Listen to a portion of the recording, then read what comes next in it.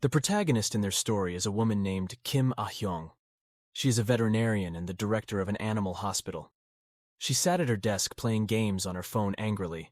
The reason she was angry was because he was in her 30s and things had not gone as planned. Her last job was as a doctor. He worked and fought with her boss and ended up quitting. She realized that she didn't want to do it. She doesn't want to work under someone, and she gains the confidence to open her own animal hospital. She only had a few staff, but the hospital had good facilities when it first opened. Kim Ah-yeong had a great feeling of pride and satisfaction. However, the joy quickly fades when she discovers the reality of the situation when running a pet hospital is not easy.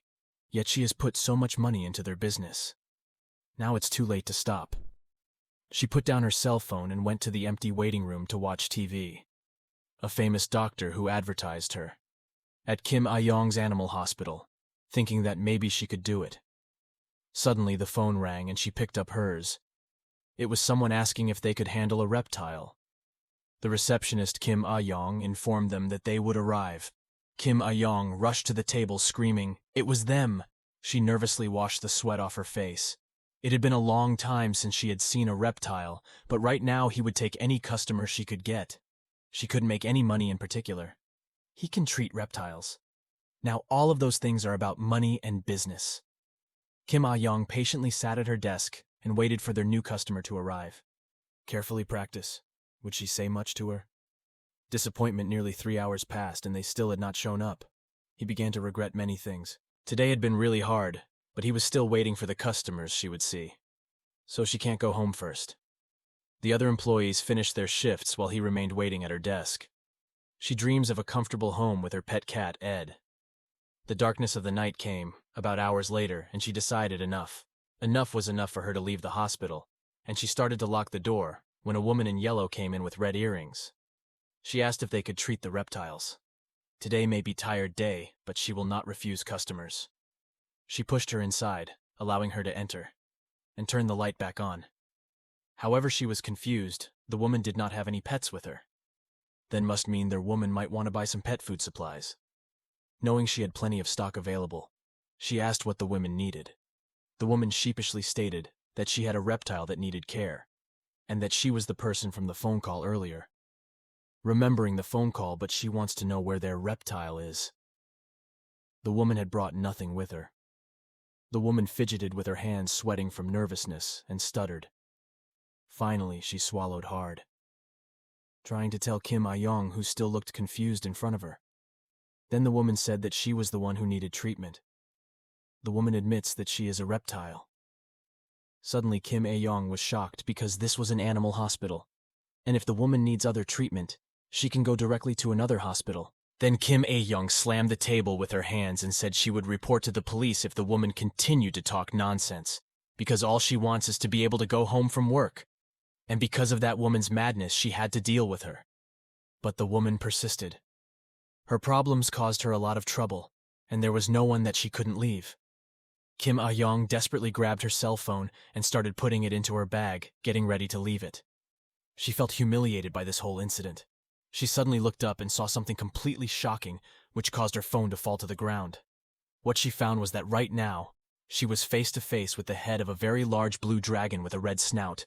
Her breath blew Kim Ah-yeong's hair back. Blue dragon with red horns and yellow eyes. Its body was so long, it barely even fit in the room. Then, after everything she'd seen, the dragon said, "Dragons count as reptiles, don't they?"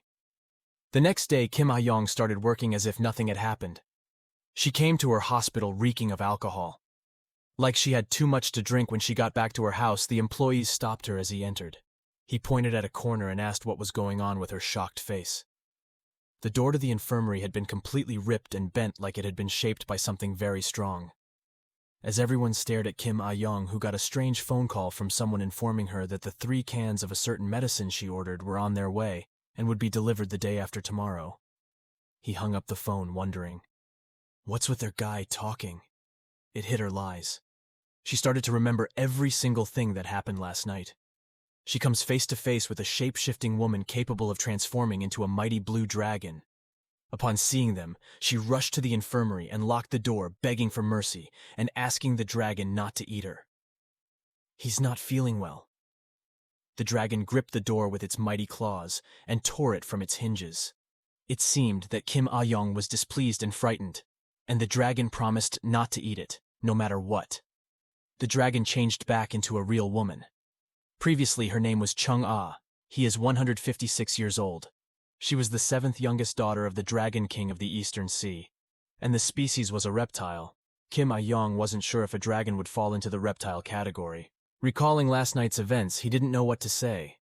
She sat at her desk with puffy eyes, then asked what treatment the dragon needed. Chung-ah is embarrassed to admit it, but the reason she's here is because she actually needs to buy some insect repellent. The doctor couldn't possibly understand why a dragon would need insect repellent, until the woman explained her problem with roundworms and other parasites from eating raw fish.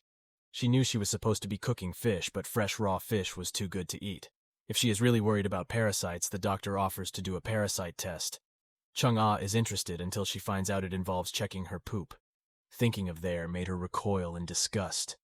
Kim Ah-yeong was getting fed up and slammed on the table. There was a veterinary hospital and patients had to be prepared to have open bodies and minds to receive proper treatment. Chung-ah doesn't like the idea about someone littering her poop. It wasn't until she was about to go home that the doctor decided that he would just give her the medicine without any tests. To get the dosage right, she asked the dragon how much she weighed. Again, she recoiled and was disgusted, because it's impolite to ask about a woman's weight. By the time Kim Ah-yeong was really fed up and the dragon started to make her nervous, seeing Chung-ah nervously admit that it weighs more than 500 tubes. That weight is quite small for a blue dragon. 500 tubes is the equivalent weight of about 3 bulls. They currently don't have enough medicine in stock, so Kim Ah-yeong had to be placed in command. She told the dragon to come back in 3 days. When it was delivered, it made Chung-ah happy. She knew she was late today and was sorry for all the commotion she caused. She came out of the hospital with a smile on her face and said he would be back in 3 days for her treatment time. Now, 3 days later, and the doctor prepared a checklist. When will the dragons return? She has insect repellent. Then she prepared a baseball bat, a gun, and a good luck charm. She was prepared for every possible situation that might arise. The baseball bat was gripped tightly in her hands, and he waited in anticipation. Many surprised her. The dragon appeared right behind her and caused Kim Ah-yeong to fall backwards. She begged to apologize to the doctor for showing her true dragon form the last time they met. It was because she didn't think it would cause serious trouble for the doctor. Then Kim Ah-yeong started rolling up her sleeves, and again showed that there was insect repellent underneath. Here are 3 tubs full of medicine stacked on the table.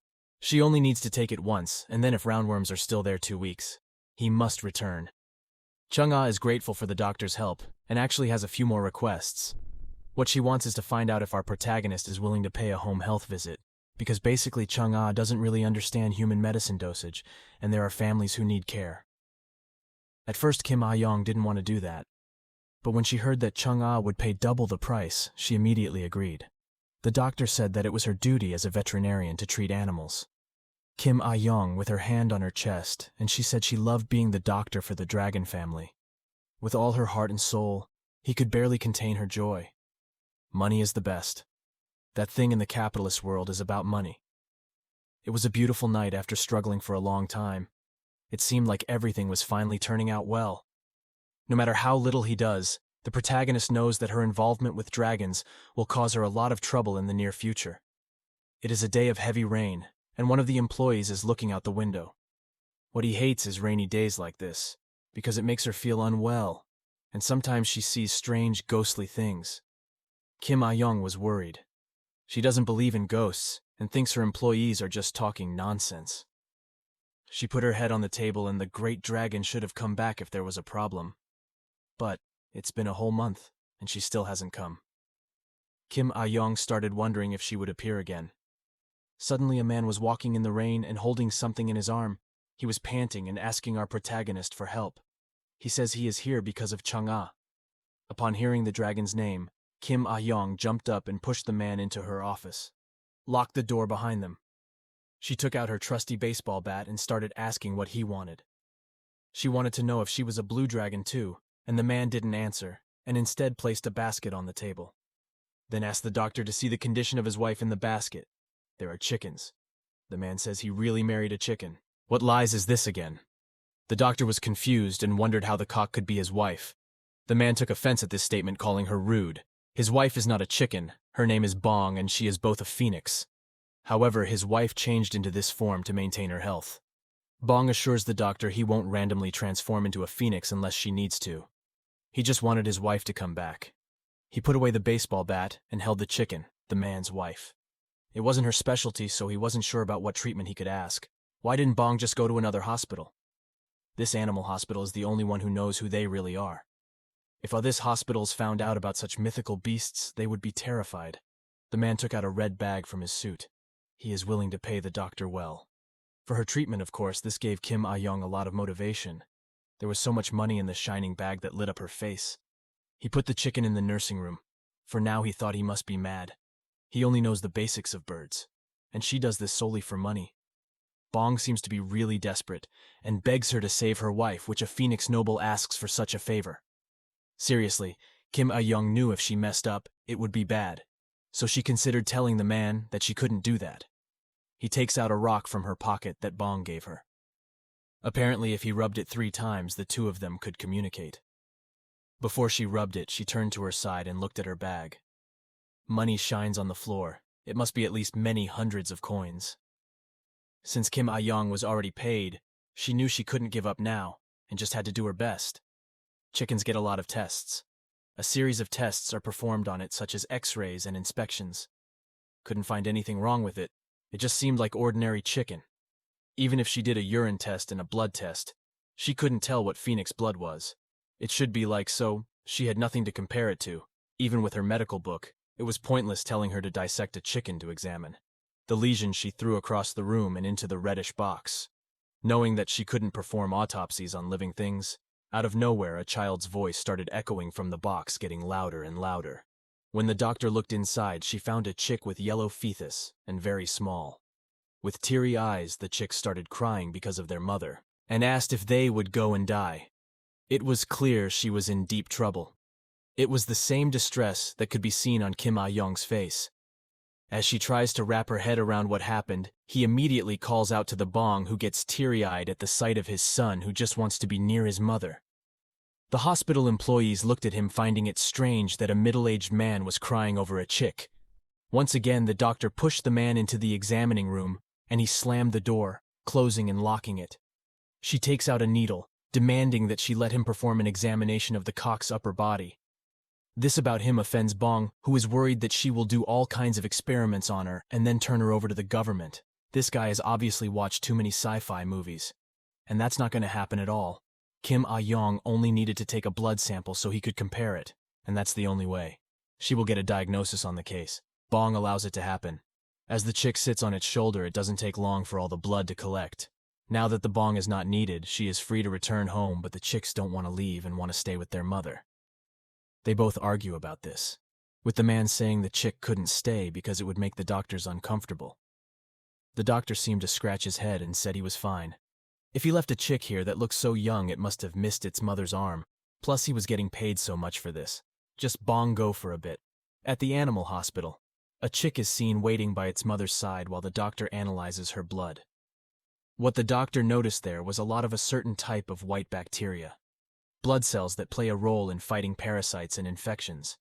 This was unusual, as when he did an inspection, he found no parasites on the chicken's body. Whatever his stomach was rumbling, and he looked at the clock, it was way too late. So he decided to take a break and get some snacks from the convenience store. While walking down the street, the neighborhood seems especially quiet these days, until he crashed into a peach tree. One he had never seen before. Kim Ah-yeong pondered whether it had always been there or not. While doing this, an old man stumbled past while singing a song. Trying to see something blind with open eyes doesn't have to see you will see it, or not, even if it's right in front of you. You will see it or not. He passed by Kim Ah-yeong, deciding that he would take out his phone and take a picture of the tree. When an aged man spouts some random gibberish while holding up an empty bottle. This surprised the doctor. She pointed a round finger at her, saying she just hit a wall. Kim Ah-yeong didn't know what he was talking about and assumed he was drunk. He should just leave. He didn't want any trouble with the man. He claims not to be drunk and snatches the phone from him. He danced mockingly with it. In his arms, Ah-yeong pounced forward in frustration, trying to get him back, but the man disappeared almost instantly. To his surprise, he appeared behind him. Sitting in the tree, the old man taunts him. He says he has to catch him if he can. Then he appeared one more time near the roof as if he could teleport or something. Ah-yeong shouted. This was when she appeared right in front of him again. If he doesn't know who he is, then he obviously didn't know how to treat his patients. If the patient is special, then their treatment is also special.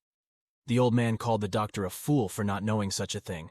It was Kim Ah-yeong flabbergasted how a man this old knew the kind of patients. He treats her even better. How would he know how to treat them properly? The old man scratched his silky beard while muttering to himself. He said the doctor could help him even though he couldn't do it with his bare hands. He pointed at the golden pouch hidden inside his jacket that he had noticed just now. He handed it over. Then he would teach him what he needed to know. The doctor clutched his chest. This money was a precious thing, and he didn't want to part. Parents called him a bastard. It was the queen of all wild animals in critical condition. But he's being tight-fisted. Besides, he's been stealing old money bags without him even noticing. He joked that the doctor was slow in brain and his body must be getting worse. Desperate to get his money back, she charged forward and grabbed the man in a demanding grip like that. He gave it all back to the old man. He disappeared again into thin air. Nothing but a doctor's call. And a message: wash your face with boiled dangho water during the festivities, and your senses will awaken your eyes. He desperately searched his surroundings, wondering where the man had teleported to. For now, he assumed he should be in the peach tree, but after turning around, he saw that it had completely disappeared. His face was confused. What just happened? And why did he know that he was taking care of the phoenix? He wanted to know who the old man was. Currently back at the hospital, Kim Ah-yeong came over to the little chick. Ah-yeong called him as cute, but the chick said that his name was not cute. He is called Bongpal. Then the vet asked him if he knew what dangho was about. The dangho is a bird that looks like a pheasant and flies using its whisker feathers instead of wings. The doctor's imagination tried to make Kim Ah-yeong the bird fly without using wings. While Kim Ah-yeong was teaching Kim Ah-yeong what the bird looked like, the chick said that his father had said that his father was the king of all birds. After all, if the dangho was a bird, then the doctor realized he could have asked the bong to bring it to him. Looking at the clock, he started to panic. The message said he should wash his face with water. During the celebration, which was a period of time between 1 and 3 in the morning, and he realized that 30 minutes of his time had been wasted. He started to hastily rub the rocks, hoping to summon a bong. For a moment, nothing happens, and he wonders if he got it right until the bong pushes open the door and rushes in. He wanted to know if something bad had happened to his wife. The doctor turned to him and immediately said that he needed a dangho bird, and he needed it quickly before 3 o'clock. Bong is confused why the doctor is suddenly looking for a bird when he has to treat his wife. Ah-yeong needed the next few minutes to explain everything. About last night's incident, when a strange old man took his money. Bong shook his head and looked at the floor in disappointment. This is too dangerous, and it's not something an ordinary human can handle. When you wash your face with boiled dangho water, the eyes and ears will wake up. Humans will begin to see and hear things that are not part of the human world. He wondered what he meant by this. Did he say that he would be able to see ghost-like things? Bong confirms that he is right. Not only will he be able to see ghosts, but he will also be able to see divine beings and even evil creatures called monsters. These monsters find pleasure in torturing those who are able to see them, and this torment usually doesn't just end there. Simple intimidation. If something went wrong, then Kim Ah-yeong would not be able to save his life and soul, and might even be subject to eternal suffering. He would be stuck at the border between this world and the afterlife. The doctor knows it all sounds bad, but this is the only way he can save Huang. At times, all he could do was take his time while assessing Huang's condition. Her condition was so bad, seeing her struggling. The man put his hand on her shoulder. They should find another way together. And if there really is no other way, then it's heaven's will, and it won't hurt if his wife dies. Ah-yeong didn't say anything. She just clenched her fists. There is a sure way to save Huang, and he doesn't just want to stand around and watch him die doing nothing. The chick started crying over the man's shoulder. He asks if Mom is going to die. He looks at the doctor with sad, wide eyes. This only made the doctor feel more angry and desperate. He leaves the bong. Standing in the middle of the hospital, he kicked open the door and stood in the street screaming, instructing the old scammer to come and return the money. The old man comes up behind him, wanting to know why he called him a scammer, Besides, he already spent all his money drinking. Kim Ah-yeong flicked her head back, looking at the old man. The reason for calling him a scammer was because he gave her a method that even a normal human couldn't use. The old man choked back. He confirmed that by following that method, he would be able to see and hear a bit more than the others. Like monsters and ghosts, however, she told him about it because she knew the doctor wasn't her type, one who would be discouraged by such things. Kim Ah-yeong, who was angry at this old man. Ever since they met, he has been acting like he knows her, but he definitely doesn't know her. Wasn't this prompting the man to rush up and hit him on the head with his bottle? He let her go and called her a scammer. He couldn't stand any more humiliation anymore. Apparently he knew the doctor well. Then the old man said that he was always on the verge of failure, and he thought this was his destiny, and she didn't believe in the man's lies. He rubbed his head and recovered from the bottle that had just hit him. It was then that the old man reached out and grabbed his cheek, like when he was a kid, and someone called him smart kid, and encouraged him to do whatever he can. When the doctors looked for him, he had disappeared again, and there was nothing in front of him but an empty road. He stood in a frustrated pose with his fists clenched. This crazy old man actually disappeared again. After that, said something very unusual. He cursed God. If something happened to him while washing in Dangho water, he would demand compensation. Whether it's the bong or the parents, he will get what he deserves. He went back inside and started talking to the bong. He will. When he knew he could go fight back, the vet was willing to wash his face in Dangho water. It's already 2 a.m, so they have less than an hour left. He asks Bong about the bird as soon as possible, despite knowing it is dangerous. Bong agrees as the doctor insists. Then the wind starts to circle around the bong. Until then, he disappears for a bit and comes back with a dangho in his hand. Then he put the dangho into the water and soaked it. Ah-yeong couldn't believe what he was seeing. Does he have to wash his face with this dirty soaking water? While the dangho bird, which is now clean, looks at him. Ah-yeong looked at the water with disgusting eyes. The water smelled bad. In this case, the skin is an important part of the body and should not come into contact with dirt. He held his breath and closed his eyes, preparing himself for what was coming next. He hesitantly splashes dirty water all over his face while the bong watches closely. Once that was done, he gave her a towel so she could dry herself. With eyes still closed, and says thanks, but Bong tells him it's not him. He was the one who handed the towel to her. When Kim Ah-yeong looked up, she saw that the towel was from a spooky creature. A creature that causes nightmares. The doctor darts backwards as the creature fades from reality and into nothingness. The bong explains that the man is one of the ghosts attached to this hospital and that there are more like him. He needn't have worried because now it was gone. This seems to be anything that would bring great harm. Glancing at the animal hospital, the doctor's mouth opened. It was full of ghosts of all different shapes and sizes. He rushes to Blood Huang to see if his newfound vision can help him heal the phoenix. That looks closely under the microscope, and it really works. Kim Ah-yeong started spouting a bunch of medical terms that confused the bong. His wife has gametogony, which is a Lucas type in zoonotic face. Bong probably resembles that someone else is watching at the moment without a clue what he's talking about. He explained in plain English that his wife had a type of single-cell parasite living inside her. This parasitic body had destroyed his white blood cells. Hearing this news seems to make Bong happy. If the doctor has found the cause, then it must mean he can treat it. He scratched his head, not really sure. There was no guarantee. The normal antibiotics would work, and the chickens appeared anemic and in critical condition.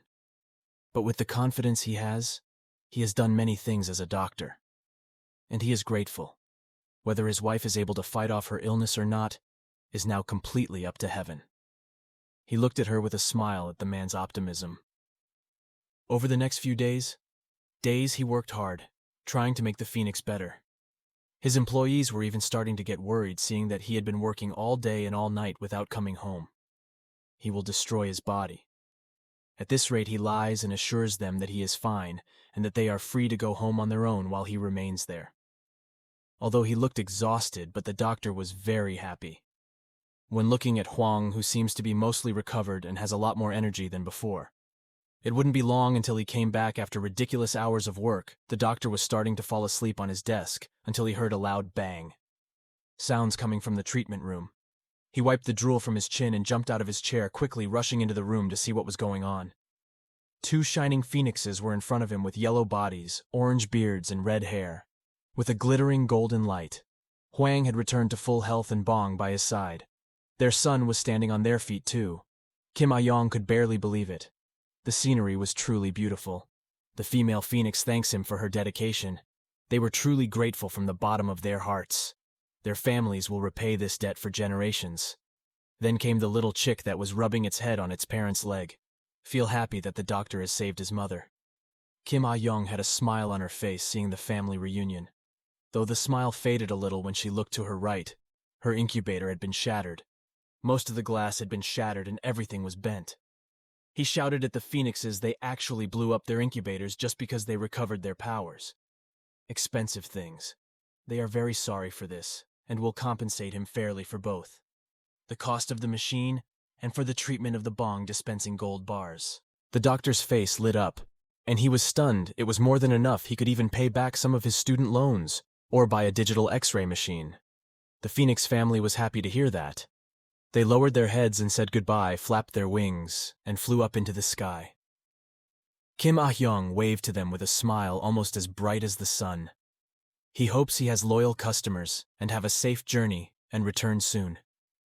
After days of non-stop work, he finally returned home and passed out on the floor. He didn't even bother to go to his bed. It was then that Edward's cat came walking over with his bells jingling. He put his paws on top of Kim Ah-yeong's head, asking for fresh water in her bowl. Kim Ah-yeong jumped in surprise, realizing that now she could understand what her cat was saying. He grabbed Edward and trembled. Since when can he talk? Edward had the same look, the fear on his face. Wonder how he could understand. Ever since he had taken care of the phoenix, he had practically lived in the hospital. Some time ago, the day he would regularly come home to replace his old waterbed with a new one. Before returning soon, Edward always slept even if Kim Ah-yeong was at home or not. Then he never had to see her without someone else to talk to. Kim Ah-yeong started to tell everything that had happened to her to Ed, who was listening carefully. The cat thought he was an idiot for washing his face with water and had his spiritual eyes awakened, meaning his life would be terrible from now on. Kim Ah-yeong vigorously patted her cat, calling it rough. Does it really happen talking to him like this all the time? Edward stood up and backed away. How dare he treat her like this? She wasn't an ordinary cat. The reason she was able to understand was because she gained the ability to talk to animals, but because she was special. Ah-yeong was confused, asking if Ed was some kind of monster cat or mythical beast. The cat angrily said, revealing that he wasn't even on the same level as a cat. He is a tiger and king of the great mountains in the west. All animals kneel down before him and humans are in awe of him. However, Edward made a grave mistake and as a result was carried out by humans and sealed in the body of a cat. Ah-yeong was interested to know what Edward was doing. Was it really that bad? Pacing conspicuously if she told him she might not be able to sleep tonight. Before he starved to death, he broke a taboo. He killed humans and ate their flesh. Edward looked proud. Edward stood on 2 paws with the other 2 on his hips. He boasted that he was a great and vicious tiger to be feared. Ah-yeong wasn't happy hearing this, and grabbed her cat, giving her good advice, and swatted it. When Edward clawed at his hand, demanding to know why he wasn't afraid of him. He is a vet, and it would be weird for a show to be afraid of cats. Even if Edward used to be a tiger, he spent the last 5 years taking care of him. As if he was a hat being jumped. Edward into bed shook his head, now that the owner could understand what he was saying. Then there were some matters he wanted to settle first. Out of all, his real name is Jae-ha, which means one who will achieve enlightenment and do great things. He didn't want a stupid name like Edward.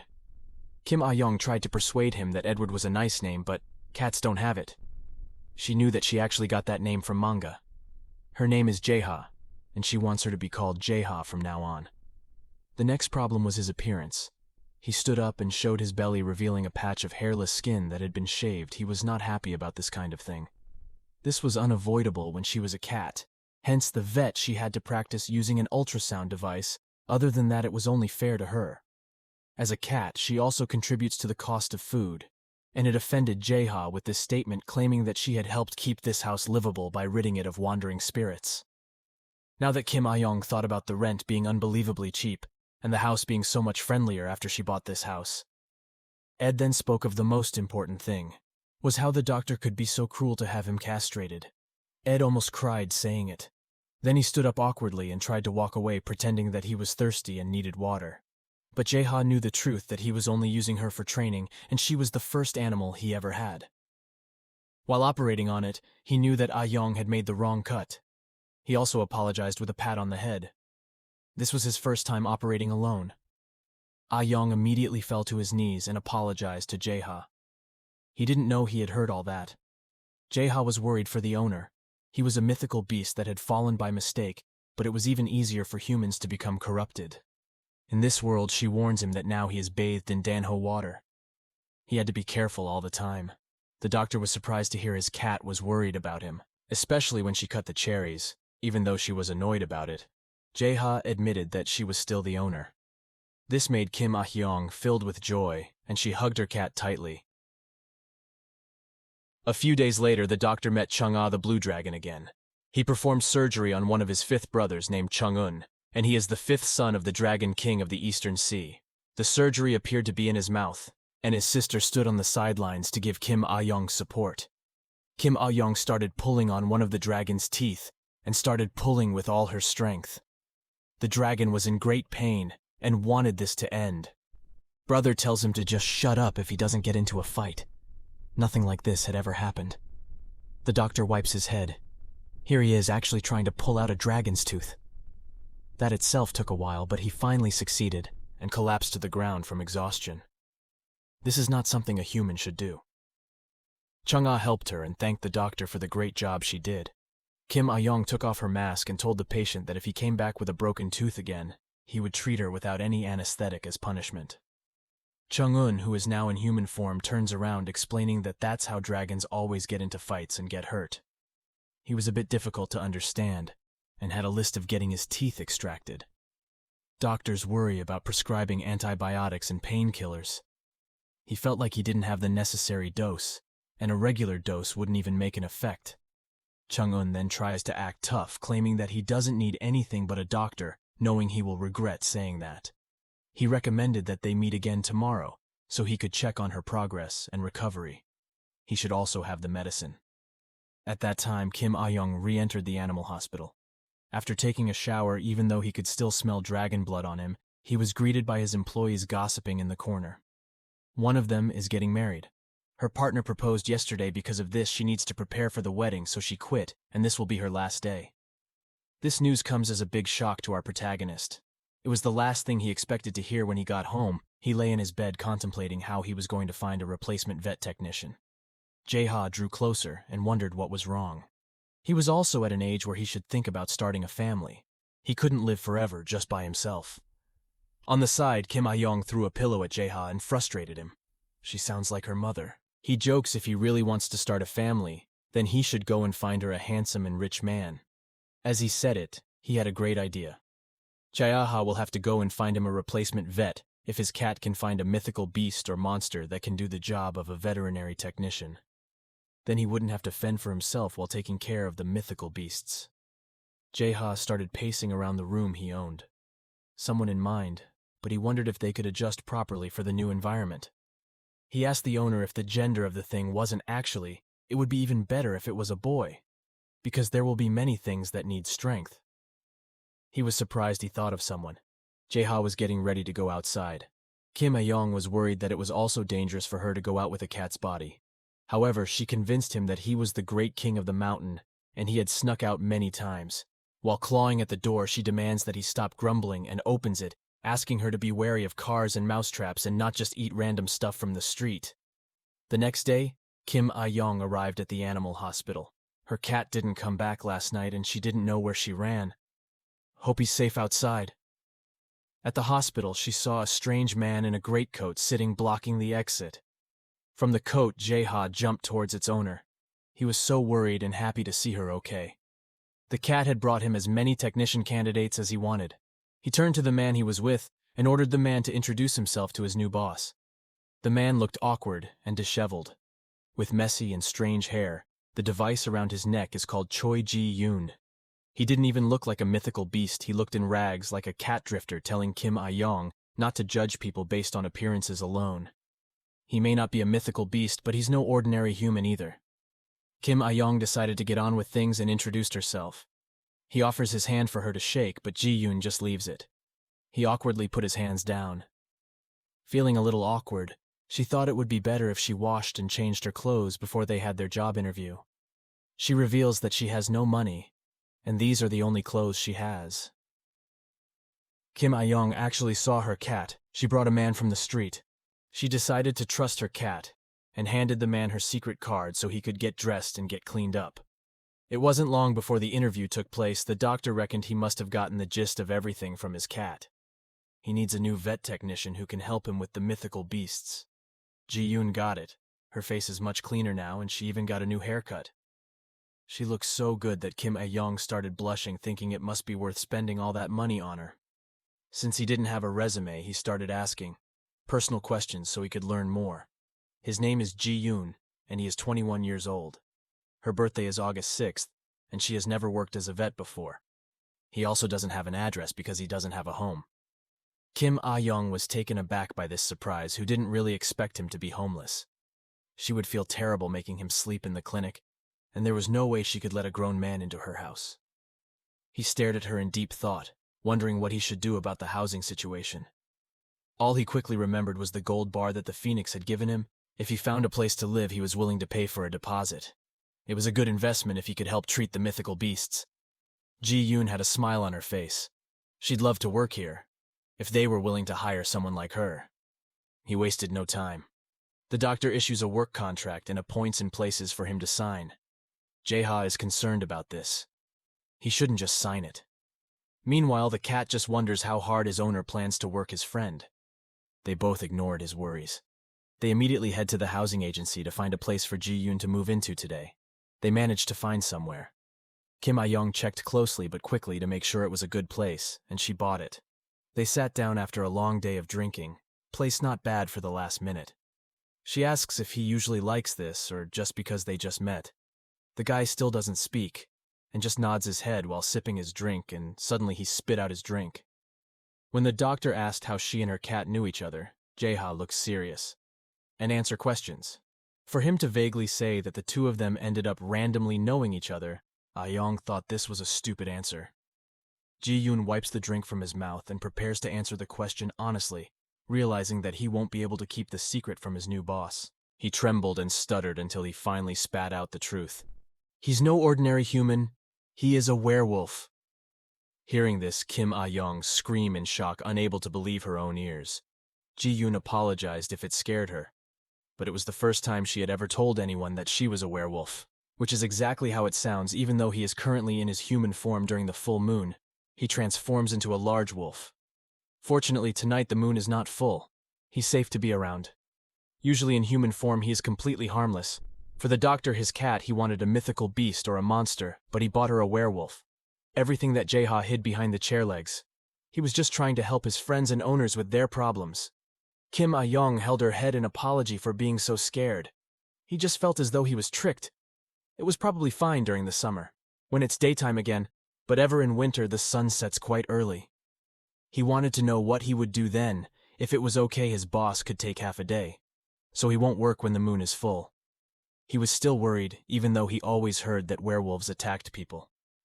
When he said this, Ji-yoon was nervous and sweat dripped down his cheeks. The cat says he's no longer a danger to people, and this is something he can vouch for.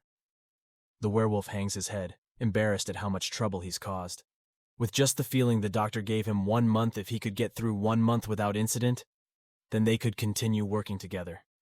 He is grateful for this and promises to work hard and not cause trouble. Kim Ah-yeong came home with her cat after a long day. Her new employee is now a werewolf. Crazy things keep happening today. A werewolf from Western mythology, and he's never heard of anything in Korea. Jae-ha explained that there was a long time ago when Korea first started accepting Western culture. So far, new technology is not the only thing. There are other things besides just werewolves in Korea. Many creatures that people see as fairy tales. Kim Ah-yeong wondered how her cat managed to befriend a werewolf. There was an awkward pause in the car. It happened when he was still the great Western Mountain King. There was a werewolf who started hunting once he arrived in his land. At the time, a young couple living at the bottom of the mountain were the only survivors. When Ji-yoon arrives, it is too late, and the young couple has been hunted down, and their 5-year-old son bitten by a werewolf is still alive. Despite being seriously injured, this child grew up, and that was Ji-yoon. Jae-ha had heard the range of werewolf rumors, so he already knew what would happen if someone got bitten by one of them. He felt guilty knowing that he had failed in his responsibility as king of the mountain, so he took the child. He knew very well what this child's life was like. He must live months past before Ji-yoon changed for the first time. Luckily, since he was still a child, he wasn't too strong. Jae-ha had to take him into the mountains. Rush to calm him once a month when the full moon comes. He will repeat this. Picking up the child from the village and taking it to the mountains, even though Jae-ha tried his best, Ji-yoon ended up being really scared. Himself and his own body, in the end, he isolated himself completely from the outside world. As he grew older, he also became stronger. And it's actually because of that's why he's now sealed in the form of a cat. It's because of Ji-yoon. Kim Ah-yeong was confused about the reason. Didn't Ed say he became a cat because he killed humans? How to get in touch with Ji-yoon? The cat explains that it was when Ji-yoon was 15 that he challenged her for the first time. During this battle, Jae-ha was injured. Around that time, he gradually grew weaker, partly due to age. But that was also because the mountain had been destroyed by humans back then. 4 years ago on a full moon, Ji-yoon managed to escape from the mountains. He made it all the way back to the village and started cattle hunting. However, the next month his target changed, and he started hunting humans, causing everyone in the village to run from terror. The werewolf's eyes glowed orange and its fangs were sharp. Ordinary humans didn't stand a chance at that time. But Jae-ha survived everyone who had been bitten by the werewolf. He had started to change. He didn't want others to suffer with the werewolf curse, so he started to take it. Recalling the brutal scene that happened back then, villagers and police got involved.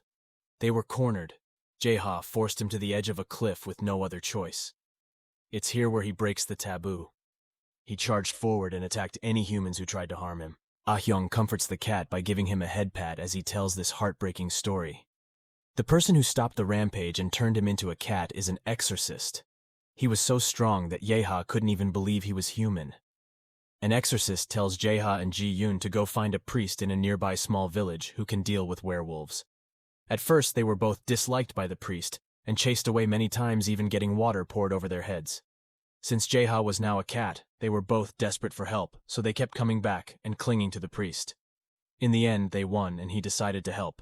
The priest melts the church's silver candle and silver cutlery to make an artifact seal. And as long as he wears this artifact around his neck, Ji-yoon is able to maintain his consciousness, even while he transforms during the full moon. It was not an ordinary necklace that she was wearing, but a powerful magical item made by melting sacred items, as there is no reason for our protagonist to be worried. Ji-yoon is safe to be around a while, and he wasn't in a situation where he would be in danger. Ah-yeong and Jae-ha finished their long journey, went home, and went to sleep. So much has happened today. Even though Ah-yeong has trouble sleeping, she doesn't know her cat and her new employee. What a tragic thing if she knew she wouldn't be so rude and afraid of him. Previously, he decided that he would treat Ji-yoon well when he starts work tomorrow to make up for everything. He does just this, and the next day at work he apologizes, saying they should both be friends and work hard together. They can heal mythical beasts and make all the piles of money that come with him being now officially a veterinary technician. He will call her Nurse Ji-yoon from now on. The other employees at the hospital hanging out with him also wondered how that Kim Ah-yeong had found the handsome technician. On the first day by Ji-yoon has done well with all the tasks assigned to him. He was passionately trying to learn and he had them. Shocking eyes. Maybe it's because he's a werewolf, but he's also really strong, and all the other animals become docile in his presence, which makes the vet's job easier to do. Only the other employees who were with them left for a while, leaving Ji-yoon alone with Kim Ah-yeong. The doctor used this opportunity to hold the nurse's hand and prick it with a blood test kit. This test is used to detect heartworms, which is a type of parasite. It is commonly found in heart, canines, because a werewolf is technically a dog. He thought it would be best if he took precautions. The test came back negative, even though she put him on some preventative medicine just in case he was taking this medicine. He then goes to his bag and starts rummaging through it until he turns around with a needle with something in it that is clearly ready to stick it into Ji-yoon. She was cowering desperately, wanting to know what he was trying to do to her with all these drugs. He assured her that this was a misunderstanding. The needle-only rabies vaccine there has been a rare case of rabies, even in this town, so it's important that he gets this vaccine. Since he did, He slept outside like a beast until this moment Ji-yoon didn't want him and resisted as much as he could, but Kim Ah-yeong was persistent and forced her arm trying to find a vein to get him inside. He stopped when the dragon siblings Chung-ah and Chung-un walked in and saw the sight that looked suspicious. The doctor started to explain to her that this was not what they thought it was. It's not some kind of suspicious experiment, just a vaccination. He came close knowing that a doctor would never do something bad like that. He was only here to ask his brother for medicine. Kim Ah-yeong handed the medicine to Chun-un, who was grumpy because her face was still puffy from yesterday. He kept everything off in the background while his sister started asking the doctor weird questions. He wanted to know if she liked the idea of an axe or spear or maybe even a mace the best. He thought of making a weapon from his brother's old teeth and using it as a payment weapon made from dragon's teeth. It was really overwhelming, and it could be important for Kim Ah-yeong to carry around if she ever encountered a scary monster or something. He should have won his 2 guns for self-defense and peace of mind, especially when working with werewolves. Kim Ah-yeong tried to refuse Chung-ah's gift. She didn't need a handgun today, and even if he had one, he wouldn't know how to use it. Chung-ah tries to convince him by saying that she can teach him. However, his doctor insisted he only wanted cash payments, and Chung-un calls him an idiot. Weapons that have been crafted from dragon teeth cannot be bought with money and are priceless. The doctor threatens Chung-un for calling him an idiot. If he wasn't careful, he would take the rest of the medicine away. When werewolf Ji-yoon joins in on the conversation and points out that a short sword might be the best weapon to make. The doctor only sighed now that even his own employees were trying to convince him that this is a good idea. While they were discussing things, the hospital door opened. It was another employee who had returned. It seemed that he was worried and in a hurry to say something had come up. It's not clear what he's talking about, but it seems important. Kim Ah-yeong asked what was wrong and what had appeared. That's when the employee explained that he saw something he described as a ghostly leg. After hearing this, everyone had impressed faces on their faces. Here she is dealing with mythical beasts, while this woman is still obsessed with ghosts after becoming able to see ghosts and monsters. Kim Ah-yeong has been observing them for the past few weeks. She has noticed that there are spirits all over her clinic. Footmen usually just hang around in the operating room and do no harm. Besides that, it looks like she was found out by him. To his surprise, his employee could actually see ghosts because he was just an ordinary human being without any special powers, which he informed him that he had nothing to fear. Because there are many ghosts around, so there is no need to cause such a thing. Scenes like a man might look scary, but he didn't cause any trouble. This confuses the woman, who wonders how she knows a harmless man's feet. Kim Ah-yeong reveals Kim Ah-yeong that she can see ghosts too. Hearing him say this so casually obviously frightened the employees and made the werewolves and dragons very nervous. They didn't want to do it. Their world opened up. He couldn't just blurt out something like that. You can see how shocked the employees are. Kim Ah-yeong saw no problem. So what if she could see a ghost? There was much more unbelievable. Thing of ghosts in this hospital. The beasts shook their heads rapidly while the woman's mouth opened, curious to know what he meant by her. The doctor awkwardly clears his throat and says there are a few ghosts in the clinic, but none of them are all that dangerous, so there's no need to be afraid. Employees don't stop with their questions. It's only been a few days since Kim Ah-yeong talked about how she doesn't believe in ghosts here yet. He was sure that it was real. Did something happen? He said nothing. If not suspicious, he pushed his employees away. He's doing well, so he can now return to his duties. As soon as he came out of the room, the doctor turned to beasts. Why couldn't he reveal their identity? He doesn't like keeping secrets from himself. These employees, because humans cannot be trusted if they know their brand identity. It is a good opportunity. They will try to take advantage. Kim Ah-yeong was irritated if that was the case. Then why did they tell her about their identity? The dragons looked at each other nervously, and sweat dripped down their cheeks. After being treated, Chung-ah actually followed the doctor for a few days. He apologized, but she didn't believe him at first, and wanted to make sure their secret was safe. If the doctor turns out to be a bad person, he plans to erase his memory or deal with him using a different method. For the werewolf, the cat Jaeha told him he could trust the doctor. If anyone else found out about his true identity, he would definitely be hunted down. The mythical beasts were worshipped in the past, but time has changed them. They could end up locked in a zoo as endangered animals, or even worse, being dissected and experimented on. Kim Ah-yeong understood the seriousness of the situation. Now she promised to keep them a safe secret. She shyly raises her hand if it's okay with the doctor. She wants to take half day next week because full moon is coming and she doesn't want to work. It happens so unexpectedly fast. He asks Ji-yoon if he can see what he looks like as a wolf. The werewolf was dumbfounded by this request, mentioned that he thought it was out of his mind to want to see something like that up close, but the doctors will have to work with him from now on, and he never knows what might happen around a werewolf. As dangerous as it was, he couldn't think about it. He was on the payroll. The only reason he hired Ji-yoon was because the cat told him he wasn't a werewolf, as a responsibility to go to the doctor. He still has doubts. The werewolf realized he had to show his true form to prove he was safe.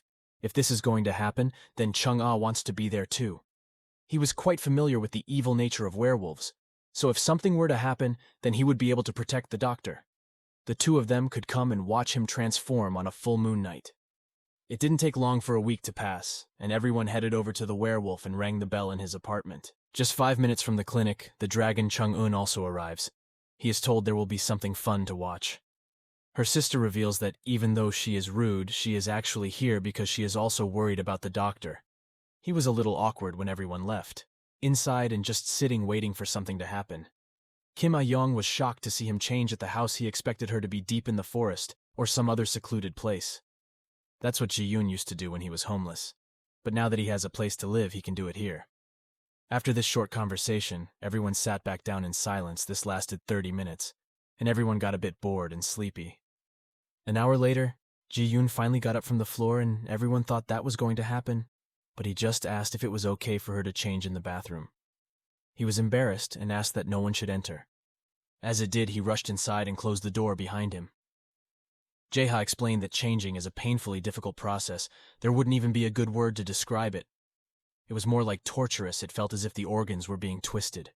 Inside let out loud moans and screams could be heard coming from within the bathroom. They continued for a while. The doctor got up the nerve to speak up, asking if everything was okay there. Even though there was no answer, there was only an eerie silence. Everyone nervously appeared around the corner and waited in anticipation. The silence was finally broken by the squeak of the bathroom door opening. The werewolves asked that everyone stay calm and that they were not taken aback. By this time, everyone's guards were awake, and they promised not to be afraid. Kim Ah-yeong gulped down the water from her mouth, and sweat dripped down her face. He was really going to see a werewolf. The werewolf entered with those big orange eyes peeking through the crack in the door. Did he really have to come out after waiting for so long? The annoyed doctor screams for him to do it. Just out of sight, one can see dark furry feet stepping out into the light, and the rest of it follows Ji-yoon awkwardly to her feet and werewolf form with her arms crossed over her chest. Its fur is gray and white with a silver collar still around its neck. There were 3 stunned spectators, even though their eyes saw something far more shocking than human. The common wolves who look down at their feet see that Ji-yoon is wearing a pair of goofy pants with love hearts of bunnies and carrots. If she transforms into jeans, they get too tight, so she needs something stretchy. Everyone laughed at the hilarious sight that wasn't even a little scary. Those pants really kill all the tension. What the werewolf was wearing was bunny pajamas. It was too cute. Ji-yoon was embarrassed. He asked all those people please stop laughing at him. Doctor calms down and wipes tears from her. He approached the wolf with him a lot, asking if he could touch it. First Yoon hesitated, though he let it happen in the end, and the doctor stroked his head. The dragons responded by what they saw. Looks like Ji-yoon controlled his body better than they expected. The artifact necklace around her neck must be strong, so they shouldn't have to worry about anything going wrong. Chung-ah apologizes for doubting the wolf.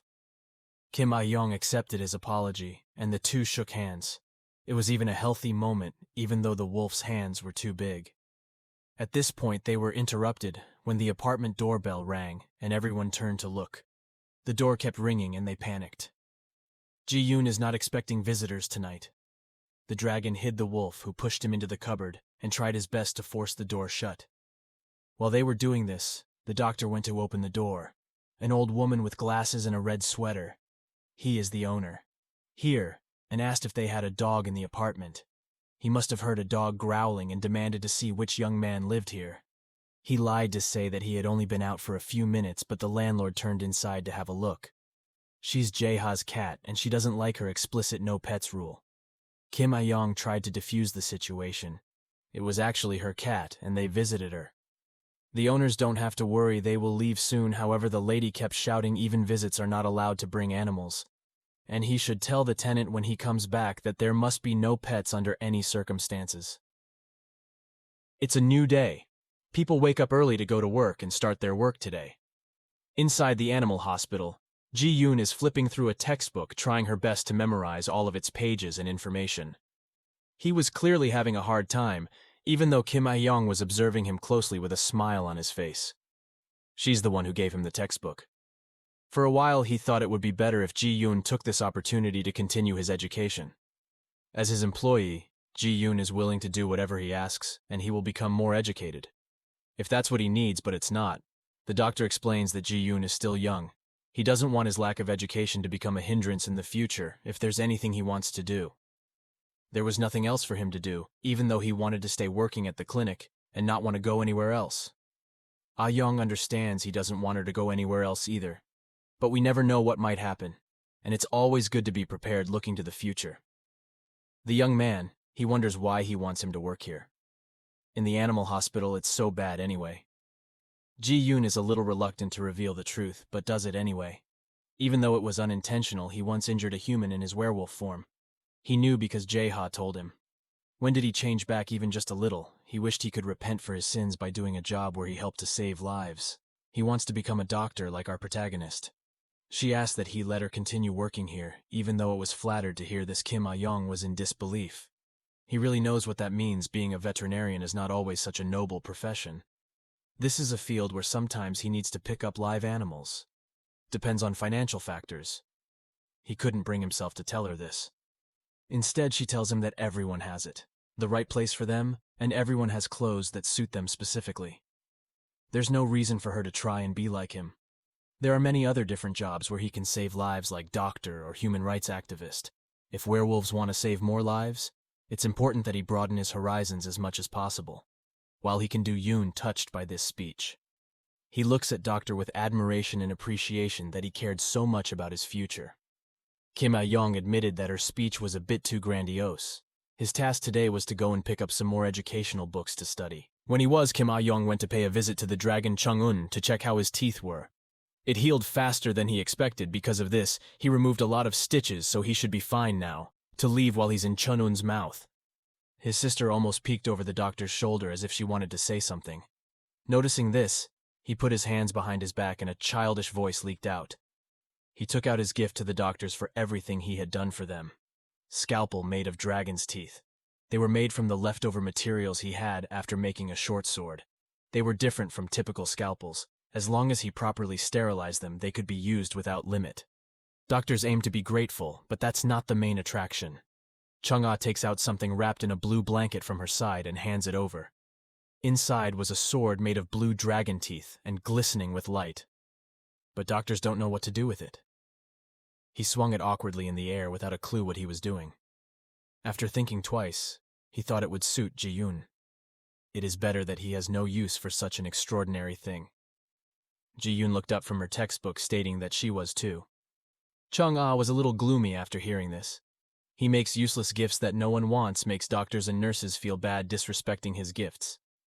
It wasn't that they didn't like him. It was just that they weren't martial artists. They didn't feel as though they deserved an extraordinary sword. If it was then Chung-ah offered him to teach the doctor some swordsmanship when he had some time, then Kim Ah-yeong could come to his house, and they could get it. After the dragons left him, the doctor looked at the sword. He was sure he could find a use for it. Somehow maybe he could use it as a knife to cut apples. He saw a werewolf maybe if he gave it to him and made him learn swordsmanship. He could be her bodyguard. Ji-yoon wonders what he's thinking and why he's looking at her like that. Kim Ah-yeong just laughed at how ridiculous the thought was. A few days later, she is walking home with passion in her step. Everything is going great so far. For the first time since opening the clinic, is making a profit, and that's without taking on the mythical beast. Care counts. To celebrate, he had bought himself a chicken for his hard work. He would come home and take a hot shower, then eat this delicious crispy chicken followed up with a sip of cold beer. Today was a day only for her, and she would not involve herself with mythical beasts or monsters. As he said this, A white rabbit in a hat fell to the floor by his side. A white bunny with red eyes. He glanced sideways and realized he had jinxed himself. He tried to ignore it and went on acting like he saw nothing at all. However, the rabbit started screaming that it was dying and begging for help. There was no way he could ignore it now. He approached the creature and picked it up, seemingly battered and bruised like something happened. He asked if it was okay and if it hurt. But the bunny just shivered and muttered, his stomach growling, indicating that he was hungry, and the doctor knew his plans for a peaceful day had been ruined. He took her back to her place and gave her some carrots, for he had seen the creature roaming around his clinic for a while now, but he had no idea what kind of mythical beast it was. The rabbit didn't answer him and continued munching on the carrots like there was no tomorrow. Meanwhile, Jaeha's cat digs through the takeout food box trying to get to the chicken. This is literally how his day goes. Bunny finishes his carrot and lets out a burp. He apologized for his manners. The rabbit is an animal that eats and poops non-stop, but he hasn't eaten in so long. He ended up behaving unsightly. He is a grim reaper from the underworld who is in charge of all the animal spirits in this city. His name is Jito. Even though he looks like an ordinary bunny person, he is an angel of death under the great King Yomer of the underworld. There, each of them are countless grim reapers. Their own work among them is that Jito is given the task of gathering animal spirits and leading them to the underworld. Not only is there an afterlife, but there is another world known as Cha-an and Pai-an. Cha refers to anything in the world of living beings, including humans in the world. We know very well that Kim Ah-yeong is referring to another world that's not the world. Kim Ah-yeong is alive and has experienced and met many beings. Pa and anything that doesn't fit is good. Kim Ah-yeong mentioned ghosts wandering around without a home and tried the process. All of Kim Ah-yeong's headaches didn't make sense to her. The rabbit asked if she was a doctor who had become famous among the mythical beasts. The word recently on the street was that she was a very good doctor who put patients first, even daring to jump into the wandering ghost world alone. Kim Ah-yeong was flattered that she was so popular among the mythical beasts, and such rumors spread. About his judo that he really knows. Even before he became famous, he has been observing it ever since he opened his hospital. The hospital is a place that often borders on life and death, so the Grim Reaper is always aware of everything. Ah-yeong assumed that he must be wearing a black robe, since then he was an angel of death. Then it was true. Some of the youngsters wore black suits for the fit, but time and time again, he found her in traditional attire. Clothing is more comfortable. If he's a real Grim Reaper, then surely he's capable of doing something. About all the ghosts that roam around the hospital that frighten all the customers. What if they cause problems? Jito shook his head. Those things don't cause harm. The spirit has been wandering for a long time. Their names were long gone from the list of the dead. Therefore, they couldn't go to the underworld properly. Rabbit explains how the underworld and spirits work, but the doctor stops him, which he gives him a headache, and just has to get to the point to summarize. It was beyond his jurisdiction to mess with the ghosts that were inside the hospital grounds. Jito put his hat back on his head and got ready to leave. He regretted disturbing Kim Ah-yeong at that late hour. He wanted to repay him for not having anything of value. He took out a silver coin worth about 50 cents and handed it over. And another thing, he will be visiting his animal hospital in the near future.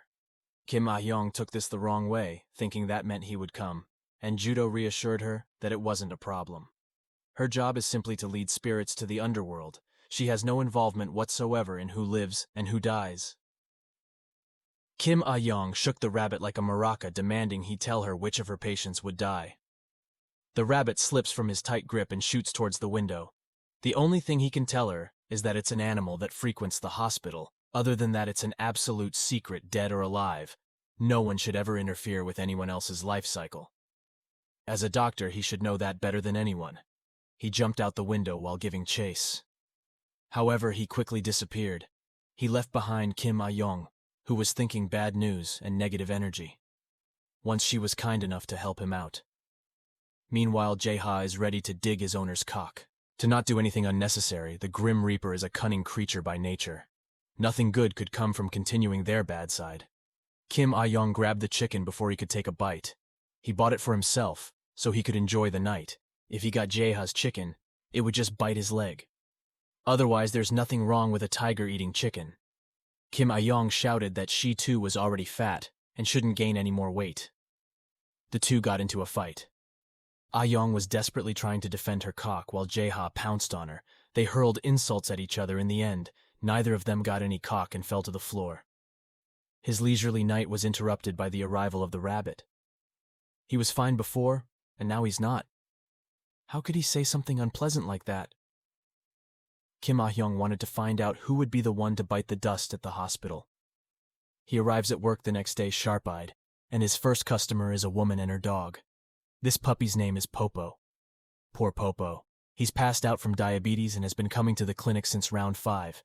And once he's about to be vaccinated, after completing the antibody test, Popo doesn't have to come back until it's time for him to get him neutered. The owner places the puppy on the floor. He also hopes that this is his last trip to the clinic, even though he keeps stuffing weird things in his mouth, so he hopes he doesn't get a stomachache or something. In the corner is an older woman with an older dog.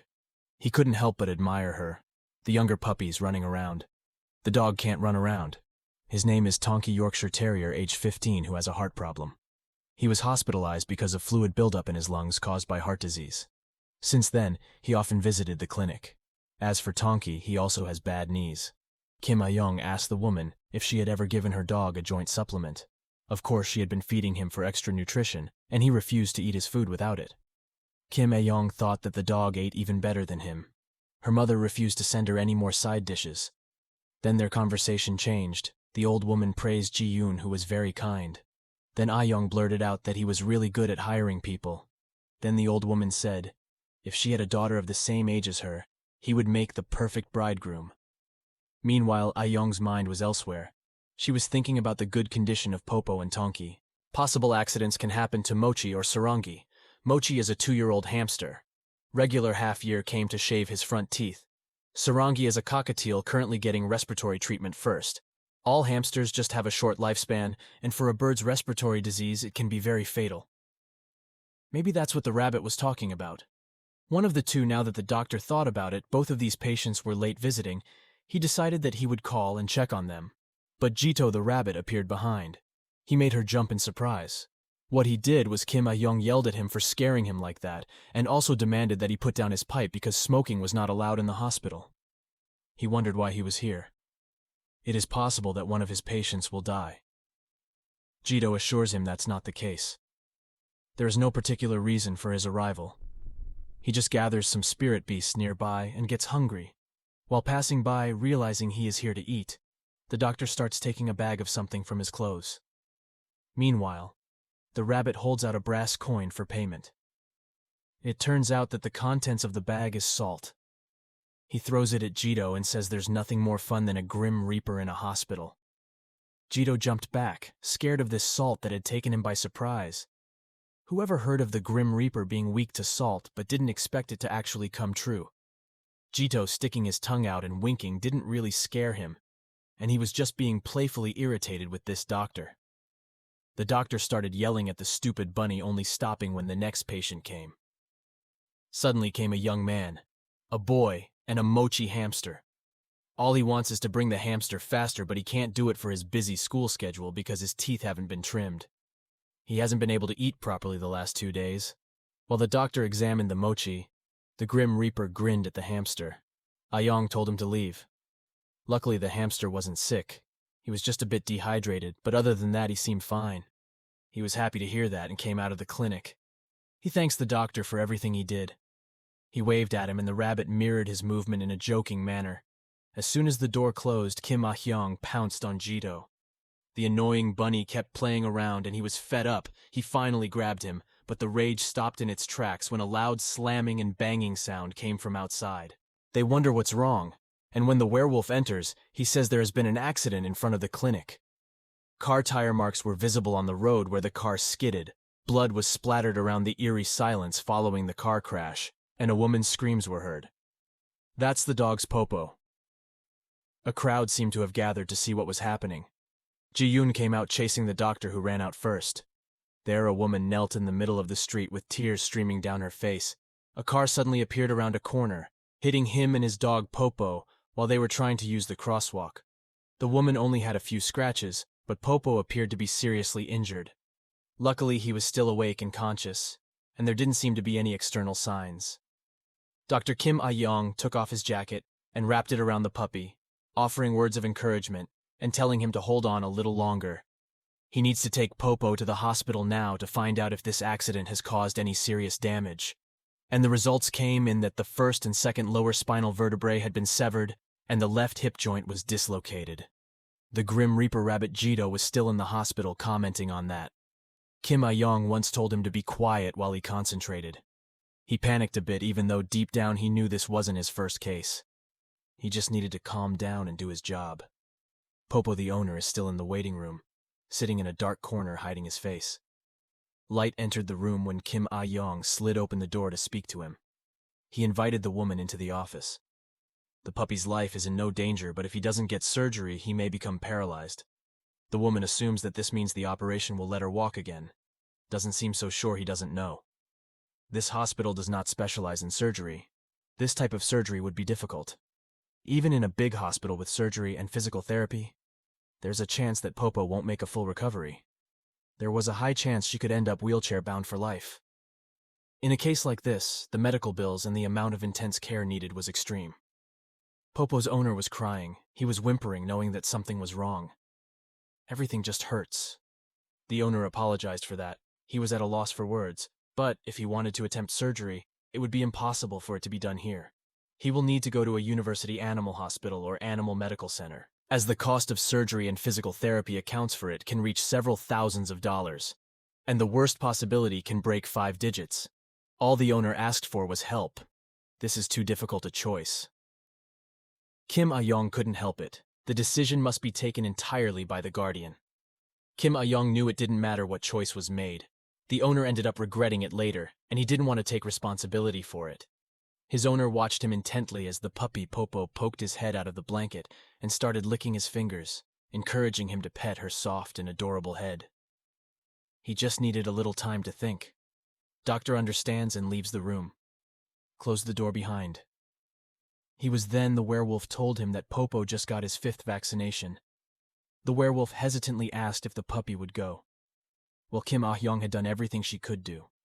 All that remains is to wait for the guardian's decision. Jito the Grim Reaper stood around for a while, passing by the time finally the woman came out of the room. She didn't want to put Popo to sleep. He couldn't do that to his puppies. He had heard about the animal hospital specializing in rehabilitation. He could go, and he would come up with the money somehow. When he first bought the house, he was already expecting to have to pay a lot of medical bills. If anything happened to her, the doctors had recommendations for where the woman could go. For surgery, it's in Seoul, and it will take some time to get there, so he needs to get going soon. He can also borrow one of their vehicles for the trip. Kim Ah-yeong placed the little one inside and gave him some headlines, encouraging him to stay strong. He also encouraged the owner to do the same. If he was anxious, then Popo would know. Dogs are smart creatures, and their owners nod. Trying to be brave, then he comes out of the animal hospital and starts his long journey to Seoul. After that, this whole situation, Ji-yoon let out a sigh and fell to his knees. Kim Ah-yeong urged him to get up.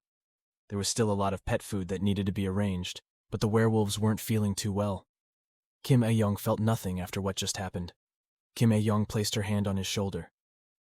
Is he just used to it? Because this is the kind of thing that happens a lot in his career. He saw someone dead or injured is never easy. They fell silent, where the doctor let Ji-yoon grieve for a while. He then made a lighthearted joke. What? Lucky that Popo will live. It was then that the Grim Reaper spoke up whether they really thought this would be a happy ending for Popo and his owner. Maybe the owner is just prolonging the pup's pain and suffering by keeping him alive. This makes the doctor angry that what Jito says is true, but it could be the opposite, or maybe even a bit of both. They are not in a position to judge the owner's decision not to be euthanized. It didn't matter if his decision was based on human greed, or to make himself feel better.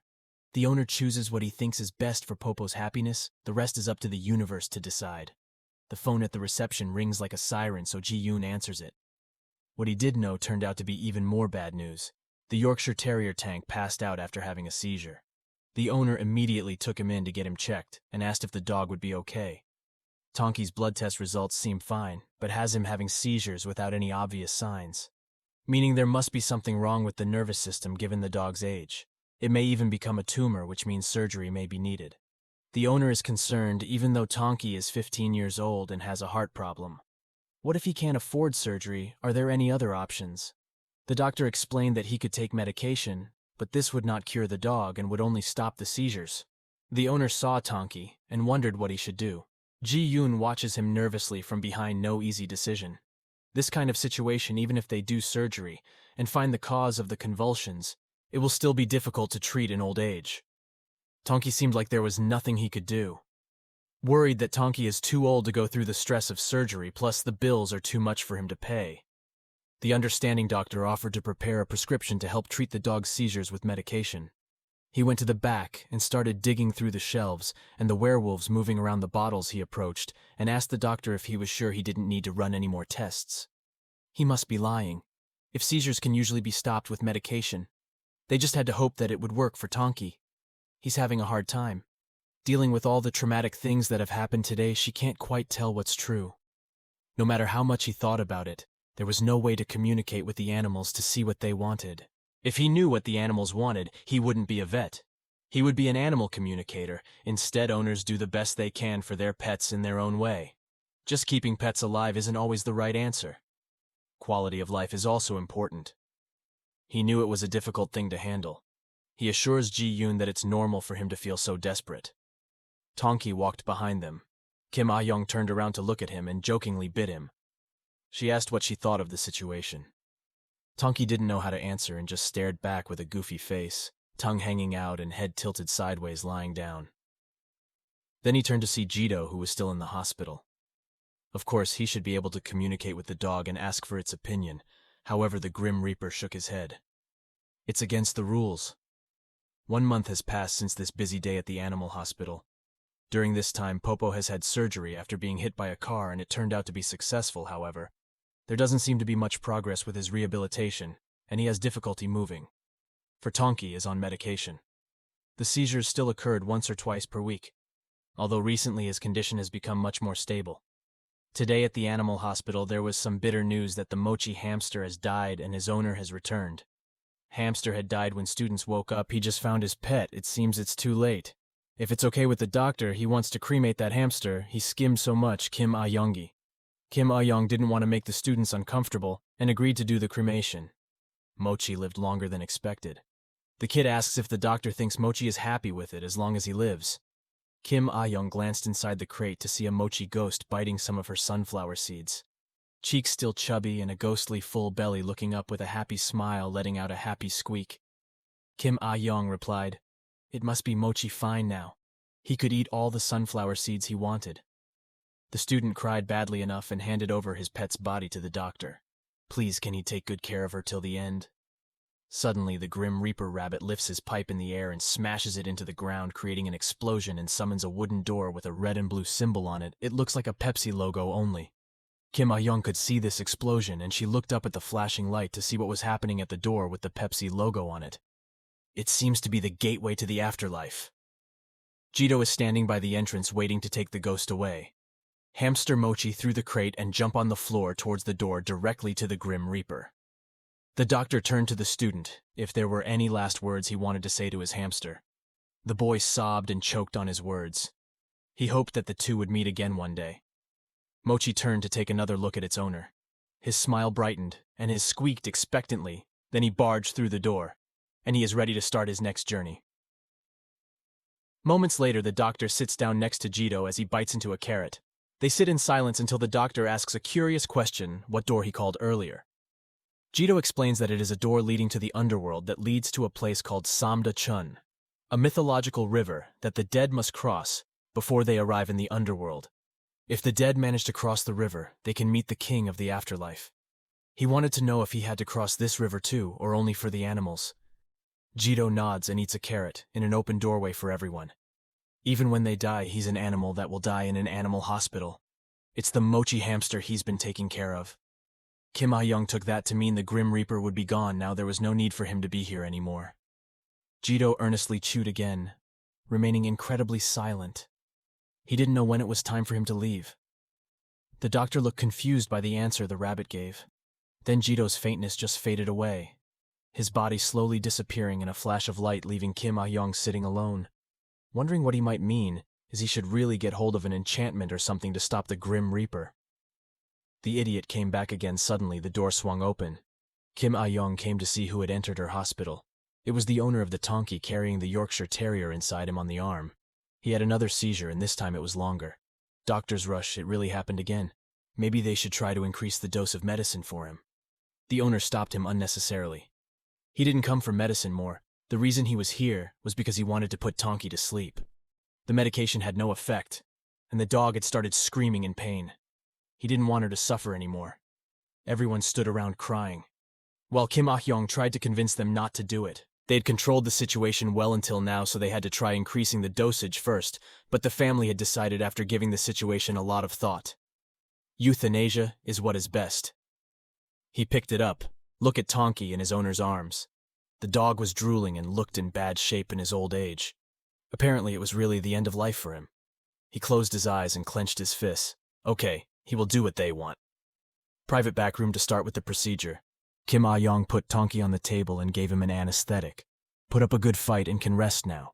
There are 2 steps to euthanize animals. First is to give them anesthesia, and second is to administer medication for this euthanization. Medication can be very painful, which is why it is important to give the animal the first anesthetic. The family gets together, wiping the tears from their faces. Tonki needn't have worried because they were here and everything would be fine. His mother and older brother are here. He's a good boy and needs to rest. He starts giving the drug for euthanization, slowly pressing on the needle as the contents of the needle. The owner seemed to be crying. The owner grows stronger. The doctor took Tonki's pulse, 9:45, and he has now passed away. Just in time, Jito the Grim Reaper appears in his leather cap and black uniform, and he opened the door to the underworld for him to enter. The door creaked open, and a ray of light entered. The family hugged Tonki tightly. They are very, very sorry. Hopefully he can forgive them for doing this. Tonki's ghost approaches his owner to get one last look at him. He rubbed his head against it. It's okay, Mom. She knows she is loved a lot. He loves her. He didn't blame anyone, and in fact felt much better now. He doesn't need to suffer pain. He then turned to his older brothers, thanking them for always playing with him and keeping him company. Tonki wiggled his way into the doorway. The door spun around before heading into the light, telling his mother he loved him. He actually saw this, even bringing Kim Ah-yeong to tears. The owner was surprised to see him crying with them. They thanked him for taking care of Tonki these past years, that they had come here and no amount of money could repay the kindness.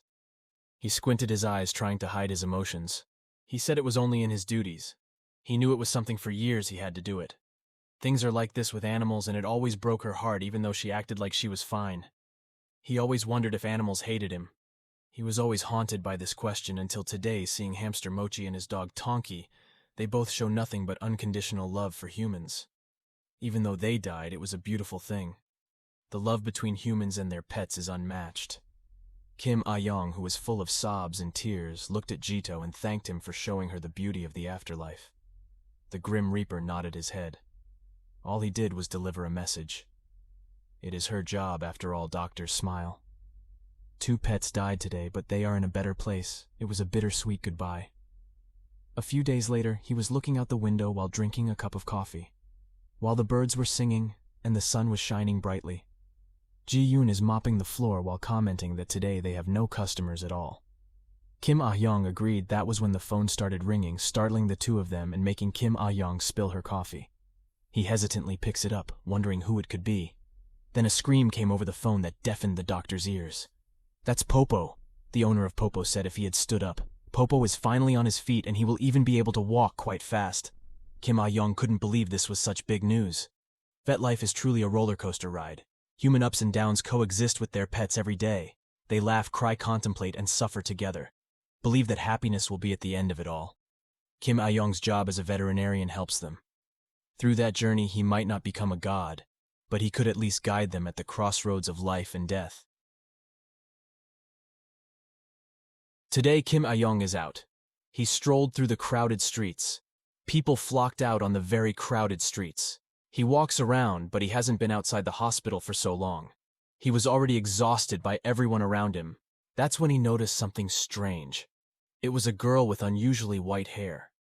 He seems lost. He wondered what the difference was between an internet cafe and a karaoke room.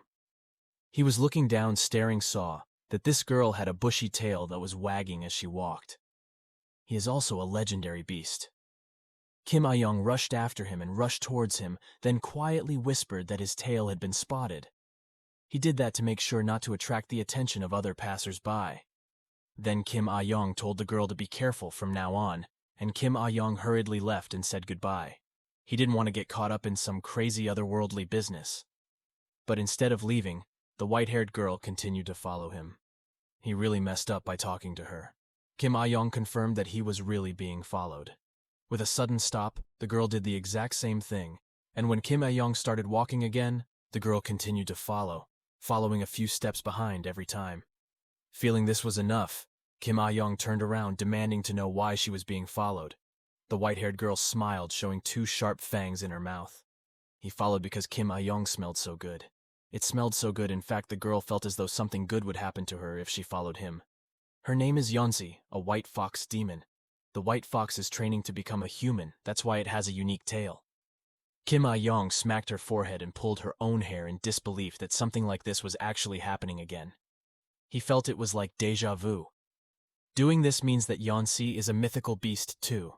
Yeonsi shook her head. Not strong enough to be considered a mythical beast just yet, but compared to ordinary foxes, her species could live a very long time. A very special life if they continue to build on their training. If their training lasts enough, they might turn into mythical beasts. It seems like the legendary nine-tailed fox Yeonsi has no interest in any of that, even though her only desire is to become human. He promised that once he turns 18, he can finally come and visit the human world. Today is his 18th birthday, which is why he is here. Foxes are considered fully grown adults when they reach this age. Kim Ah-yeong would also leave. If that was the case, then she should enjoy her time in the human world. He is busy and doesn't have time to play any games. Yeonsi clutched her jacket tightly, clueless, and couldn't go around alone in the human world. It was too confusing. Then he told her to go home because the human world is dangerous, full of bullies harassing young girls who don't know any better. They will love it. The world is not safe for foxes. Don't like this, he replied while screaming like a child. He went berserk. He waited 18 years for this and demanded that Kim Ah-yeong help him. Finally, he stopped screaming and looked up with puppy dog eyes. Asking Kim Ah-yeong to help and assist him, he promised he would like to use these fox marbles to attract the doctor's attention. Can he really want anything he wants? Yeonsi emphasized. Then that his mind started to wander from the phoenix, he got a gold bullion as payment, and from the dragon he must have some rare dragon tooth kit. Showing this fox around would be worth it.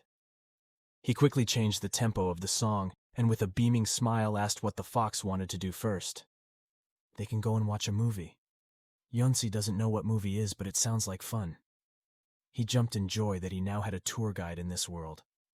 They go to the cinema to watch something, where the fox stuffs his face with popcorn and cola. He was having fun and screaming at the movie screen, and the excitement caused everyone who was trying to watch the movie to be annoyed. It annoyed Kim Ah-yeong to despair. Tried to reassure him that he thought it would be easier if they just sat back and watched a movie, but he was wrong. By the time the credits rolled that most people had already left after having a horrible time, Kim Ah-yeong was exhausted after spending the entire time trying to keep this fox under control. Yeonsi couldn't believe how amazing it was. All these people flew right before his eyes. This cola drink is also cool. Every time he drank it, it would make him burp. Back in his anger, Kim Ah-yeong asked the fox if he was satisfied now. This must be the end of his journey. It was then that Yeonsi's stomach started rumbling, echoing throughout the empty room. He was hungry and hadn't eaten a proper meal all day, so he wanted something tasty, so the doctor took him to a nearby restaurant to eat here. He scoffed at the many leaning plates and let go of the others. He's burping now. He was so full he could barely get up. Kim Ah-yeong's patience was starting to wear thin. He literally spent all his money. As soon as this fox could eat food, it would not be time for him to return home now. Yeonsi leaned back on the chair. It's only one day, and it's not enough. He wanted to play more, but he had no place to sleep. He asked if maybe he could sleep over the doctor's bed. He immediately said no. His house isn't some kind of indoor hotel, it just pisses off the fox, throwing another tantrum, screaming and causing a scene in the restaurant, demanding that the doctor let him sleep. Everyone around them started staring and whispering among themselves, trying to figure out what all the fuss was about. About if Ah-yeong doesn't let Yeonsi stay beyond that, he'll tell everyone here that he's a kidnapper. If that happens, then the police will come and take him away. Yeonsi grinned mischievously. Kim Ah-yeong's face was very angry. He slammed his fist on the table. Fine, he can sleep at his place, but only until tomorrow. It was a heavy night, but finally the morning sun bloomed and shone from the bedroom window. Kim Ah-yeong woke up and yawned widely, stretching her hands in the air. He looked at his cat Yeha and the fox, sleeping close to each other. That bastard really was sleeping soundly. Kim Ah-yeong could barely even sleep properly because of all the fuss they made last time. Fight night. He remembered what happened Yesterday after he left the restaurant with the fox, they were heading to catch the train as Yeonsi continued to play with everything he passed. Kim Ah-yeong got frustrated and turned around to tell him to stop playing. That's when a demon appeared right in front of the doctor. It was big and black with red patches on its body. Yeonsi jumped in front of Kim Ah-yeong, telling him not to be afraid, she can handle this weak little ghost. Yeonsi breathed blue fox fire from her mouth, causing the creature to flee in fear. He stood with his hands on his hips, proud that he could clear any area of harm, though he felt strange that the Grim Reaper being in charge of this area for being careless to allow a wandering soul to stroll around so boldly. Finally, he stops cowering and asks what on earth just happened when Yeonsi explains that they were attacked by a demon, and she burned them with foxfire, when he was truly an extraordinary child. Now he is in his bed. The next day, trying to think if that actually happened or not, he never found out it was possible to burn demons. His pet cat rolls over on his back and releases a sweet fart in the morning while still asleep. Kim Ah-yeong pulled the covers up to wake them up. He screams that they should stop sleeping now. Yeonsi must return home now. The fox changed back to his human form in a puff of smoke. He had to go back. Couldn't they play again today? Kim Ah-yeong couldn't, because he has to go to work and earn money. In the human world, making money is more important than anything else. He is happy to inform the fox that he is a veterinarian who spends his time helping animals. Yeonsi's eyes light up, praising the doctor. That's why the doctor has such a good smell. Smells like animal fur that has been out in the sun all day. Yeonsi was jumping up and down with great joy. He wanted to go to the animal hospital. He also begged the doctor to let him come. Then he asked her about the fox marbles. With a smile, of course, the fox will grant his wish. Then they both got ready to go to the veterinary clinic, while the cat was lying on the floor talking. Was he the only one left here? At the hospital, Choi Ji-yoon hid behind Kim Ah-yeong. Behind him, Ji-yoon said that he wanted the girl to stay away from him. Then Yeonsi said that there is a good smell coming from Ji-yoon too. Meanwhile, Ji-yoon, who was already sweating, was still hiding behind Kim Ah-yeong. Who is that girl? Ji-yoon asked him. Then Ah-yeong explained that the girl was a white fox, Gumiho. Ji-yoon was surprised to hear that. She came up behind him and introduced herself, which made him jump. Her name is Yeonsi, and she is a white fox. Ji-yoon backs into a corner while Yeonsi asks if she's a wolf. He tries to deny it by saying he's only human, but the fox can smell him. If he's only human, then why does he smell like a wolf? Someone walked through the front door and everyone turned around to see who it was. Another employee who worked here too became curious about who this girl was. Why is she in their clinic? Yeonsi spoke up once again, introducing herself. She was a Gumiho before she could finish the sentence. Kim Ah-yeong rushed over and covered her mouth. He couldn't just walk away telling everyone he was a fox. Kim Ah-yeong explained to her employees that Yeonsi was her cousin. She just wanted to see where she worked, so they got together. It's school holidays and he has the day off. While he explains, Yeonsi in the background interrupts Ji-yoon, wanting to see the book she's reading. Kim Ah-yeong nervously pushed her employee out of their room, asking him to make her a cup of tea. He assures his employee that his cousin likes to make fun of other people, that's why he acts so wildly. The employee named Hannah seemed suspicious, though she didn't inquire further. A while later, Kim Ah-yeong was tired. He had spent most of the day trying to come up with excuses for Yeonsi, telling his employees that the reason his hair was the way it was because he wanted to be a K-pop idol, so he dyed it. He notices that now the clinic is strangely quiet, so he checks the fox and werewolf. Yeonsi is reading a math textbook. It shocks her. All humans have to study this in school. She can't think of it. The doctor approaches and snatches the book out of his hands. Even if they don't go to school, humans still have to study it to get the job they want. He handed the book back to Ji-yoon. Tells the fox to stop bothering him so he can study in peace. Then Yeonsi got a headache. Suddenly he thought if he becomes human, then he has to learn everything all over again. Of course, the doctor told him that life as human is just as hard, if not harder, than animals. So if he changes his mind, he should just go back home now. For a moment the fox remained still and trembled. Then it raised its head and jumped on Ji-yoon. He wants to study too. He wanted to learn everything that humans learn. Ji-yoon desperately looks at Ah-yeong, who begs him to save her from this girl. The doctor ignored her request and looked away. He was sorry, but he had a lot of work to finish. Leaving him alone with his problem foxes to deal with, now the doctor spends all day locked inside his office. He wondered how the werewolves and foxes would carry on without him. He checked his phone. He saw it was almost closed today. The day really just flew by. Finally, he came out of his office to take a look at the two. He asked Yeonsi when she would come home. By now, surely people should start worrying about him. Now Yeonsi agrees it's time for her to come back. They needn't have worried, though, that he would make it to come back tomorrow so he could study some more. For a moment, Kim Ah-yeong was glad he was gone, except this fox would really keep coming back. He arrived for the 3rd day in a row, 5th day in a row, and again for the 7th day in a row, always coming to the hospital to study. This annoys the doctor. How long will she survive coming and bothering him when he has work? Employee Hannah spoke up recently. She found it odd, because Yeonsi said she was on vacation, but today is Tuesday. Then Ah-yeong quickly said that it was Friday. Ah-yeong said maybe Hannah was tired, so she told her to go home and rest. Hannah declines the offer despite insisting she is fine. Kim Ah-yeong nervously laughed, knowing that Hannah wasn't going crazy being able to use the school holidays as an excuse for Yeonsi showing up at the hospital on the first day. But after showing up 7 days straight, the employees started to get very suspicious. Fox, so Yeonsi puts Hannah under a spell that causes her to get it all.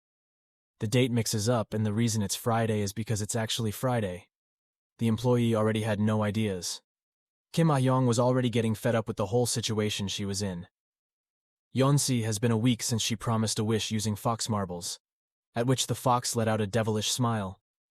He smirked. He said he would give the doctor one if he played with him, but he never specified how long they had to play. The doctor folded his hands. So did he actually get the wish or not? Yeonsi coughed loudly, insisting that she would grant him one. The doctor noticed that Yeonsi looked sick. She didn't know what was wrong. He just woke up today and his nose is all runny. He's been like that ever since he had a cough and cold. He had never been sick in his previous life. As a wish, if he really didn't believe his promise to give the fox marbles now. However, it couldn't be something like wishing for all the gold in the world. Kim Ah-yeong was bothered by this. He planned to ask for 400 million, so he can pay off his student loans. He was still coughing. The fox explained that as soon as he gave the same thing, he wanted other humans and got in trouble for disrupting the economy. Kim Ah-yeong scratched her chin in deep thought. It was hard for him to choose just one wish because there were so many choices. Finally, he decided he wanted to bring the hospital out of its deficit. Yeonsi wiped the snot from her nose, knowing what she meant by this. Kim Ah-yeong explaining that she wanted her hospital to make a lot of money, which means she needed a lot of customers like that. He can still get money from his wish without asking for it directly. The fox liked the sound of this idea, and it didn't sound like it was too hard to do anything. He waved his hand. Streaks of golden light in the air surrounded his body, and gusts of wind swirled around the room. In his palm appeared a ball of energy, starting to build stronger and stronger. He stretched his arms in the air, releasing energy, trying to summon his fox marbles.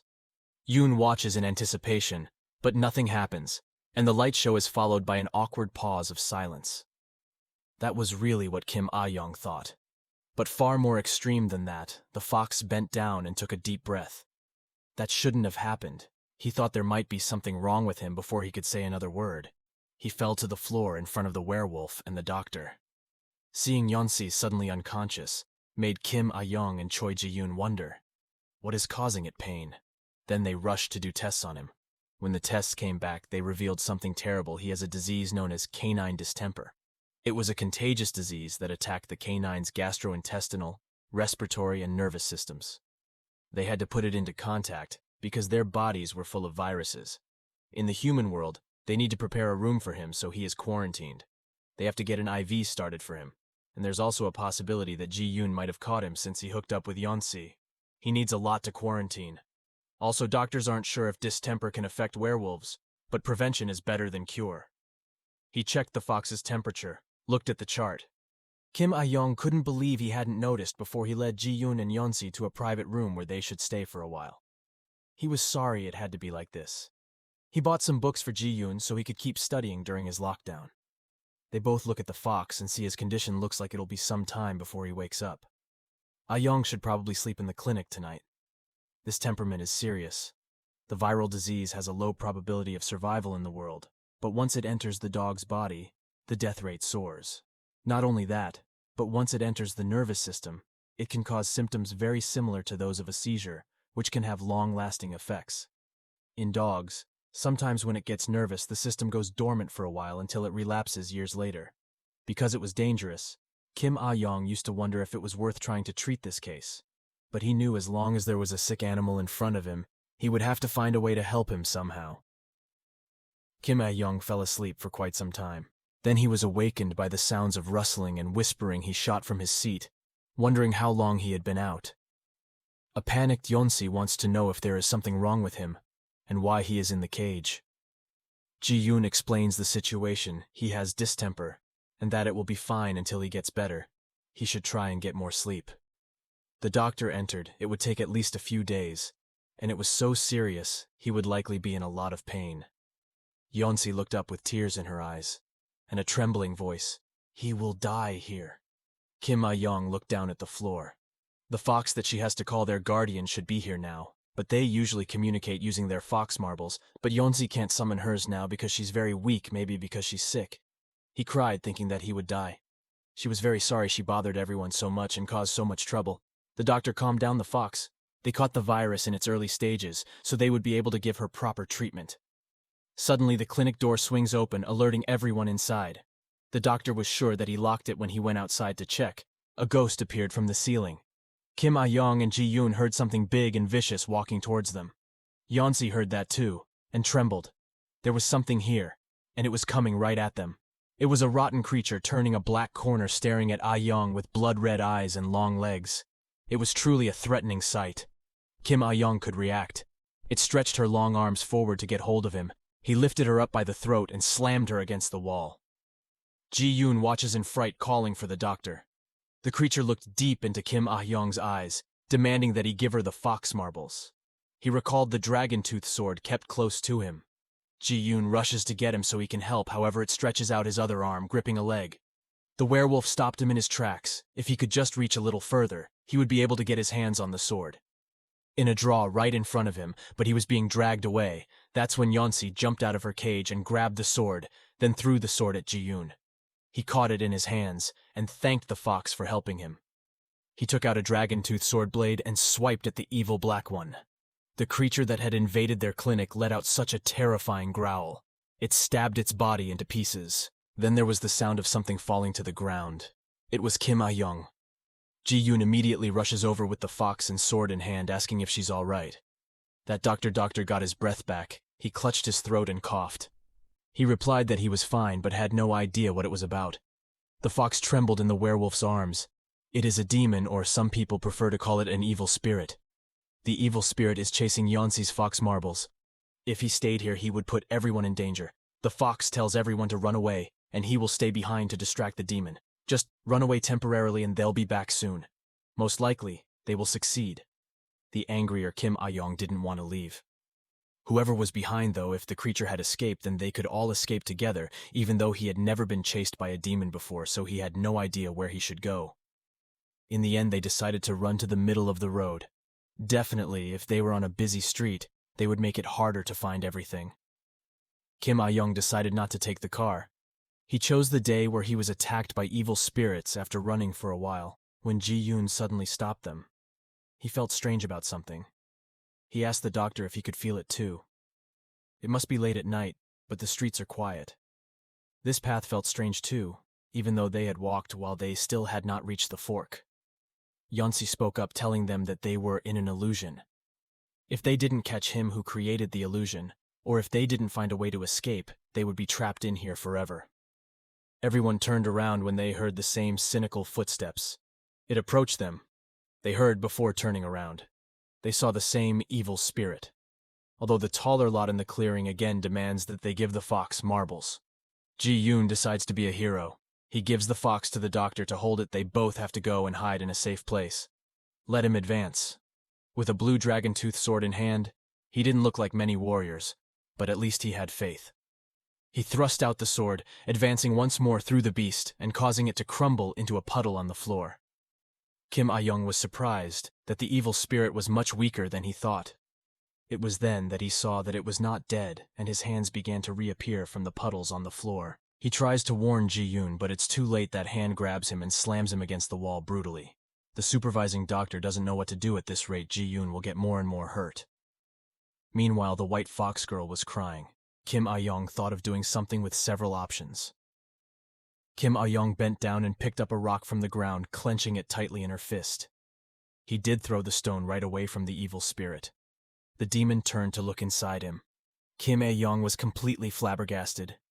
It really is. He just throws a pebble with 2 extra hands.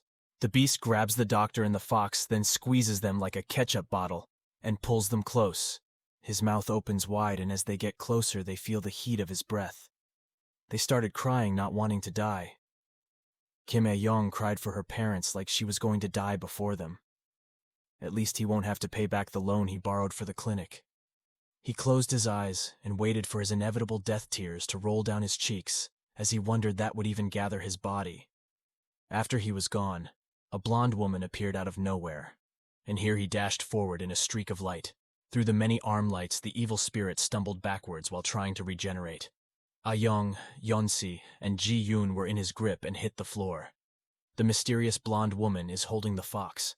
He came to check on her, only to find her being beaten by a mere demon. It turns out that the woman is the fox's older sister, and her name is Hong-si. She has short blonde hair and a white shirt and red skirt. Hong-si jumped from a nearby streetlight while asking the doctor if she was okay. He's a little flustered, but he's fine, looking around looking for Ji-yoon, who's groaning on the floor. Not far from them, after shouting, Yeon-si rushed to comfort him, completely ignoring her big sister who just saved their lives. The demons leave, but they are still trapped here in the illusion. Kim Ah-yeong asks Hong-si how did this happen, and the reason they are still trapped is because the demon isn't the one who created this illusion. It isn't strong enough. There must be someone else nearby. Sister Fox fills her power with yellow lightning strikes and pops between her fists. He then swiped his hand forward, releasing this bolt of lightning, and threw it forward. It was so powerful that it attacked the boundaries of the illusions, which trapped them and destroyed them. The illusion shattered like a window crack. After doing this, Hong-si, she saw something move to her side. It was all that was left of the demon he had just defeated. He was trying to escape, and he wasn't going to just let it go. He was going to replenish his strength again. Kim Ah-yeong grabbed his arm to stop him, but Yeon-si was in a critical state. Hong-si's powers might be needed to help save her, so the doctor asks her to come with him to the hospital. On the floor, the fox was exhausted and moaning. His face was sickly red, and he could barely breathe properly. His older sister bows concern what is wrong with him. The doctor advised Hong-si not to touch foxes, as she has a contagious disease called distemper in dogs. He knew they were both sisters, so assumed that must mean something. Hong-si is a fox too. Hong-si took this moment, standing up, and introduced herself properly. Even though she may look like this now, she is actually a 9-tailed fox. Then Kim Ah-yeong gestured for him to stay away from Yeon-si, because she was also a fox. There was a chance he could catch a disease, so he had to keep his distance at all times. Hong-si became flustered. She waited. The doctor became even more shocked after discovering that he was a mythical beast. However, Kim Ah-yeong had met so many, from dragons to phoenix. Was that she wasn't bothered anymore? She didn't care if the woman was a 9-tailed fox or a fire fox. Hong-si scratched his chin when he heard what the doctor was talking about. Kim Ah-yeong didn't care about all the mythical worlds anymore now. Right now he was busy shaking Ji-yoon to wake him up. It was urgent that they get to the hospital. Now they are in a hurry because of the dying fox over there. They have to get to the hospital as fast as they can. The situation is not looking too good. This is a very evil disease. And even if they can treat it, there is a chance it could reappear again in the future. After knowing this belongs to Yeon-si's older sister, worrying for the two, they only have each other. She begs the doctor please find a way to save her. Doctors want to save her. She really wants to, but there are limits to what she can do. He can do, and some things come out of him. Yeon-si hears this conversation from inside her cage and calls her older sister. She apologizes for everything. He was sorry he didn't listen when his sister tried to give him advice, and he was sorry he always caused so much trouble. The werewolf Ji-yu then reaches into his pocket, telling him to stop acting like he's going to die. She took out a red ribbon hairpin and placed it on the fox's head. This made Yeonsi touched by this. Though it didn't make him stronger, it just made him cry more, begging for his life, thought the doctor would be better if Hongsi got vaccinated just for safety to get this. He transformed into his nine-tailed fox form and was done in seconds. After that, the nine-tailed fox revealed that it was all his fault because he didn't really like the human world. However, Yeonsi was always so obsessed with it. Hongsi felt like she should have tried to stop her sister from trying to become human. If she had never come to the human world, neither of these would have happened. Kim Ah-yeong shocked the nine-tailed fox calmly. She shouldn't say such things. It's been a week now that Kim Ah-yeong and Yeonsi are having fun here, going to the movies, and back to the hospital every day to study math. She even saved Kim Ah-yeong from a demon while they were trying to catch a train. Yeonsi is a strong girl, and doctors are confident she will overcome this disease soon. Hongsi, the nine-tailed fox, lowered her head in a knot. She knew it was true, but she still felt guilty that the doctor was trying to divert her mind by asking her questions. He wanted to know where the demonic beast had come from. Previously, Hongsi described the creature as a yokai who might try to take his sister's fox marbles to increase her strength. When foxes go through training, they keep their powers into themselves, but fox marbles, when foxes lose or take their marbles, they go back to being normal foxes unable to carry any kind of divine power. Doctors worry that this creature escaped and they didn't catch it. Something really evil is roaming around this neighborhood all the time. If it wasn't for the help of the nine-tailed fox, they probably would. He had died inside that illusion. Until now, our protagonist hasn't had much trouble with all the ghosts and spirits he has seen.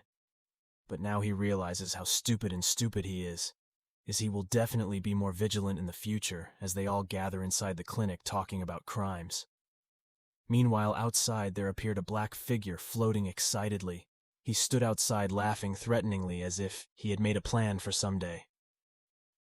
Kim Ah-yeong finally found the time to go home. Her cat, who wasn't happy because she hasn't been able to drink fresh water in ages, since she hasn't returned. Kim Ah-yeong walked right past him.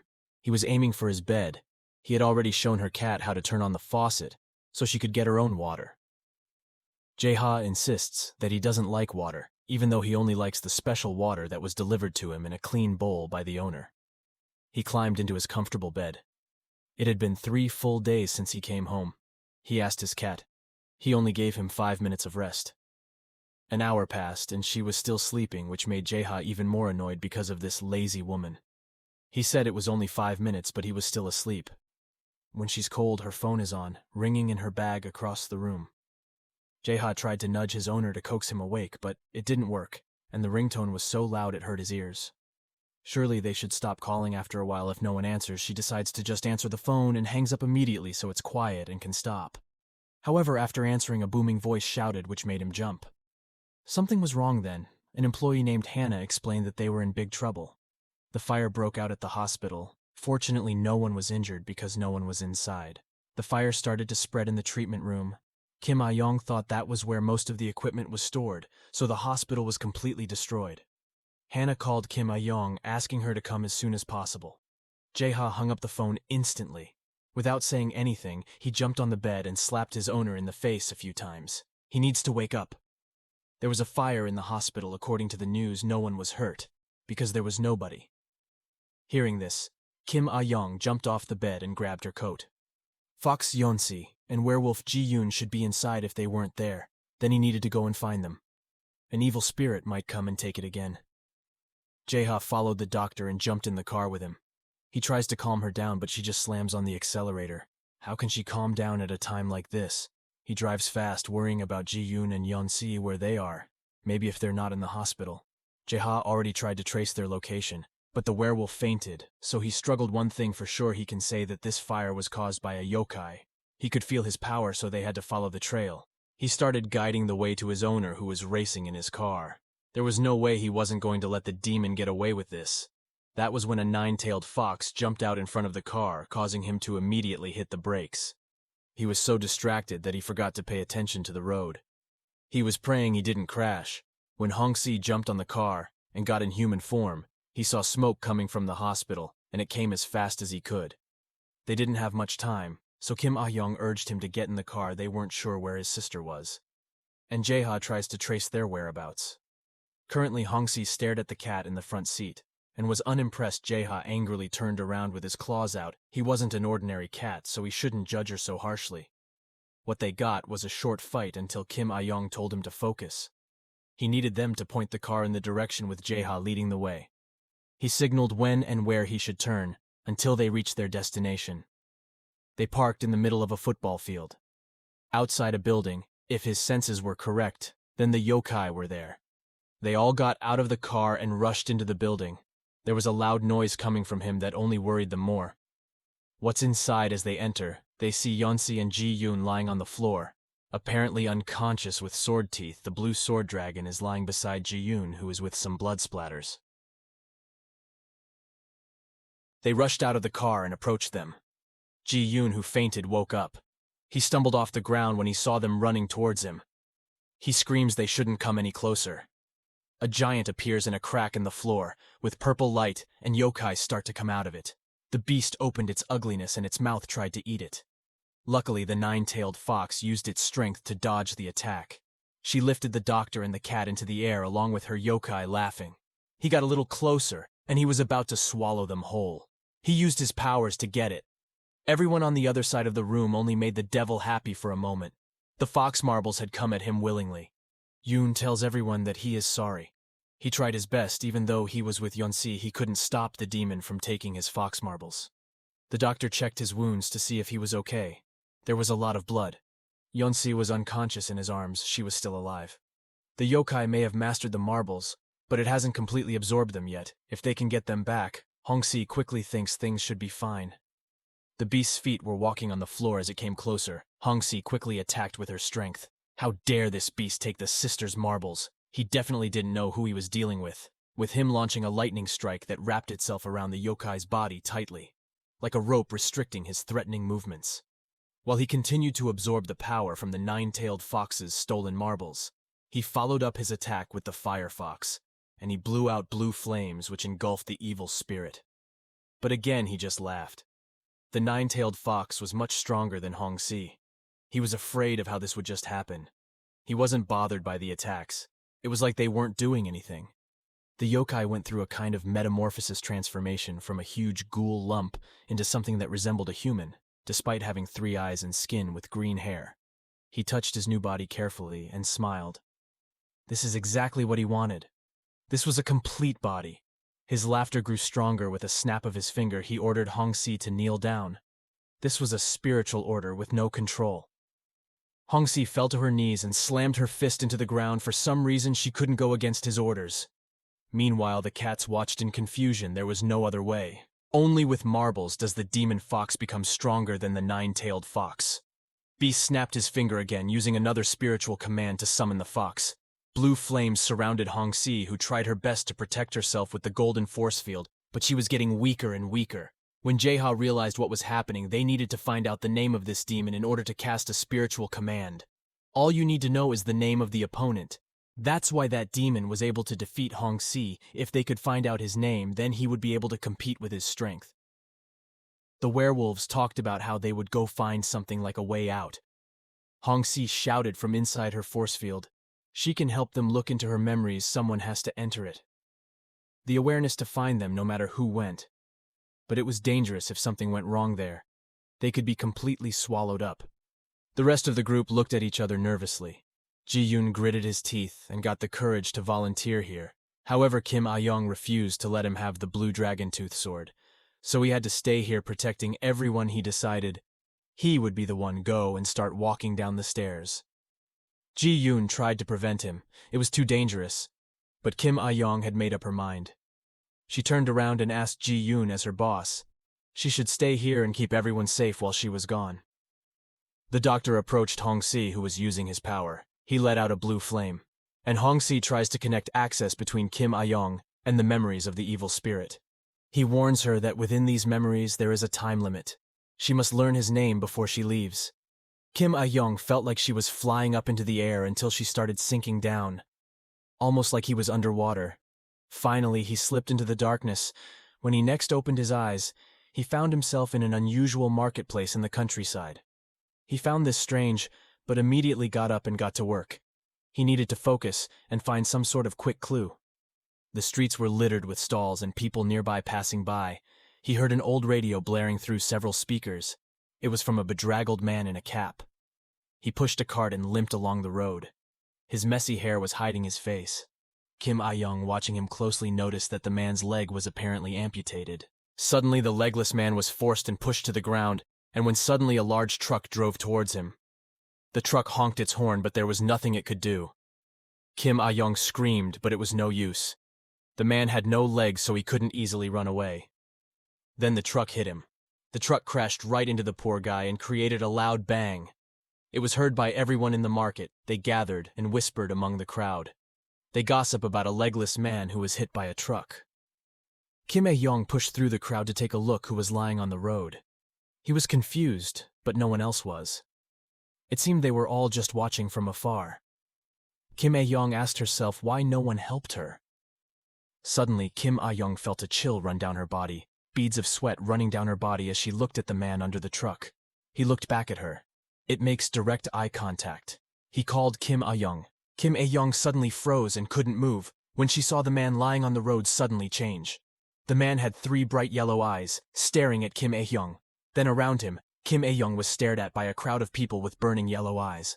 The yokai told him how dare Kim Ah-yeong interfere with his business, by getting into his subconscious. Suddenly, many black shadows approached Kim Ah-yeong. The black shadow completely engulfed his body. Kim Ah-yeong didn't even get a name yet. They completely engulfed his body. He couldn't go like this. He screamed for them to let him go, but they wouldn't. Their grip grew tighter until he was struggling to breathe before he knew he was back in reality. He was awakened by Ji-yoon. It looked like he was in danger, so he brought him back. Meanwhile, the battle between the 9-tailed fox and the yokai is still going on. The cat turned to its owner quickly. He asked what the name of the evil spirit was. Kim Ah-yeong shouted that she didn't know. He couldn't hear it. Then, Hong-si, who was struggling to resist the evil spirit's attack, she turned to Kim Ah-yeong and said, "Can she at least give them a hint of what she saw?" The doctor tried to remember when he was at a market in the countryside, and he saw a homeless person, and he was hit by a truck. He also has no legs. That's all useless information. So Kim Ah-yeong thought harder. Now that he thought about it, he was sure he heard someone say his name when people gathered and gossiped about him. They said a name that he tried to remember desperately. He found it difficult to remember. Finally, he remembered his name. Seo Gilju. His name was Seo Gilju. He was so sure that he had heard people call him by that name. Hong-si let out a smirk. He grinned. Now he could call out the yokai's name and order him to disappear. Hearing the order suddenly made Seo Gilju stop. He was furious, his 3 eyes narrowed, and his moist mouth opened as he screamed. How dare this little fellow, this girl, do this to him?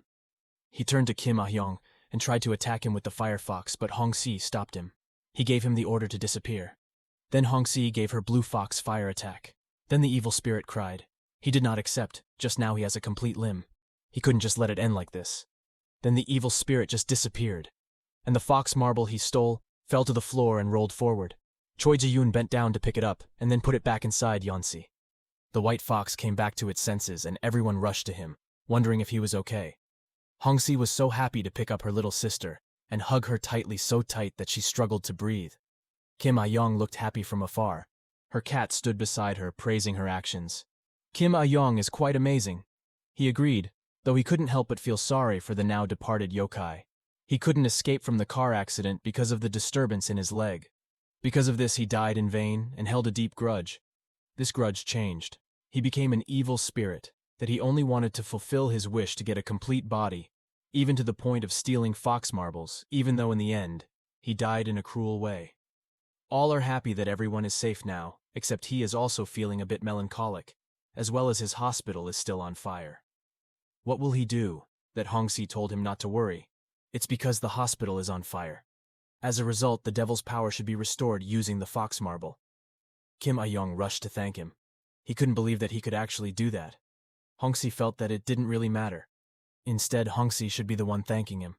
He was the one who saved his little sister. The doctor smiled after all that he really should go home to rest now. His body ached for a few moments. The next day, the sun shone brightly. The condition of the animal hospital has been returned to normal.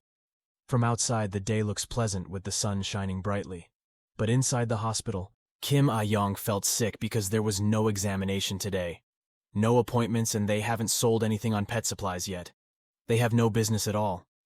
Thanks to the wishes he got from Yeonsi, they got a lot, but customers coming to the clinic only lasted a moment. Business stopped in just 3 days. The clinic is full of useless souls instead of paying customers. Meanwhile, a werewolf and a white fox are in the waiting room. Yeonsi is fully recovered from her distemper. To celebrate this, Ji-yoon gave her a hairpin shaped like a flower. This made her happy how pretty she looks with it, even though she now has no use for anything else. The hairpin he gave her, so she tries to give it back and puts it in her hair. When Ji-yoon refuses, she tries to force it. She causes a commotion. It's really loud. Kim Ah-yeong was coming outside his office screaming at them. As he did this, something fell from above and slapped him right in the face out of nowhere. After hitting his face, it fell to the floor, clutching his nose. The doctor looked over, wondering what could have made him surprised when he saw a head. But no body. It was still alive. Also, its red eyes flashed and made a sound like a squeak. Kim Ah-yeong screamed on top of her body and caught the attention of Ji-yoon and Yeonsi. He points to the floor where there is a rat head with no body, and it moves of its own accord at the front door, which swings open, and comes the Grim Reaper Jito and asks if by chance they saw a rat head around here. Kim Ah-yeong was still screaming and hiding behind Ji-yoon. The Grim Reaper saw what he was looking for on the floor. The little imp had caused so much trouble. As it approached the head, it flew into the air and squeaked repeatedly. Then it started doing something crazy. It opened its mouth and started sucking out all the souls that were inside the hospital. It even swallowed up the ghost feet. The mice also gained the ability to grow a pair of legs and made it possible to run out of the hospital and onto the street. The Grim Reaper said that they should follow him, but Kim Ah-yeong was still so scared and hiding behind the werewolves, there was no way he would get out. There's Yeonsi on the other hand, excitedly reaching to hold the doctor. She says it'll be a fun little adventure. He dragged the doctor out the door and onto the street, chasing the rats and the Grim Reaper. The rat stuns quickly, and the others struggle to keep up. But not only that, but the rat grows in size, indicating it is getting nasty. Seeing this, Jito reached into the red bag he needed and caught this thing as fast as he could. From inside the bag, he took out a strange fish-like creature he called Ah-yeong. Creature is spinning rapidly on the floor in a circle. Jito instructs to go and send news of the situation they are in. The creature shot into the air and disappeared into nothingness. He doesn't know what to say. They continue to chase the mice, and Jito explains that creatures are whores. Kim Ah-yeong was acting as a messenger in the underworld. She only sent word for help. Kim Ah-yeong walked as fast as she could, but struggled to keep up, wondering who Jito had just asked to come over and help. That's when someone stepped over her head, causing her to fall to the ground. This person had the appearance of a human, with long ponytail hair, wearing a black suit. If looking closer, they have black eyes and white skin. They apologized for knocking over the doctor, but wasted no time running away. Kim Ah-yeong assumed that this must be the person Jito sent him to ask for help. That they slow him down, he can't run anymore, and has lost track of everyone. That's when he sees Ji-yoon and Yeonsi running back to him. What they need to get out of here. Now rats with human legs grow giant, twice as big as the buildings around. His bloodshot eyes looked down at the now reunited group. Jito was happy to see that the favor he asked for had appeared. He called the man in the black suit Young Master Suwon. Suwon jumped in the air and slashed the mouse beast with the sword right below. In the middle of its face, the beast perished, and Suwon took out a jar from his jacket, and he opened the lid while holding the jar. He collected all the black dust that had fallen from the dying rat. Suwon turned to greet Jito and smiled broadly. It had been a long time since he had seen his teacher, but he gestured to someone else. Jito rushed to introduce Suwon to everyone. Suwon shook hands with Kim Ah-yeong. He said that he was the legendary doctor of beasts, and Suwon had heard all the rumors about him. Suwon had heard this rumor going around. He apologized to Kim Ah-yeong for stepping on his head earlier. He is the angel of death. Also, he is responsible for eliminating all evil spirits in this area. This made those present a bit angry, so this was the man who had ignored all the evil spirits in this area. Yeonsi jumped forward and grabbed him. Like, what Grim Reaper does he think he is?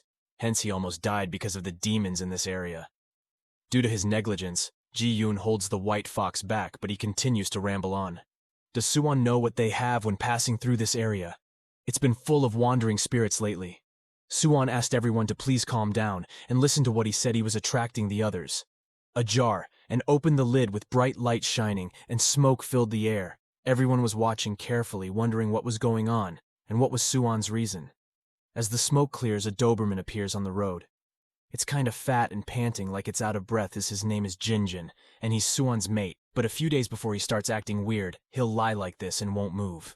The doctor cleared his throat as he commented on how overweight the dog was. He did this to Jinjin. Suwon assures the doctor that the Doberman isn't fat because he neglected him. Jinjin is his precious partner. After all his excuses, he hasn't been up to the task. The duty as an angel of death is because he has taken care of his partner. Suwon stood up, begging the doctor to ask for help and help him.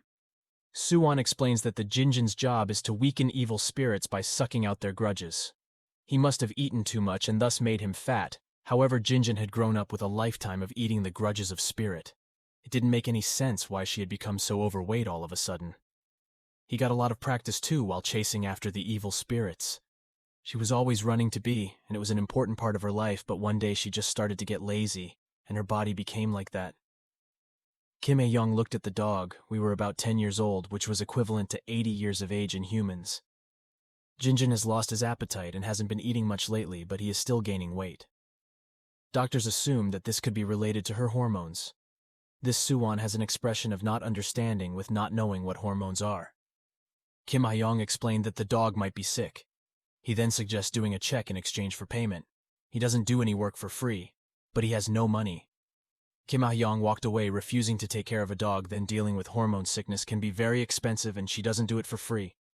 He tried to stop her. They couldn't just leave Jinjin like this. He feels bad. Grim Reaper Jito spoke up if he didn't help them. Then eventually this area would become overwhelmed with evil spirits. The werewolf Ji-yoon agrees. It's bad enough that the Grim Reaper has to get back to work. Suwon promised that he would find a way to pay the doctor back somehow. If there was anything he could do, he would. The doctor insisted that he had said no, but Yeonsi nudged him and pointed at him at the animal hospital. It seemed like evil spirits had started to gather there, knowing that Kim Ah-yeong's helpless Jinjin turned to stone. There was no way he could work properly if all those things were hanging around. He turns to the Grim Reaper. Suwon believes he can pay for his medical expenses. Somehow Suwon convinces him he can. As the old saying goes, those who show their mercy to the Grim Reaper will be rewarded handsomely one day. For example, one day, when he is old and dying with his powers, he can add another 10 years to his life. This convinced Kim Ah-yeong to do the inspection. This person was truly more useful than him. Then they both agreed. He is willing to treat the Jinjin Doberman. Then they head for the hospital, and all the evil spirits are gathered inside staring at Suwon, who is standing with his hands in his pockets like some sort of superhero. He warns the spirits to leave now before things get out of his hands. The evil spirits cowered in fear of the Grim Reaper. Then they got away from the hospital and gave them room for everyone. Suwon shows his work, which seems so charismatic and cool. It didn't take long to check the Jinjin. Kim Ah-yeong thinks Dobermans have hypothyroidism. Everyone there doesn't know what it is. Doctors talk about it's called thyroid gland inside the neck, and it is not producing enough hormones. It is hormones secreted by thyroid, which creates a lot of heat and energy for the body. But when our body does not produce these hormones, the body gets drowsy, causing the patient to suffer from chronic fatigue. Suwon somewhat understood what the doctor was saying, and he looked up at the doctor asking if there is any solution to this problem. If Jinjin is given medicine, he should be able to recover his strength soon. But his weight is still a problem if they leave him like this. It could cause other complications. It will take at least 6 months to lose weight, Jinjin. And those things should be built into the plan, such as a diet and regular exercise that doesn't put a strain on the joints, like swimming. Suwon realized something when his partner had not recovered. They wouldn't be able to eliminate the evil spirits together. Yeonsi spoke and raised her hand like a kid in class. He had a question if there was someone else who could track down the evil spirit, then he didn't need to carry it with him. Did he turn to Yeonsi? The doctor he knew? Only the beast could track down the evil spirit. Kim Ah-yeong got an idea in her head. He knew exactly who the fox was talking about. It didn't take him long to return home and bring his cat to the clinic. He looked displeased even though he used to have no way he would do this. He was once a big beast in the mountains, how dare they ask him? The hounds of the kneeling Grim Reaper must have done this kind of work. This will be an opportunity for Jae-ha to atone for his past sins of hurting people. Werewolf Ji-yoon nodded in agreement. Jae-ha with tears in his eyes when he saw this. Even his own friend was on the doctor's side. So business is done. Suwon stretched out his hand towards the cat. He looked forward to them working together. Little did he know he would. He came to regret this statement. It had been 5 hours since the two of them had worked together, and Suwon was exhausted. He had carried Jae-ha around all day, and he was too heavy. The cat was offended by this statement. With the help of the Grim Reaper, he had managed to catch 10 evil spirits today. Suwon knows this is true, but it still bothers him. He has to take Jae-ha wherever they go. The whole reason they were hunting demons in the first place was because of that place. Suwon neglected his duties as an angel of death. Jae-ha said that he should take this as punishment while taking a walk on the street. They decided they had done enough work for the day to rest. However, the cat sensed something and jumped out of the crate. The cat has the ability to smell evil spirits, so he runs on the street while Suwon tries his best to keep him from being attacked by the evil spirits. Time had passed until the sun began to set and the sky turned orange. They continued walking down the street, looking for any traces of evil spirits. The Grim Reaper wasn't sure if they were in the right place. He didn't look at anything around that was. When they saw a cat-like figure playing around in some trash, Suwon said that it was just an ordinary cat and not an evil spirit, but Jae-ha took a closer look and noticed the cat. The cat's paws looked strangely purple. It's definitely not an ordinary cat. And Jae-ha shouted to the Grim Reaper, who suddenly became alert. The cat turned into a wolf-like figure wanting to pounce on the Grim Reaper, but Jae-ha jumped forward to offer protection. The evil spirit hissed loudly like a wolf. He paused and stared at the cat. Suwon took this opportunity to charge forward with his sword. He slashed the evil spirit in half. He sliced its lower half and upper body with a single sweep of his sword. The lower half shattered, but the upper half turned into a crow with large wings and black feathers. This crow flew away into the sky, worrying the Grim Reaper, and the cat was the evil spirit had escaped, and Jae-ha didn't think he could track it anymore. It looked like it was created by a mass of spirit beasts that all held extremely deep grudges. They both had a really bad feeling about this whole thing, about everything that was going on. Meanwhile, Kim Ah-yeong, who had just returned home, felt very tired. He was just about to come home from work. The empty streets surprised him today, but he didn't think anything of it. Car sirens tried to warn him. Even he saw the accident, but Ah-yeong was too tired to pay attention. He daydreams about his lovely bed and comes home feasting on chickens. Edward, his cat, was probably having a hard day too, so he thought it would be fun to give him some extra snacks. He was driving the car with a smile on his face, thinking about the nice, comfortable house. It made him happy. Just thinking about it. Maybe he was thinking about it a little too much, though, and forgot to pay attention to the road. He saw the purple wolf-like spirit from earlier, and it was walking right in front of his car. Desperate not to run him over, his car swerves off the road. He gasped in shock. His car tires screeched on the road, and he completely lost control of the steering wheel, which caused him to crash upon impact. He was confused, and the world spun. Blood dripped from his forehead. Kim Ah-yeong shook and squeezed the steering wheel. Why did these unfortunate events keep happening to him? Kim Ah-yeong, who had an accident, was brought to the hospital. After he recovered from the crash, Kim Ah-yeong's vision faded from dark to light. He found himself staring at the white-tiled ceiling. He opened his eyes wide and was surprised where he was. Ah-yeong saw that he was in the hospital with the werewolf Cho Ji-yoon and the white fox Yeonsi by his side. He got up from the bed. The first person he saw was Suwon, and he shivered with his voice trembling, wondering if he was dead, because he could see the angel of death standing in front of him. Suwon made a joke, looking at him with threatening eyes. It's true, he's dead, and he has to come with him now. He pulled the covers off tightly and let him scream while Yeonsi slapped the Grim Reaper, telling him to stop joking around. He shouldn't joke around like that when Kim Ah-yeong was injured. Back at Kim Ah-yeong, they asked if by any chance she remembered anything that happened last night. The only thing he remembers is that there was an accident, but he doesn't know what happened after that. He pointed at the Grim Reaper. If he doesn't die, then what is he doing here? The werewolf Ji-yoon enters, explaining that Suwon was the one who found him at the crash site. He called an ambulance and told others of Kim Ah-yeong's situation, apologizing to the Grim Reaper for being so rough around him. He thanked her for saving him, even though Suwon assured him it was nothing. After all this, he owed it to her to take care of his dog Jin. Then a nurse came and said if the patient woke up, they would do a re-examination before he was allowed to go home. When Kim Ah-yeong returned to her house and was greeted by her cat Jae-ha, she heard what happened from the Grim Reaper, and she was very worried. Luckily, he was fine, even though his body might look weak, but he was actually quite strong. Suwon looked down at the cat and nodded, and Jae-ha did the exact same thing, like they were hinting at each other about something.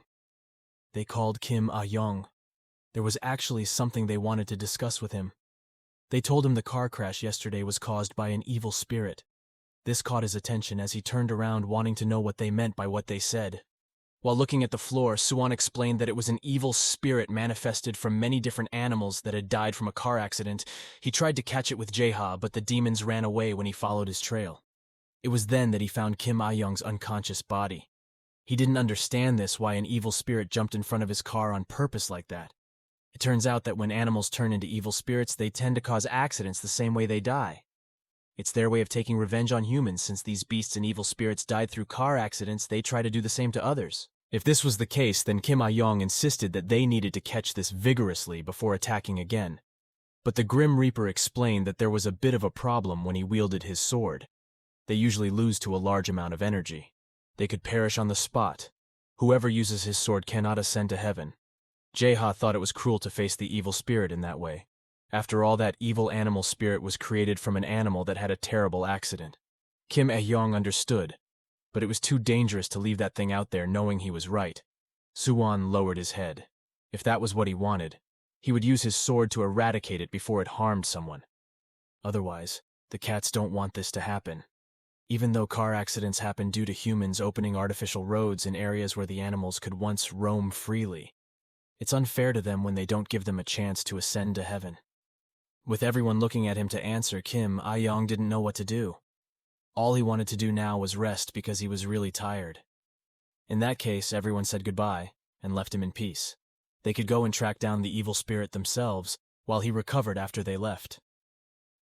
Kim Ah-yeong collapsed into her comfortable bed. He couldn't help but think of all those poor animals and evil spirits. He knew that his cat was right when he said it was unfair to deny them access to heaven. He rolled around in bed, trying not to think about it. Those animals aren't just people who have died illegally in the world, not to mention Ah-yeong, who almost died because of that. He tried to go to sleep, not wanting to think about anything else. He was so tired that it didn't take long, though he found himself inside a dream world. Purple skies and pink floors, wondering where she is. He heard sobbing along with screeching tires and cars crashing. In this dream, many different kinds of animals who had all been injured by their cars screamed it was so unfair for them to die this way. Our protagonist finds that he can't move, and is forced to look at this horrific sight, like a beast turning into an evil spirit. With many beast eyes saying they would never forgive the filthy humans and would avenge them, there were growls and hisses. Kim Ah-yeong looked over the monstrous beast with frightened eyes. She instantly woke up back in the realm of the real world. He gasps and springs up and puffs out his shivering hands, and it takes him a moment to realize it's just a dream, even though it hurts so much. He didn't know how he was going to get back to sleep. In the morning, the sun was still shining all day, and he was forced to work, must not be feeling too well. He was depressed and exhausted. The Grim Reaper Suwon enters, and his aura is the complete opposite, full of life and happiness. Even though he notices that the doctor doesn't look good, he explains that he had a terrible nightmare last night. Then Suwon said the reason he came here. He wanted to ask the doctor if the doctor could lend this animal hospital only for one night. Because apparently there is no better place than this hospital to collect ghosts and evil spirits. Ghosts and spirits are usually very fond of hospitals, because this is the place where life and death cross. Like how a moth was attracted by bright light, he wanted to use this to his advantage, summoning all the evil spirits. Kim Ah-yeong, as the owner of this hospital, spoke up, realizing what he just heard from Suwon. Suwon wants to use his hospital as a place to trap the spirits. Kim Ah-yeong became emotional. He then stood up to make calculations with the Grim Reaper, Suwon. However, werewolf Choi Ji-yoon held his hand. Prevent doctors who are emotional. How could this person be so shameless as to ask that in his hospital? Jae-ha appeared at the hospital casually saying that the Grim Reaper had a point in this. This could be their chance to gather all the evil spirit beasts in this area and exterminate them in one shot. Plus, Suwon is willing to give something in return for allowing him to do this. He clenched his fist and shook his hand as if calling out something. Then he pulled out what looked like a black stone. Apparently, it was created from the high pressure of hot hellfire. It is a diamond in its purest form. The doctor wasn't impressed, it just looked like a normal rock, and it would have been much better if he had just given him some money. Suwon explained that it only looks like rock because it hasn't been processed. But Kim Ah-yeong didn't budge. All the evil spirits had caused so much damage around her hospital. A few days ago, there was a big fire. How was he supposed to trust the Grim Reaper to take care of his hospital when he was barely able to do his job? Luckily, Suan knew just what to say to change his mind. He asked if he wanted to keep having bad dreams every night because he was weak. That's why it's easy for evil spirits to take advantage of it. That was also why he always had nightmares every night. It's not natural. It's caused by an evil spirit. Kim Ah-yeong remembered that nightmare clearly. There was no way she would want to go through it every night. She was fine. She could use the hospital, but only for tonight. It didn't take long for the Grim Reaper to make preparations outside. He set a table offerings for the spirits of raw food. Kim Ah-yeong gagged at the smell of blood and raw flesh, whereas Yeonsi was practically drooling because it all looked so good on her. They stood inside the bubble, while all the normal people passed by regardless of the bubble's force field hiding them from human eyes. Suan's hands started shaking and jingling something like a bell in his hand, and waving a fan while singing unusual words in front of the food. The doctor is watching closely, seeing that he started his plan just then. The evil spirit in the area takes the bait, and all rush to eat it. The shocked Kim Ah-yeong didn't expect there to be as many. This was too much. Eyes shone for Jaeha, who covered the spirits carefully, until he found the evil spirit they were looking for here that had caused all the cars to crash. The cat and the Grim Reaper approached quickly with a piece of meat, and threw it into the spirit's mouth, which caught it easily. They were all focused on the food, and paid no attention to the Grim Reaper, who had already started drawing his sword. Suan raised his weapon in the air, slicing the evil spirit at the center. He thought it would be easy enough, but the spirit split in two, just like before he tried to fly and escape. He could only watch the spirit slip out of his reach. This was definitely not part of the plan. Luckily, Yeonsi stepped there and stopped the spirit from flying away using her foxfire ability. Suan developed a smile and thanked him for the help. But Yeonsi's expression didn't look happy. It turned out that the firefox had just made the evil spirit split open again. It was like a hydra, and it didn't seem like it would stop. It kept on dividing into more animals. Too many to count. Suan has a backup plan they can try, though he admits it's a slightly extreme plan. He reached into his pocket and promised that he would do nothing not to damage his hospital. He pulled a sort of long green scroll that unraveled and stretched towards the sky. Blue lightning crackling, causing a black hole of mass to emerge from the text of the scroll. This black mass formed into the shape of a grabbing hand, holding all the spirit beasts tightly, not letting go. Yeonsi cheers, it really works. Kim Ah-yeong was behind him, and wasn't as cheerful as the spirit beast was communicating with him. He could hear their voices calling for help. Just like they did in his nightmare, it caused him so much pain that he collapsed to the floor, gasping for breath. The aggressive Grim Reaper recommends he stay in favor of the evil spirits, specifically targeting him. Now that her weak body made her an easy target, Kim Ah-yeong couldn't help but listen to all the cries and despair of these animals. Even though he shouted that they should stop jumping out onto the street, in front of Suan they shouldn't continue like this. It wouldn't be right if that was the case. Someone asks what he wants him to do otherwise. But Kim Ah-yeong didn't answer as she was blinded by a light coming from behind her. It was the headlights of a large car beaming at her. It wasn't real, though, and just an illusion of the spirit. He heard cars crashing and animals crying for their mother. This must be what they all felt in their final moments. The doctor ran back to the entrance of his hospital without saying another word. The spirits watched him closely as he opened the door to the clinic. He understood that they were hurt. With a strong push, he swung the door open and opened it wide, allowing the spirit beasts to enter. He felt guilty for them. He let them in. He will treat them one way or another. This made Suan wonder whether the doctor was possessed by something because he was trying to treat the spirits. Suan was too confused, because this would also be very dangerous for Kim Ah-yeong. But Kim Ah-yeong didn't think about or pay attention to that. To his worry, he placed a lot of medical supplies on the table and shouted for all the spirits to enter. They pushed their way through the hospital, pushing past Yeonsi and the others, and they made a beeline for the doctor, and they didn't slow down. Suan waved his hand in the air, creating a blue light protecting the doctor in the gravitational field. Spirit power rose up against him. They feel desperate to get it inside. Kim Ah-yeong told the Grim Reaper to release the gravitational field protecting his body. These spirits were nothing but poor children. Their hatred might be resolved if he could heal them. He didn't know if it was possible, but he had to try.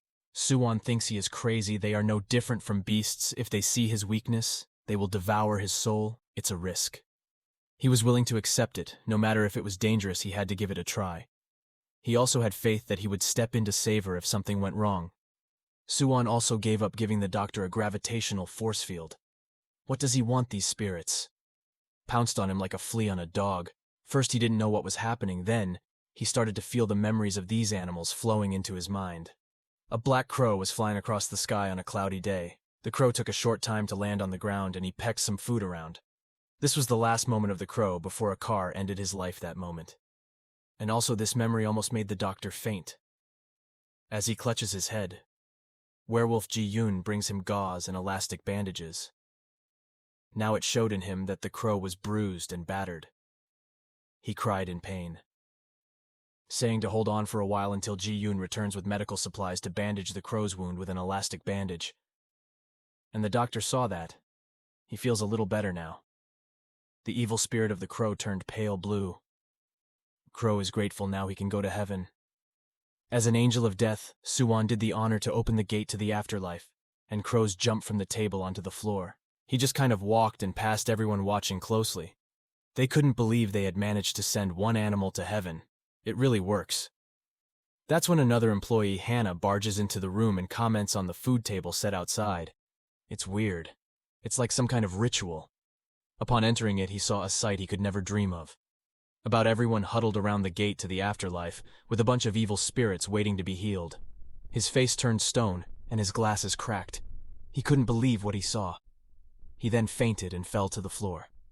They had to leave him like that for now, because they were too busy with the demons. The next spirit came for Kim Ah-yeong. She showed her memories of the last moments a baby deer was walking with her mother. One day she stopped to admire an insect that was climbing a rock. This insect was so small and green it distracted the baby, and at that moment she looked up again. Her mother was already crossed the street because this baby has to cross alone whenever a white truck comes round the corner. There was nothing the baby deer could do this time. Ji-yoon goes to put on another elastic bandage. It didn't take long for him to bandage the little deer's wound, and allowing her to get rid of her grudge against humans because of this kind of action, her turning into an ordinary ghost and entering that afterlife is a miracle. If he could continue healing them, however, it wouldn't be easy, as there were many spirits waiting in line. The werewolf Ji-yoon is ready to help the medical force, as well as the grim reaper Suwon, who keeps watch over the spirits. Kim Ah-yeong couldn't believe he was giving all of this away for free, all the while treating them. He saw the memories of many spirits such as abandoned dogs, stray otters, and even kittens abandoned by their owners. Now he's just putting his last patient finishing touches on. Squirrel with leg injury. The Grim Reaper closed the doors of the afterlife for today. While the doctor looks with a puffy face and eyes, looks at everything with a smile. He fell to his knees, which worried everyone, though he was just relieved that he was able to heal all of these animals. He was relieved that poor souls could get their rights and go to a better place. Then it was enough for him. After all this was done, then Suwon looked at them all. Then they were confused as to how they were going to explain this situation to Hannah. When she woke up, she would go mad. They can deal with that later. He had to go and rest because he felt as if he was dying after volunteering to do all the hard work for free. It had left her feeling sick and in need of a shoulder massage. He looked up to the side, noticing that Ji-yoon and Yeonsi were both fast asleep on the chairs getting their much-needed rest. It wouldn't have gone well without their help. Doctors knew he wouldn't be able to do any of this without help. The Grim Reaper sat near them. He warned him this was because he had too many patients. The doctor knew he was right. He had used all his strength and used up all the hospital supplies, and even that wasn't going to make him any money. Her cat sees the bright side. She comments that she must be feeling amazing. She managed a feat. But somehow now he felt regret more than anything. The hospital will make no profit at all this month. Though all the spirit beasts were healed, it brought a subtle smile to its face. So it's not all bad? Suwon took something from his pocket. He took out the red bag as a reward for all of Kim Ah-yeong's hard work. Inside the bag is a legendary creature known as Ahyoung. If Kim Ah-yeong wanted to use this, he could summon her anytime and anywhere. He shouldn't hesitate to use it in times of need. As Kim Ah-yeong admired her gift, the other employees started to regain consciousness. She rubbed her head, and sat down at the worst time. The first thing he saw was Kim Ah-yeong's whore flying through the air while her boss was standing beside the Grim Reaper and a talking cat. Her glasses shattered completely and tears fell from her eyes. This was all too much for her, and her screams could be heard from the street. Ah-yeong was forced to spend all night staying up to explain everything that had happened to her. A week has passed since that night, and that day, Dragon Chung-ah has returned to the animal hospital to see the doctor. Kim Ah-yeong's employee named Hannah is careful of everyone who enters the hospital. He hid behind his boss. Ah-yeong tries to tell that Chung-ah is a regular customer here, so she doesn't have to worry. Seeing the situation, Chung-ah says that she is an ordinary human, but Hannah doesn't believe it. When humans used to visit animal hospitals, they brought animals with them. They did not come alone. He also saw around here a lot of dragons. Chung-ah, nervously sweating in the end, decided to tell the employee the truth. It's true, she is a legendary beast. She is a blue dragon, and the youngest daughter of the Dragon King of the Eastern Sea. After revealing her identity, Chung-ah looks into the employee's face, asking if she will try to dissect her now, or if she will try and sell her as a pet. Hannah runs away in fear, and asks the dragon to stay away from her. Chung-ah chuckled, while Ji-yoon entered the clinic behind her, with the white fox on her shoulder. She was the one who asked him to come to the hospital today, even though he didn't think she would actually show up there. Actually, something has been bothering him that he wants to talk about Ji-yoon. He wanted to get stronger to muster his courage. She's not as brave as a doctor, and she doesn't have any magical powers like the white fox. The only thing she goes for is her strength. When Yokai appeared not too long ago, he wasn't any help at all. Chung-ah was surprised to hear those words. A temporary pause. Choi Ji-yoon thought about the answer. For now, he just wanted to become strong enough where he would be able to protect those around him.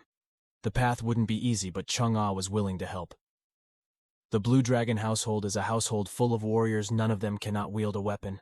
However, Chung-ah admits it will be hard for her to get past her family. It is knowledge of martial arts for Ji-yoon. He is part werewolf, and his knowledge may not suit him, but he can introduce him to a great teacher who might be more suitable for werewolves. Chung-ah asks him to come to the Blue Dragon household to train her, which is located in Gangwon-do. Ji-yoon looked at her boss Kim Ah-yeong, with puppy eyes, wondering if he could get some time off from work to go and train. He said he could only take a week off. Dragon suggested that she should come with him.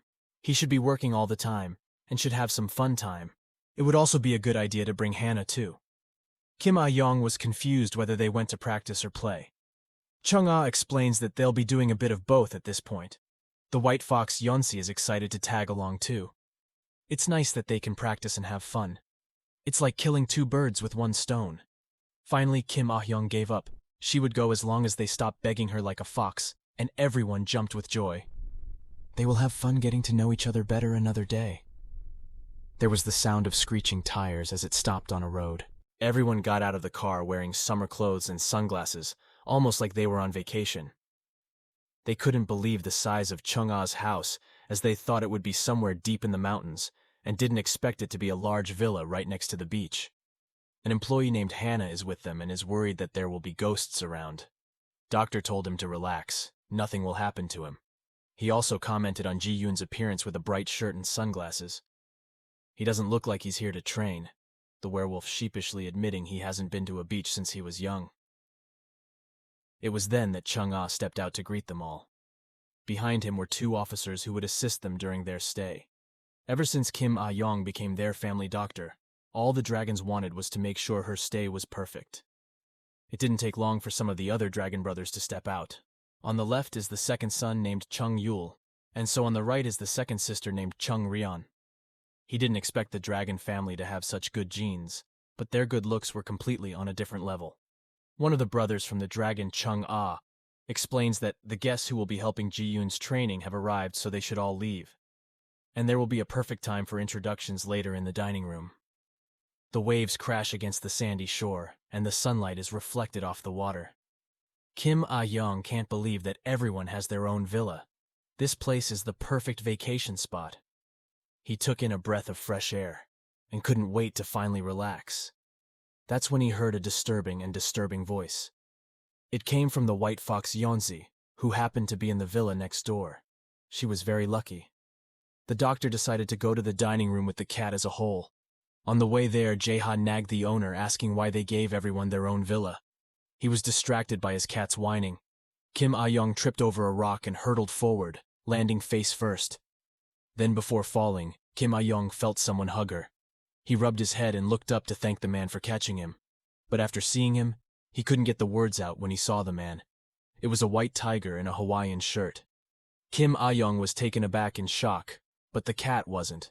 It seemed he knew the white tiger. Dan calls her by her name, Moojin, and she introduces herself as Jae-ha, the great mountain king of the West. Moojin tried to remember who Jae-ha was, but his thoughts were interrupted by someone arriving angrily. The white-haired man came scolding him for walking around in the form of a tiger. It was the brother of the white tiger. His name was Baek Yuran. The cat recognized him too, and told his owner not to be rude to these great people. They were protectors in the Western world, a heir to the white tiger household. Hearing this made the doctor even crazier. Moojin apologized to his brother because it was not right for him to go around in his animal form. The two of them had just arrived, and were looking for directions to where the dining hall was. As the doctor is on his way there too, they all leave together. And they forgot about the poor cat. In the dining room served a bunch of food that is so delicious. Yeonsi can't wait to eat, but she has to wait for everyone else.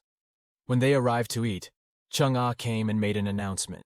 He called everyone's attention and introduced the specially invited white tiger all the way here to help train Ji-yoon.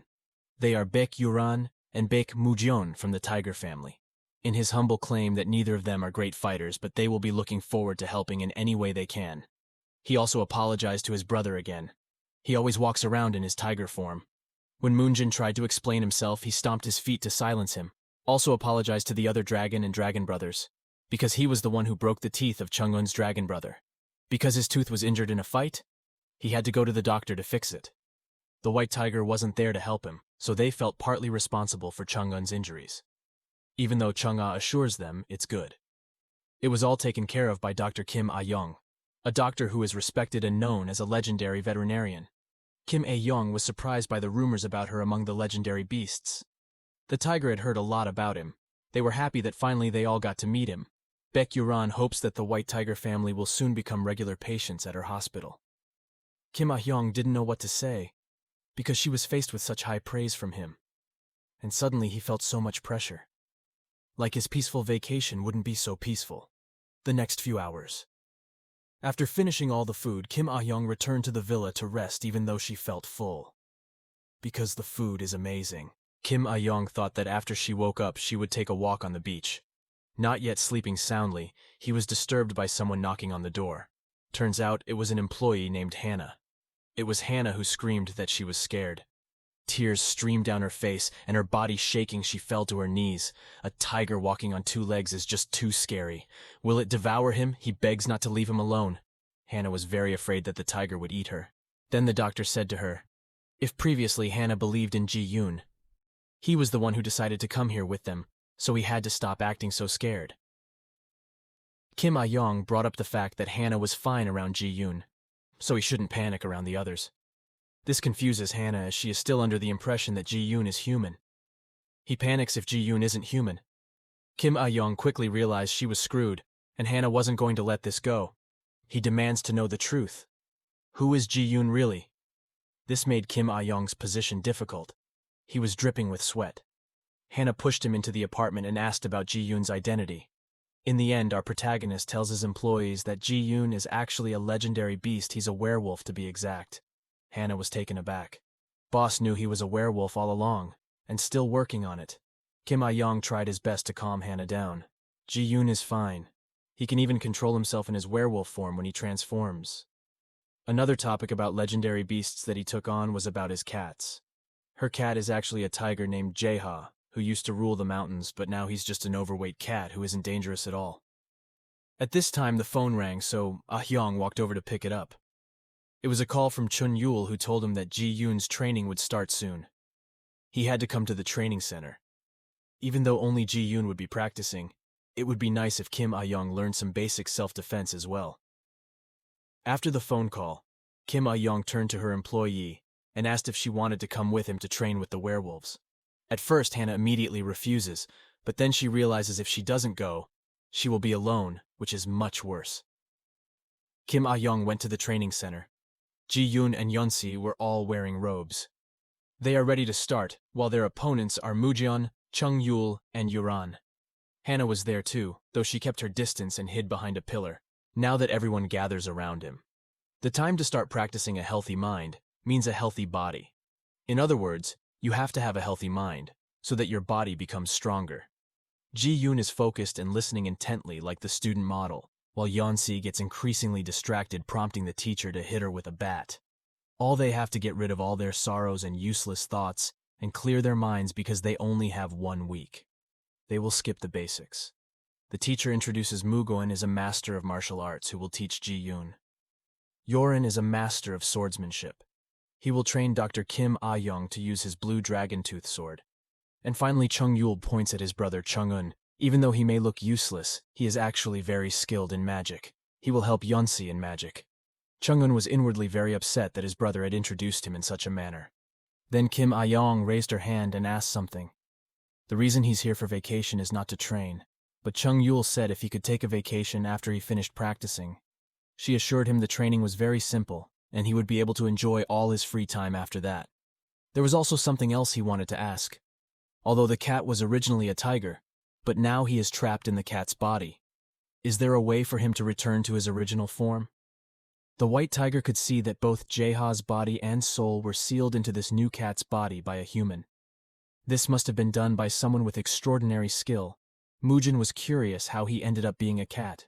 However, Jaeha shyly looked at the floor. He broke taboos and feasted on human flesh. The teachers whispered among themselves after hearing this. Since Jaeha was put in a cat's body as punishment, they could get in trouble if they tried and put him back. In the end, they came up with a plan. If Jaeha could tell whoever's last name seal it, they could go and beat this guy up. This will probably change it. The cat jumped. Jaeha couldn't believe they would actually help him.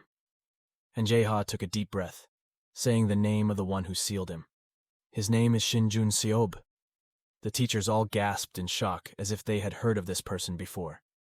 They asked to make sure they hear. He was right whether he said the person's name was Seo Jun Seob. Of all people, why should he do it?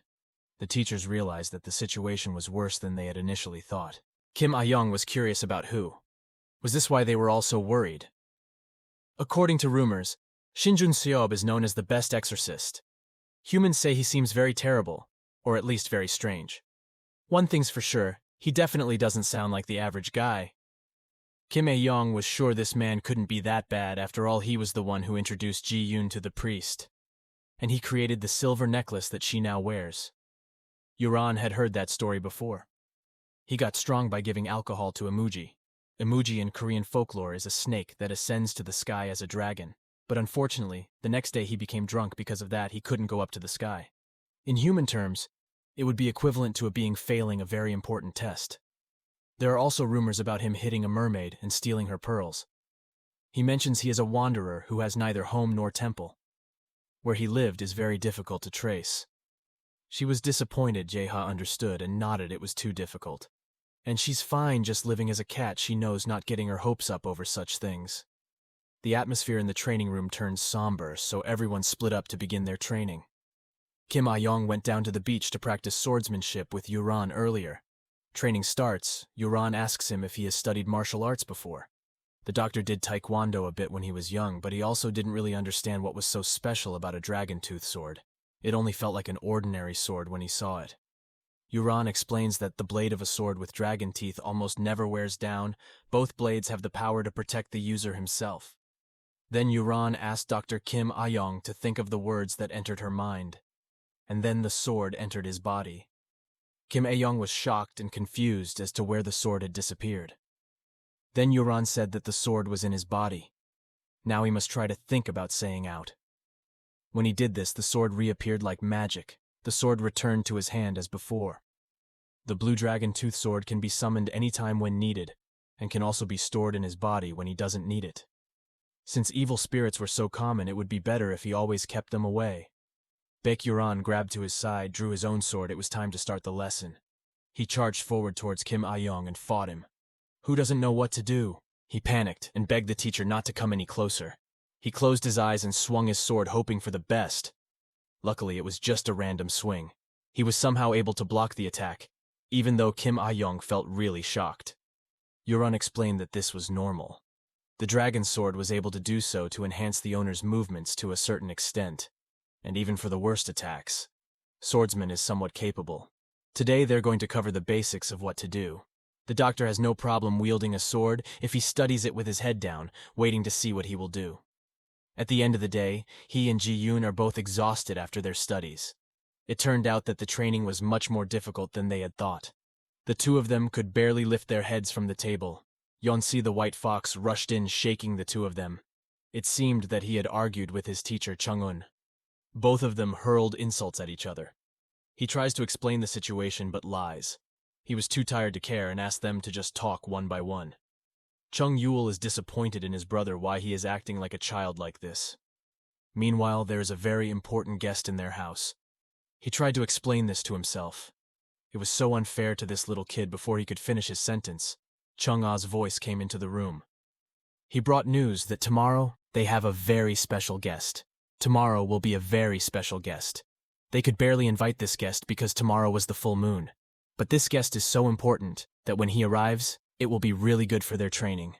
Ji-yoon and Kim Ah-yeong were both interested, wondering who they were talking about, who the dragon had explained earlier. That they had enough luck to invite him. He is Wolgung Hanga Nim. It is said she is a beautiful fairy who lives in a palace on the moon. He was an old friend of the Blue Dragon family, and he had agreed to accept their invitation as the special guest. To be specific, she was a goddess who watched over the moon, so there was a chance she might be helping Ji-yoon a lot, while Kim Ah-yeong was shocked. She is a real fairy, and he bets on her. The beauty is really out of this world, she says, shocking Chung Ah, who thinks the doctor must have heard her legend. He was sure before that he was a fairy who lived on the moon, but there was another legend. Her Hanga was originally the wife of the legendary heaven archer Ye. He was so skilled as an archer that he could shoot down 9 out of 10 suns in the sky. But sadly, the sun he shot just so happened to be the son of the celestial emperor, Sangjae. And Sangjae punished him to be banished to the human world.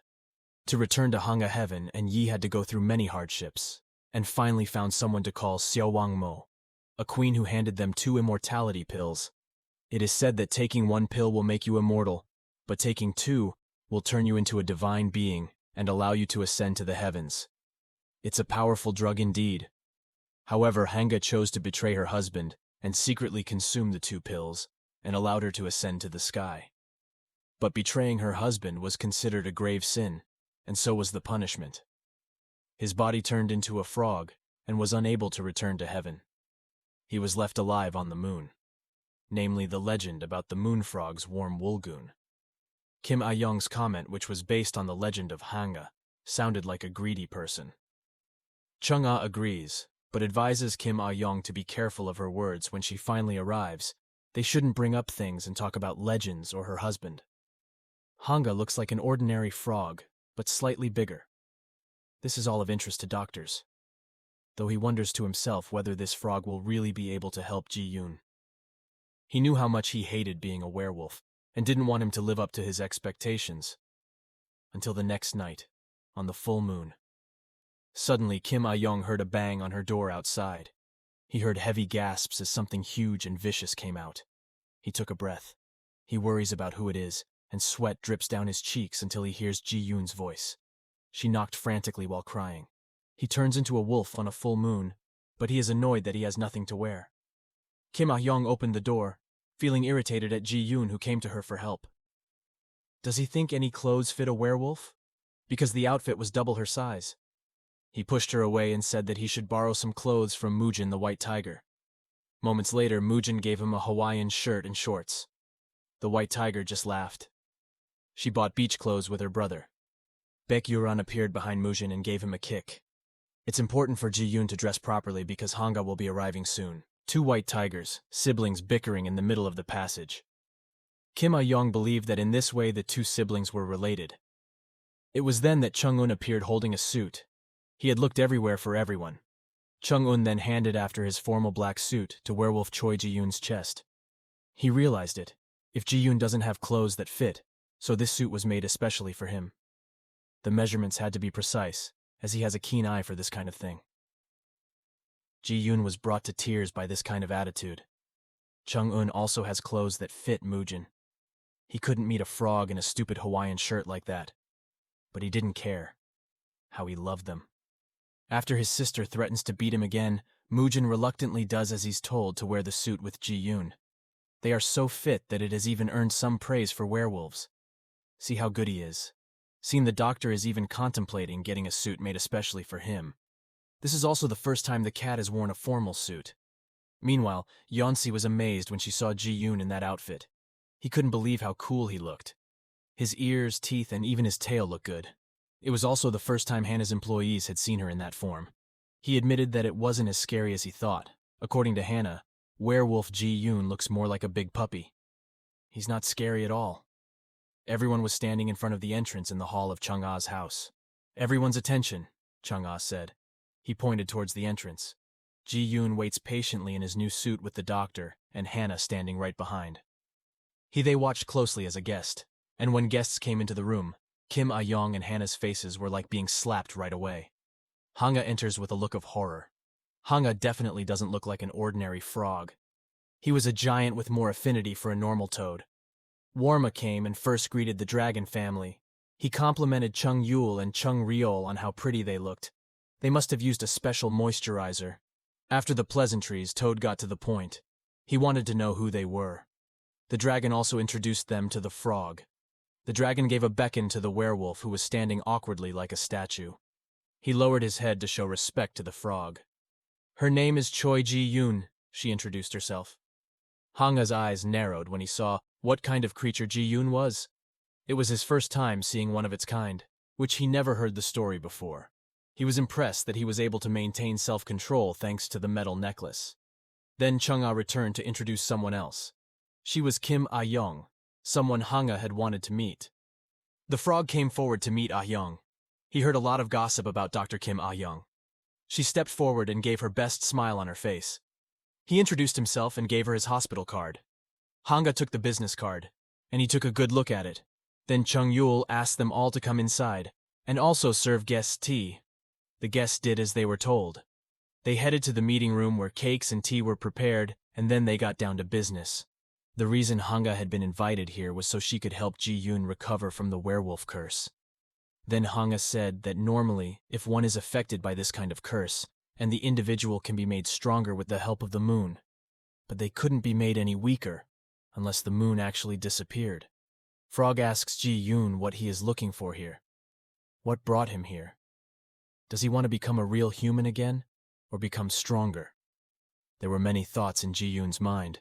If he chose the first option, he would become an ordinary human again. And if it chooses the second one, he will become even stronger. Hanga asked him if he had ever thought of using his werewolf curse to his advantage. He pulled something from his clothes that was a bottle of alcohol made from the light of the full moon. It is known as manwolju. The frog poured the drink into the glass and it sparkled. It literally looks like there's a full moon in it. Everyone was amazed to see him. The drink contains the energy from the moonlight. So this drink is equivalent to the full moon. So if drinking this is the equivalent of energy on the full moon all night. The frog offers this drink to Ji-yoon. With this, he can take advantage of his curse. Even on days when the full moon doesn't rise from a glass of this drink, will help him turn into a werewolf. After everything he said, he wanted to get stronger, and a wolf's body was much more useful than a human's. Before handing over the drink, the frog stated that he had one condition. Before he helped, he was originally a fairy from heaven, but he was forced to flee to the moon, to escape from the Emperor of Heaven named Sangjae. But Hanga longs for the day when she can escape her boring life on the moon. After breaking in, Jin Daim greeted them all. Seeing them, Gina recognized them as always being a nuisance all day at school, and asked who they were.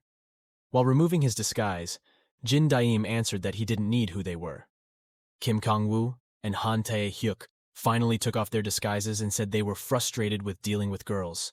They also take steps, and the real battle will finally begin. At that moment, their opponents recognized Han Tae-hyuk. Han Tae-hyuk was surprised and recognized that he was a person named Hyunsop. When asked if he knew him, Han Tae-hyuk answered that he was not close to him, but he knew him at the boxing place. He once said he would enter South, and now he really did. On the man's hand, there is a tattoo that says South. South is the place Han Tae-hyuk used to want to go. It wasn't just a group of thugs, but a group of teenagers organized like gangsters. There are more than 100 members, and it's not just playing, but running a big business. Han Tae-hyuk didn't enter because he thought the quality was needed, but it turned out they were dangerous. Seeing their rank, Jin Daim thought they were pretty good for thugs. 3 Class AA people and 1 Class A person, they are perfect for testing Han Tae-hyuk. An angry Shim Hyun-sup said that he hadn't seen Han Tae-hyuk for a long time and asked what happened.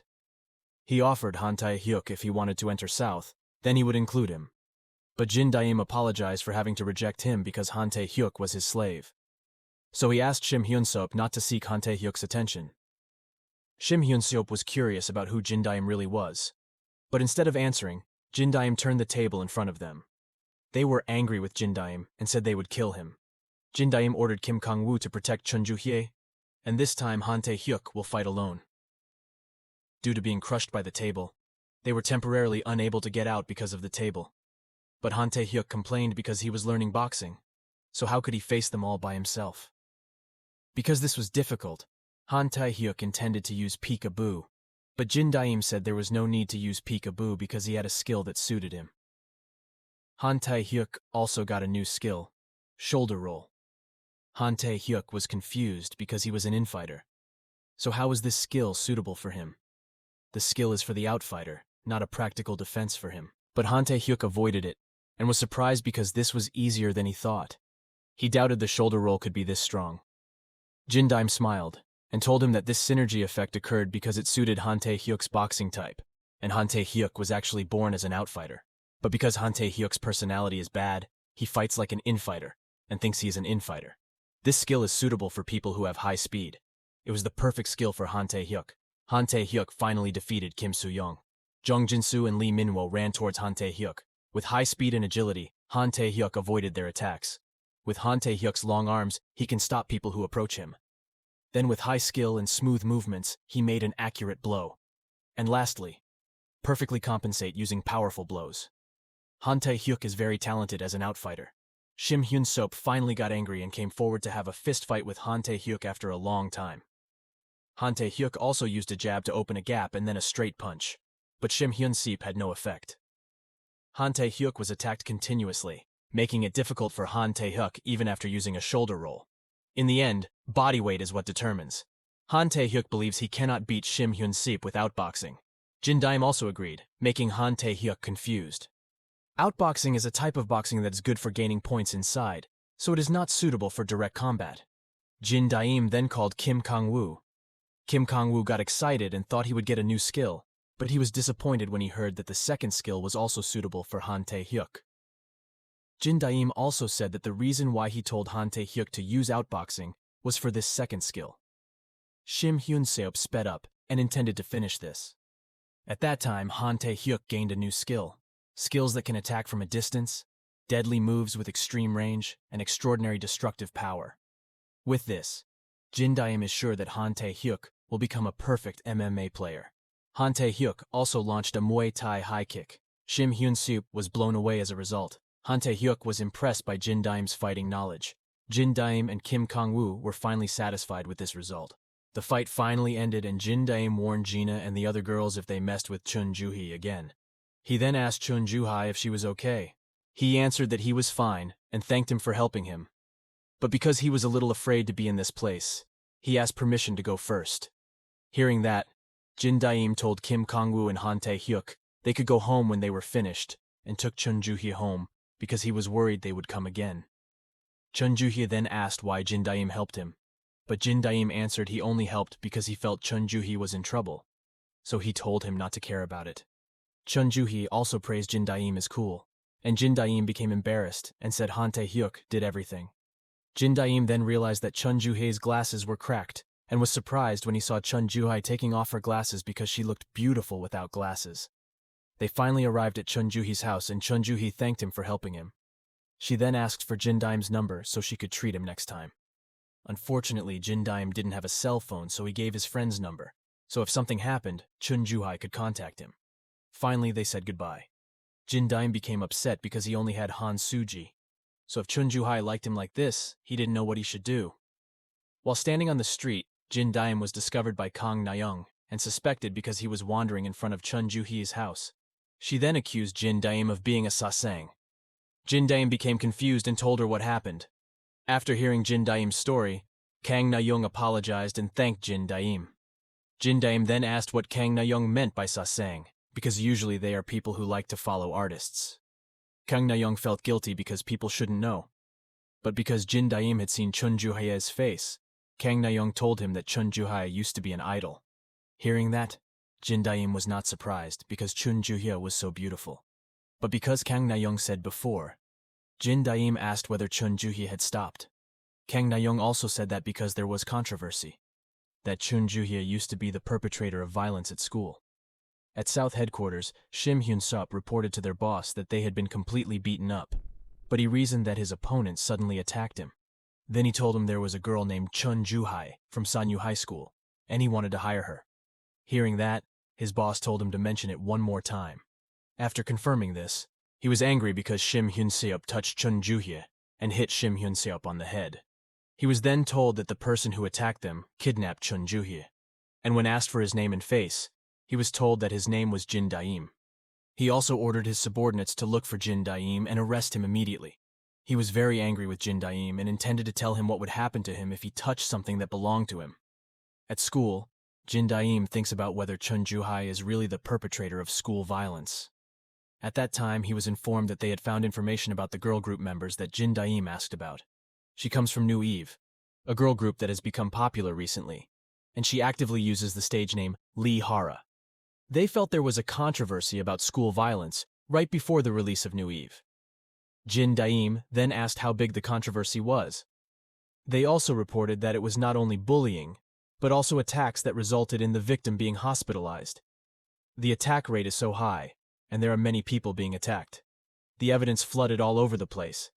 In the end, the agency removed it before the controversy escalated. Since then, there has been no news about her. Rumors say Chun Ju-hye entered high school in a faraway place. Jin Daim didn't understand what was happening.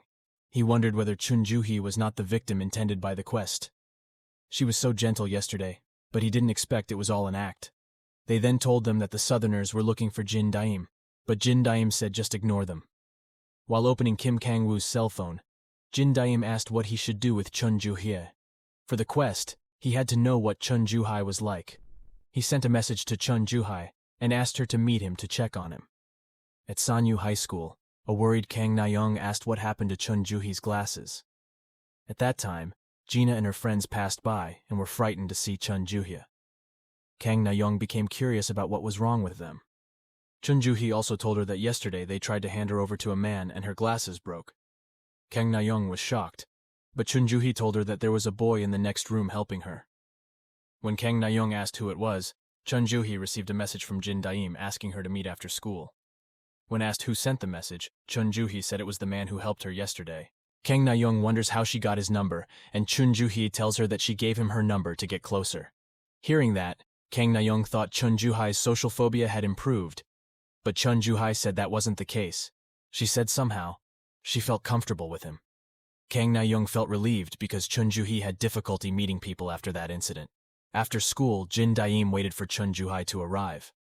Not long after, Chun Ju-hye came over to him. Jin Daim then asked if everything was fine at school today. Chun Ju-hye was also grateful because thanks to him, she was no longer bothered anymore. Chun Ju-hye then asked why Jin Daim invited her to meet today. Jin Daim panicked because he didn't think about that. He spontaneously said that he missed Chun Ju-hye. Chun Ju-hye's face turned red when she heard that.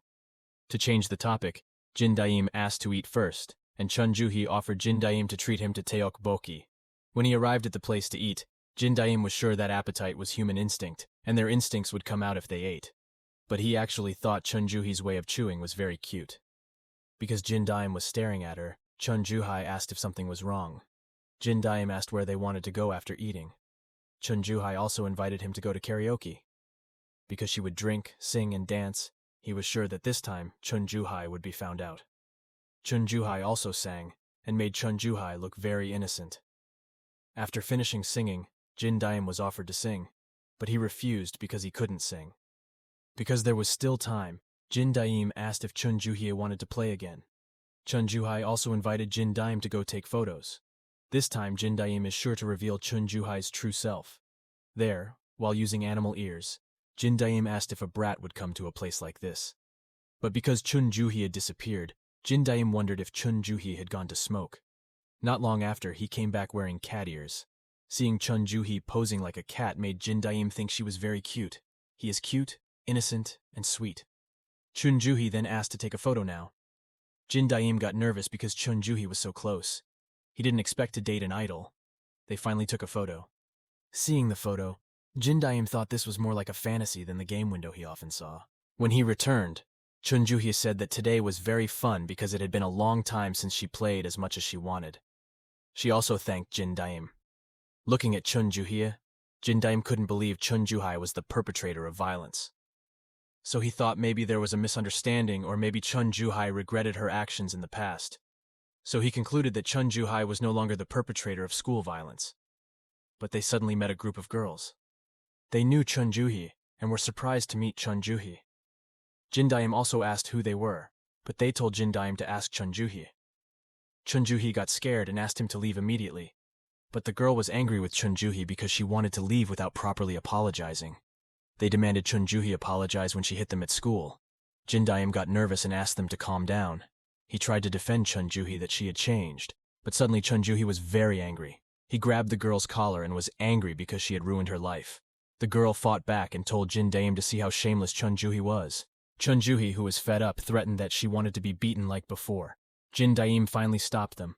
Finding that they were the people Chun Juhi attacked first, Jin Daim asked Chun Juhi shouldn't apologize. Jin Daim said that he knew a little about Chun Juhi's past. After seeing Chun Juhi all day, he thought it was just a misunderstanding, but it turns out he was wrong. Chun Juhi tried to explain everything, but suddenly, there was a notification that his territory was attacked.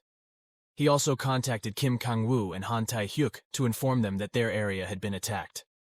They apparently had run after hearing the news. They believed South had come to avenge yesterday's. Jin Daim ran to catch up with them. At that time, Kim Kang-woo and Han Tae-hyuk came to face them. They told them that they had come to look for Jin Daim and asked them if they knew Jin Daim. Jin Daim panicked because Kim Byung-tae, Kang Dong-gu, and Chan-ho were all hit. He felt guilty because this was all because of him, but instead, he got distracted with a girl. At that very moment, Jin Daim felt that he had a bad feeling. Han Tae-hyuk warned Kim Kang-woo that they were different from the others. But since they had to fight him, Kim Kang-woo said there was no point in talking. Fighting was all about momentum, so he struck first. But Kim Kang-woo's opponent, Chu Jin-ung, caught his hand. Kim Kang-woo also threw a punch using his other hand, but that hand was also caught.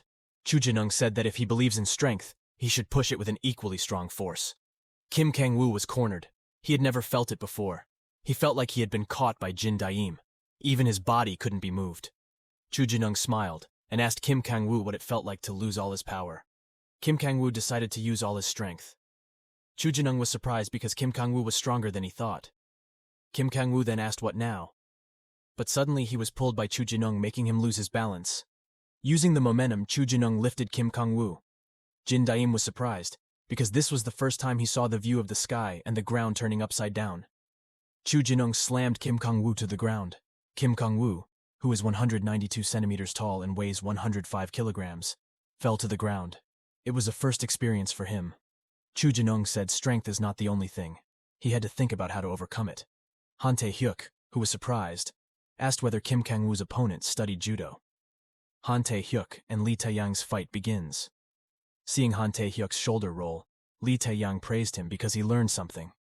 But Han Tae-hyuk asked what martial arts Lee Tae-yang used. He thought it was boxing, but the movements were different from boxing.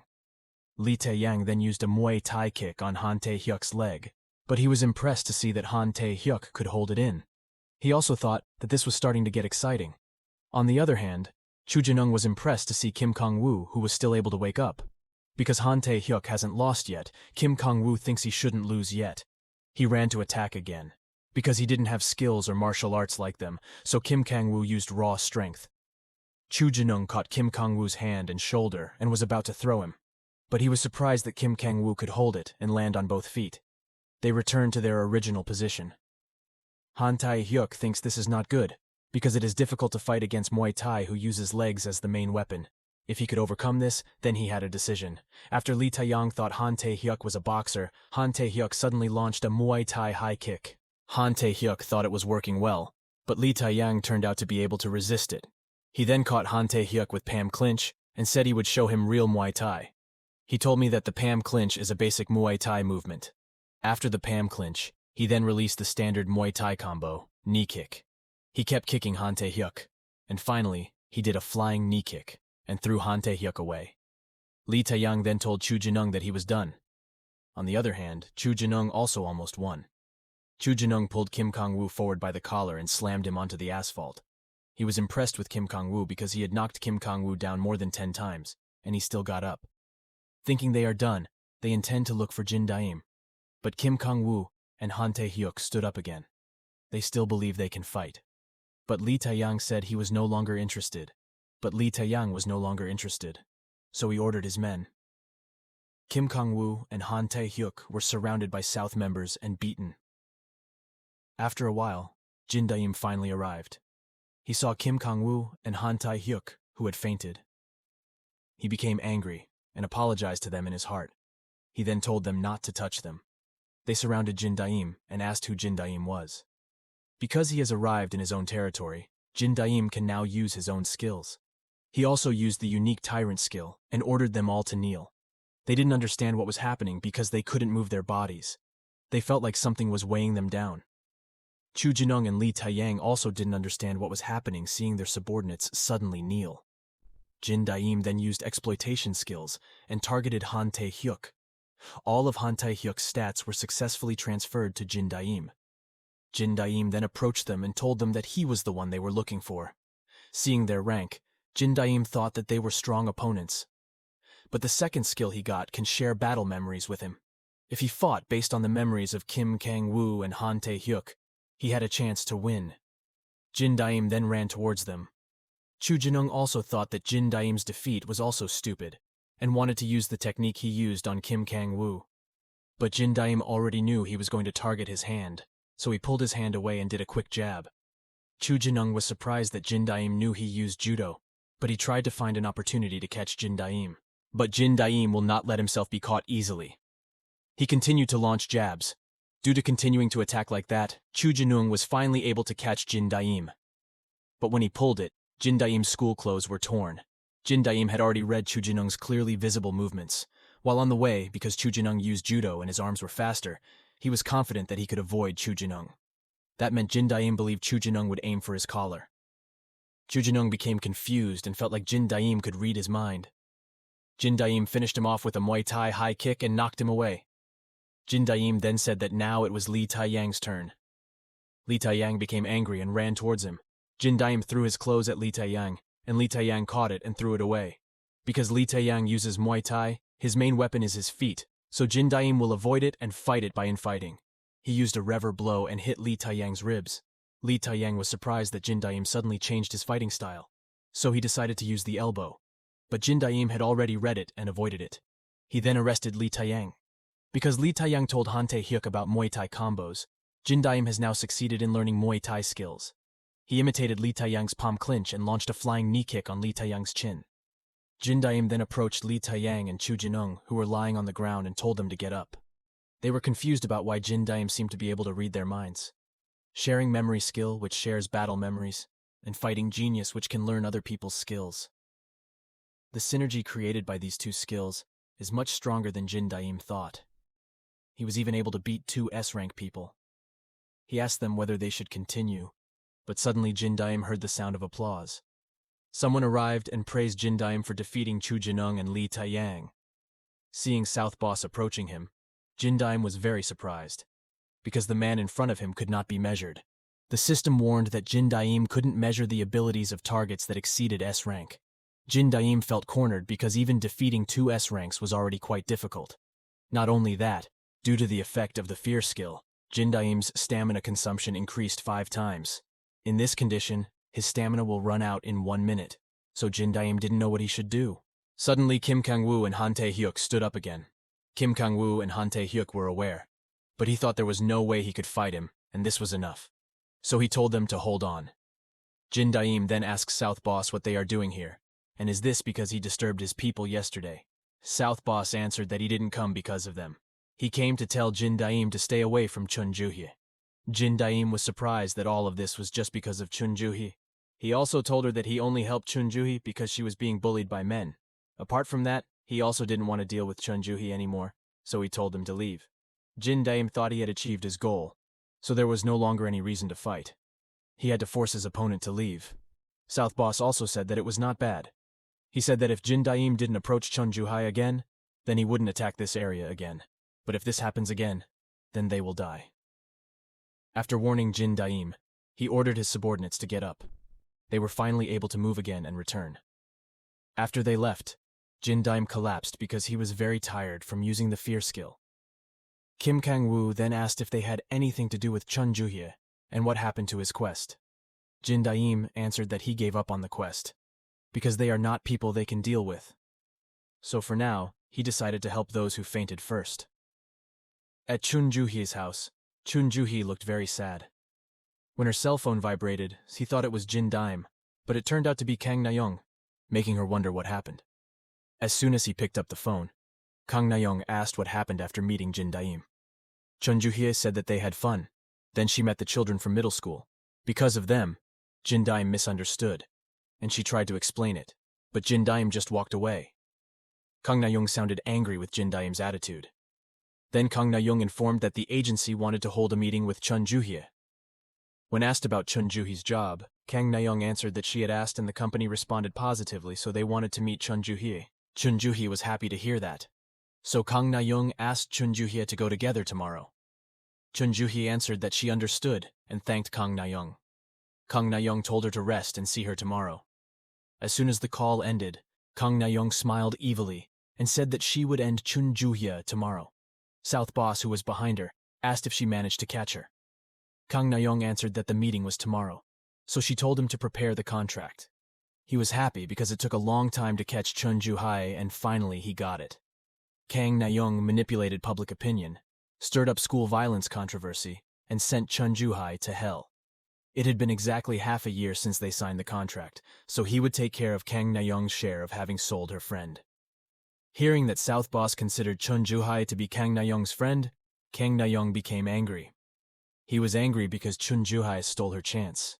South Boss then said that the child named Jin Daim also seemed to be staying away from Chun Ju-hee because Kang Na-young sent that girl.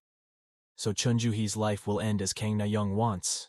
Because many customers wanted Chun Ju-hee, Kang Na-young believed Chun Ju-hee's life was over. At school, Jin Daim's class apologizes because they were all hurt because of him. He regretted focusing too much on Chun Ju-hee, so he apologized.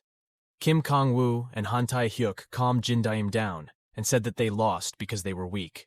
So it's not his fault. Then they asked what happened to the next quest. Since they wouldn't be able to fight the Southerners now, he wouldn't continue this quest. He decided to strengthen themselves. When they realized Kang Dong-gu wasn't here, Jin Daim told him Kang Dong-gu had some information to check, so he was assigned separately.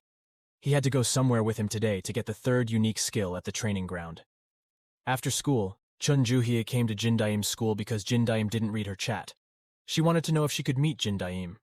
While waiting, she heard other students talking about Jin Daim fighting with another gang and being beaten up by the South gang. Hearing that, Chun Ju-hee was sure it was the people at karaoke saying South, and found out that Jin Daim was fighting because of her.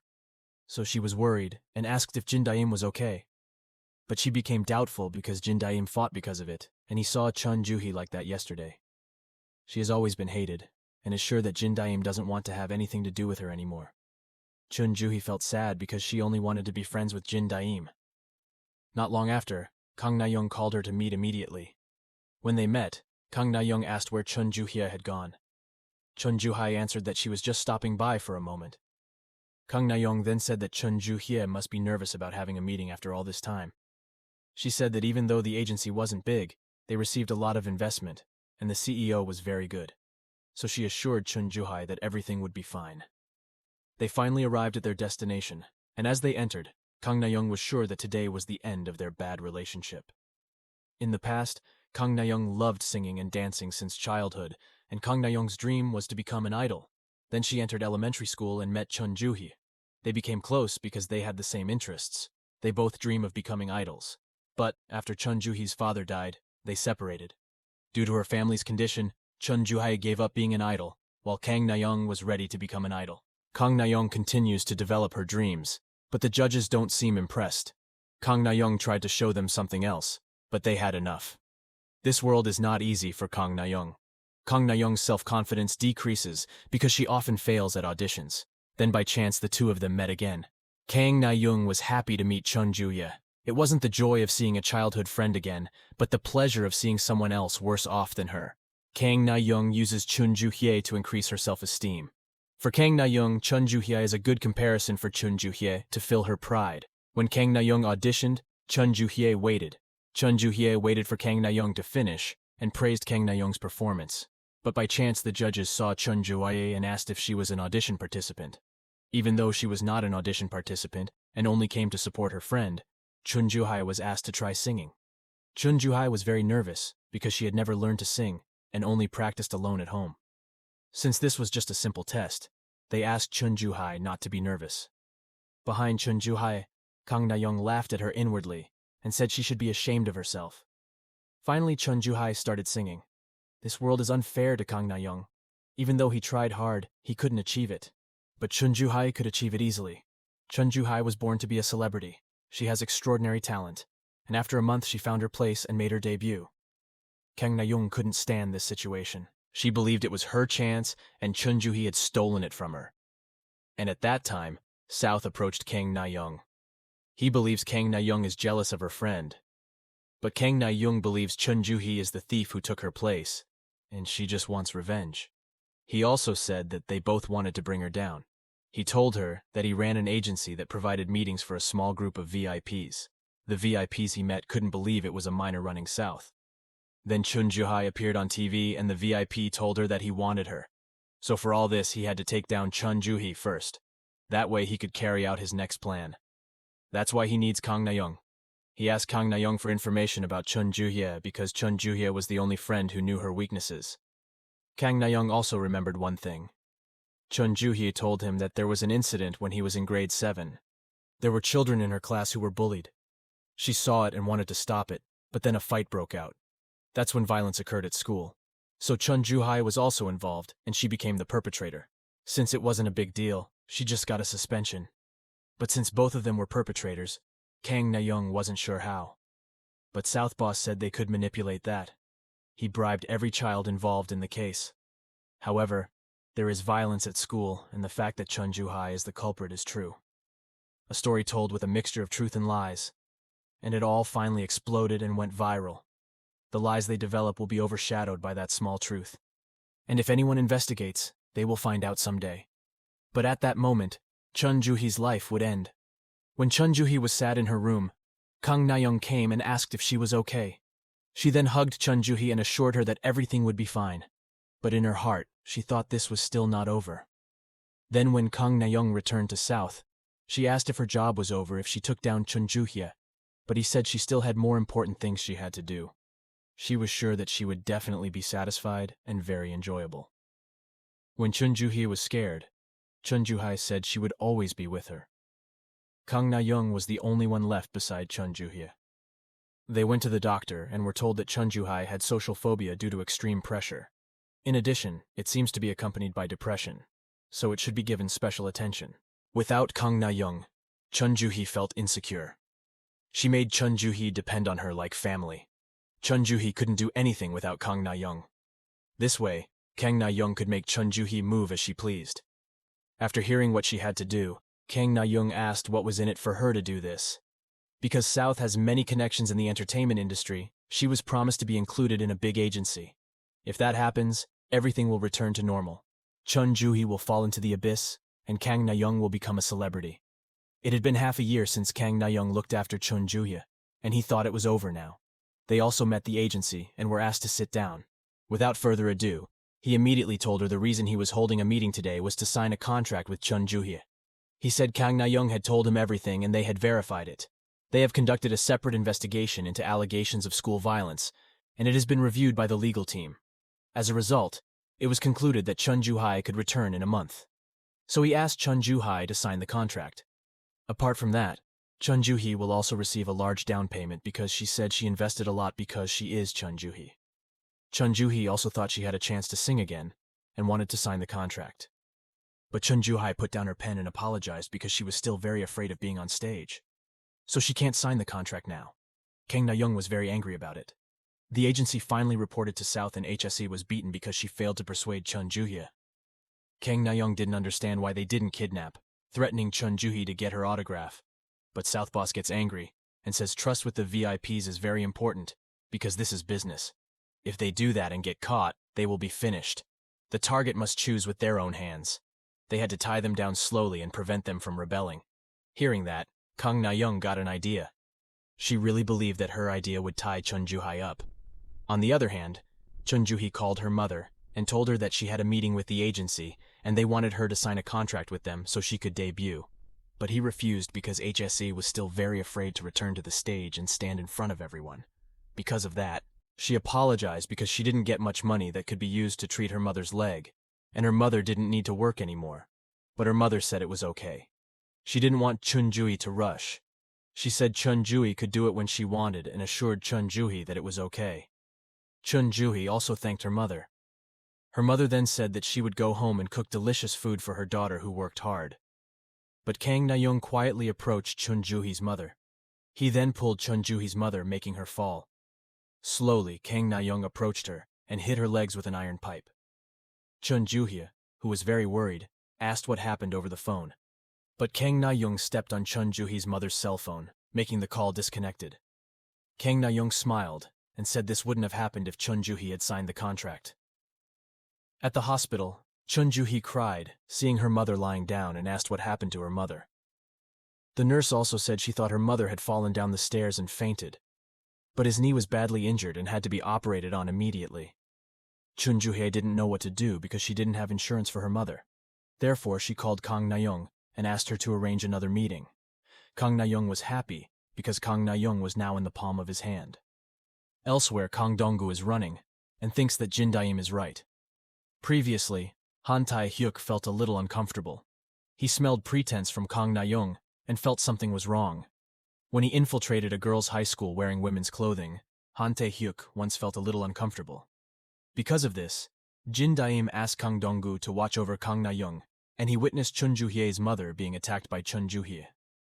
And at this time, Kang Dong-gu ran to tell Jin Da-im the true figure of Kang Na-young. Kang Dong-gu returned to the classroom, but there was no one there. But he saw a door in the middle of the classroom. He wonders if Jin Da-im left this and sees a message on the door. Jin Da-im told him that they would be going to training for a week. Meanwhile, he asked Kang Dong-gu to guard the area. Kang Dong-gu was surprised because Jin Da-im was gone for a week. He was worried that Kang Na-young would do something, and he didn't even know what Chun Joo-hye looked like, so he decided to observe Kang Na-young while looking for Chun Joo-hye. Behind the door, they were surprised to see a place that didn't look normal. Now they really realized that Jin Da-im's strength was unreasonable. A moment later, a mannequin greeted them and introduced himself as Dummy. He is responsible for their guidance and training here. He explained that this is a virtual space that provides various things for them to do a lot of exercises. They can summon training tools at any time. Their physical condition will remain intact. For example, without eating and sleeping, they would recover, and even if they were injured, they would heal quickly. They were surprised to hear that. Dummy then explained there was more. The best thing about this place is, time runs 5 times slower than outside. They were shocked and felt like they were in a comic story. Jin Da-im thinks this is amazing. This was much better than he thought. But Dummy tells me there is one limit. Access to this place is only once a month. If they leave once, they have to wait another month to come in, and they can stay a week after hours. A week outside means 35 days here, so they think they don't need to spend the full 35 days and that's enough. But Jin Da-im said he would train for 35 days. They were worried when they heard this and asked what happened to their absence. Thanks to the skill effect, their absence wasn't a problem. But Jin Da-im told them not to worry because he would do it himself. Jin Da-im thought he was holding them back by force. He has done everything his own way. As a result, they were attacked by the South. If something goes wrong, someone could be killed. This is all because he couldn't do his job. He thinks he can't go on like this, and is determined to get stronger. Since this was his goal, Jin Da-im said they could practice as much as they wanted. But Kim Kang-woo asked why Jin Da-im acted like he was alone and like he did something wrong. He said honestly, when he was caught by Jin Da-im and dragged here and there, he felt like trash. But now he felt happy and satisfied beating up another Iljin. So Kim Kang-woo wanted Jin Da-im not to act alone. The person who knocked him to the ground, he wanted to avenge it with his own hands. Not only Kim Kang-woo, The others also want to get stronger and take their revenge. Therefore, they decided to train for the next 35 days. Jin Daim smiled and thought they were all acting cool. He also decided they would train and destroy South. Because it had been decided, Dummy started his training. He explained that the training was carried out using a method that was suitable for each person. The assistants will be directly responsible. With practice, they will learn the appropriate stats and skills. Because the analysis shows that Lee Min-hyuk, Kim Chan-ho, and Kim Byung-tae have low statistics, they are advised to train their statistics. They were then guided by an assistant. Then Dummy recommended skills training for Han Tae-hyuk, who has high stats. He uses boxing as his main martial art. Because his body has long legs, the appropriate skill is leg techniques. And Kim Kang-woo currently has low kick skills. Dummy advised Jin Daim to transfer him to Han Tae-hyuk. Finding the skill could be transferred, Jin Daim decided to transfer it to Han Tae-hyuk. But Kim Kang-woo was angry because he had no skills, and Jin Daim would take his skills. Han Tae-hyuk also got the low kick skill. For Han Tae-hyuk, he can learn foot techniques. So Dummy suggests combat practice. Han Tae-hyuk's combat training immediately began against the assistants.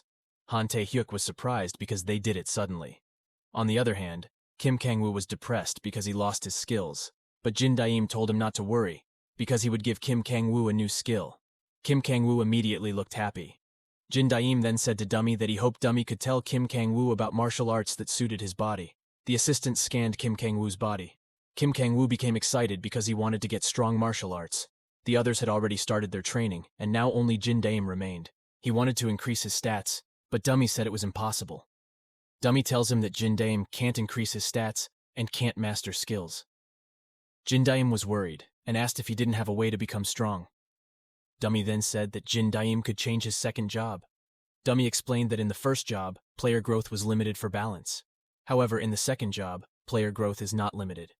Jin Daim didn't believe he could change jobs and asked what job he should change. Dummy tells you the jobs currently available are boss and leader. Boss is a job that specializes in controlling subordinates, and leader is a job that specializes in fighting subordinates, allowing players to grow when they change jobs. However, if Jin Daim changes to leader, the special exploitation skill will be removed. Jin Daim was surprised. Exploitation is a skill that makes no sense by strengthening a weak body in a short time. That skill is Jin Daim's best. Therefore, Jin Daim thought it was a big loss. Now he has to be stronger, and feels like he doesn't want to waste exploitation. But he remembered that this skill had clear limits. In the end, he cannot become stronger because the exploited subject is temporarily paralyzed. In other words, he can become strong instantly. This does not increase overall strength. He also concluded that perhaps special skills such as exploitation would hinder its growth. So he asked Dummy for advice on which job was stronger. Dummy answered that it depends. Usually the leader is superior because it can improve the player's abilities. However, when the player's growth rate was high, he suggested Jin Daim change his job to boss. But Jin Daim felt that was not enough. On that day, Jin Daim didn't know what to say to Chun Ju-hye. Chun Ju-hye's expressions and actions are not acting. He thought there must be something he didn't know, and it must be related to the South. The mission to save Chun Ju-hye has begun. That meant South would endanger Chun Ju-hye.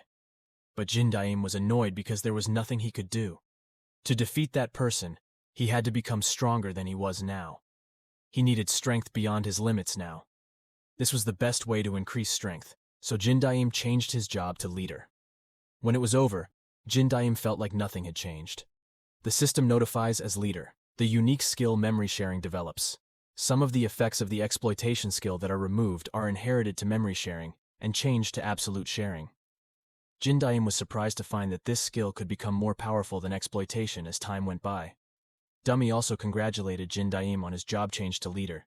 He told Jin Daim he could do a growth quest with the privilege of being a leader and asked if Jin Daim wanted to continue it.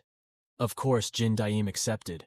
He was also assigned to increase all stats up to 150 at the training ground. Jin Daim also asked how much training he had to do to increase all his stats to 150.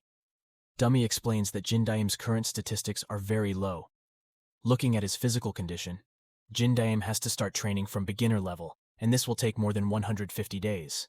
But that was too long for Jin Daim because they only had 35 days. Dummy also said that if Jin Daim started training at a higher level, it would be possible. But the risk is that there will be damage to Jin Daim's body. Because here, Jin Daim would not get tired and recover quickly. Jin Daim decided to take the risk.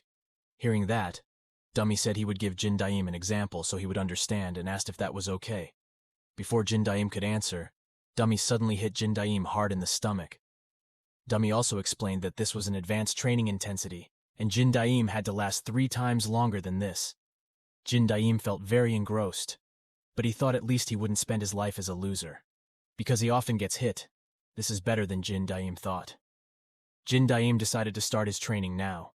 Dummy accepted Jin Daim's request, and while calling many assistants, he said that so that Jin Daim could complete his quest in 35 days, he would do his best. Jin Daim was determined. In 35 days, he would succeed. Kang Na-young called and found out that Chun Ju-hye's mother's surgery was postponed. She then said she wanted to sign her contract today. She asked when they would start because there was nothing to delay any longer. She wanted to hand over Chun Ju-hye to VIP today. Not far away, after 5 days of Kang Dong-gu following Kang Na-young, he finally talked about Chun Ju-hye. The reason why Kang Dong-gu has not met Chun Ju-hye is because of Chun Ju-hye's mother's surgery. He was sure that Kang Na-young would definitely try to do something to Chun Ju-hye tonight. So he planned to continue following and tell Chun Ju-hye who Kang Na-young really was. Once again, Chun Ju-hye held a meeting because she needed money for her mother's surgery. So's he was grateful for giving the money before the contract. She was then given a contract and asked to check it carefully and sign it. The agent then told her the penalty provisions were a bit strict because she was new. But it didn't matter because Chun Ju-hye had no reason to stop. Chun Ju-hye understood. But he noticed something strange on the contract and had never seen this before. The agent argued that because they were still new, in the process of attracting investment, it was difficult to show their vision to investors, and that's when Chun Ju-hye will become their agency's vision. Kang Na-young assured Chun Ju-hye that it was nothing and there was no need to worry. Since they gave a down payment without hesitation, Chun Ju-hye thought everything would be fine and signed. Kang Na-young and the agent smiled when they saw it. Then the agent asked if Chun Ju-hye had time today. He said there was a meeting with investors today, so he asked Chun Ju-hye to come. Even though she was a little hesitant, Chun Ju-hye agreed. The agent then told Chun Ju-hye she couldn't wear a school uniform and asked her to change clothes. After arriving at their destination, Chun Ju-hye was asked to sit and wait. He then told Chun Ju-hye not to be nervous and gave him a drink. After drinking the drink, Chun Ju-hye complained that her clothes were too revealing. The agent assured her that it was okay because she was an idol. Still, Chun Ju-hye felt uncomfortable. Finally, the agent got fed up and said she had gone too far. He said he did this so Chun Ju-hye could debut again, and if she acted as she pleased, it would be difficult to work together. So he asked Chun Ju-hye to stop. He then went to call someone. Chun Ju-hye thought this was not what she imagined, because it wasn't a big agency, so she didn't know whether attracting investment was important. But suddenly Chun Ju-hye felt sleepy and fell asleep. The agent came back and told the person he called that he had everything ready, and they could immediately give it to the VIP. So he ordered to bring the subordinates downstairs. Kang Dong-gu witnessed all of that. He heard that Chun Ju-hye would be taken to room 801. Kang Dong-gu panicked because Jin Daim would only come out tomorrow and he had to stop it himself at all costs. Then he got an idea when he saw the staff room. In room 801, the VIP was very excited because finally the South boss had arrived. He told him that he had brought Chun Ju-hye as he wanted, and now he could do it whenever he wanted. Without thinking, the VIP immediately gave $1,000 and would give $3,000 to make Chun Ju-hye stay here all night. When he was going out, he told the VIP that if Chun Ju-hye woke up, he could give her a drink on the table. The VIP was too excited and told him to get out immediately. After leaving the room, he told his subordinates that he had installed a camera in his room. So when the pigs were finished, he told them to take it again, quietly. The VIP finally took off his clothes and said that he was almost crazy because he really missed Chun Ju-hye. But he was interrupted by a knock on the door. The VIP also saw that there was room service outside asking to come in. He refused because he didn't call room service, but the room service continued to insist. The VIP got angry and opened the door, but he was suddenly slapped by Kang Dong-gu. Kang Dong-gu then took Chun Ju-hye and ran away. The VIP who witnessed this called the South boss and reported what happened. They immediately ran to the hotel to catch the perpetrator. Kang Dong-gu tries to buy time until tomorrow and thinks he has to escape at all costs. At that time, Chun Ju-hye realized and asked who was carrying her. Kang Dong-gu said that he was Kang Dong-gu who was sent by Jin Daim. Chun Ju-hye was confused and asked what happened. Kang Dong-gu said that she was trapped, so he carried her and ran away from the people who trapped her. But Chun Ju-hye was confused because she was with the CEO. Kang Dong-gu also told them that it was all the same, and that this was all Kang Na-young's doing. Hearing that, Chun Ju-hye couldn't believe it because Kang Na-young was her best friend. Kang Dong-gu also said he would explain further, but they had to get out of this place first. But he was surrounded by the south. Because Chun Ju-hye was still weak, Kang Dong-gu told Chun Ju-hye to run away while he bought time. Kang Dong-gu then ran towards them, but Lee Taeyang easily kicked Kang Dong-gu in the stomach and defeated him. Because there was too much chaos here, Lee Taeyang ordered them all to be taken to headquarters. At South Headquarters, Kang Dong-gu was beaten by 4 people. Chun Ju-hye, who witnessed this, begged them to stop because Kang Dong-gu was only trying to save her. A moment later, Kang Na-young appeared and told Chun Ju-hye to continue crying. He said if Chun Ju-hye had listened to him, this would not have happened. Chun Ju-hye couldn't believe seeing Kang Na-young here and asked if she did all this. But Kang Na-young grabbed Chun Ju-hye's hair and told her not to act close to her. She asked Chun Ju-hye if she wasn't embarrassed. Kang Na-young was sure that Chun Ju-hye would be happy to take her place. Kang Na-young, who was angry, then threw Chun Ju-hye and said that Chun Ju-hye's place should be down there. Because everything was settled, the South leader told everyone to go back to work. He told them to take Chun Ju-hye to VIP and make Kang Dong-gu pay for his actions. They began to transport Kang Dong-gu. Kang Dong-gu was sad because he couldn't look after Chun Ju-hye and thought he should look after her until the end. They then swung the iron pipe to crush Kang Dong-gu's hand, but suddenly Han Tae-hyuk kicked it. They were confused about who attacked them. Kim Kang-woo and the others finally arrived. Lee Taeyang and Chu Jin-ung also recognized them. Kim Kang-woo said Kang Dong-gu had done a good job, and since they were already here, he told him to rest. Kang Dong-gu was confused because they were supposed to go out tomorrow. But they told him Jin Daim had worked hard so he could finish it sooner. But because they finished first, they left early. They told Kang Dong-gu that Jin Daim trained 10 times as much as them, and now he had gotten stronger. On the other hand, Jin Daim was out of breath. Dummy congratulates Jin Daim because his training is complete. In front of Jin Daim were hundreds of destroyed assistants. Now, practice is over. The battle began.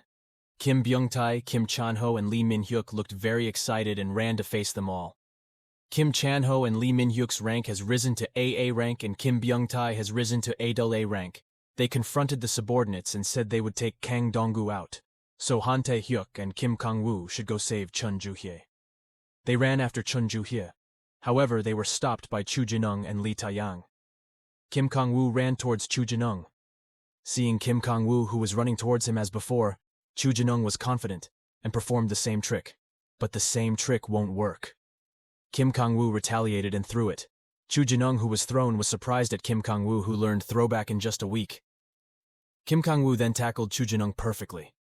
Chu Jin-ung was surprised and wondered if Kim Kang-woo did any special training. He had no choice and blocked the tackle. Kim Kang-woo was surprised. During training, Kim Kang-woo trained tackles with 3 assistants. At that point he asked, could they stop this? At first he taught Kim Kang-woo several techniques. But Kim Kang-woo asked why he was forced to do this for days. Dummy told him it was because Kim Kang-woo's intelligence was low. Kim Kang-woo was annoyed to hear that. Dummy explained that intelligence is an important factor in learning technology. Sports that use an opponent's strength, such as judo, are martial arts that require a lot of thinking and movement. 35 days wasn't enough to face an opponent who was a young athlete, so this was the only technique Kim Kang-woo could learn. But Dummy said Kim Kang-woo had the mental strength to focus on one thing, so he only needs to focus on one thing. Kim Kang-woo also focused on one thing to be lower and stronger. In judo, attacking with the feet is prohibited. Judos can only hold the top. On the other hand, it will be difficult to deal with bottom tackles.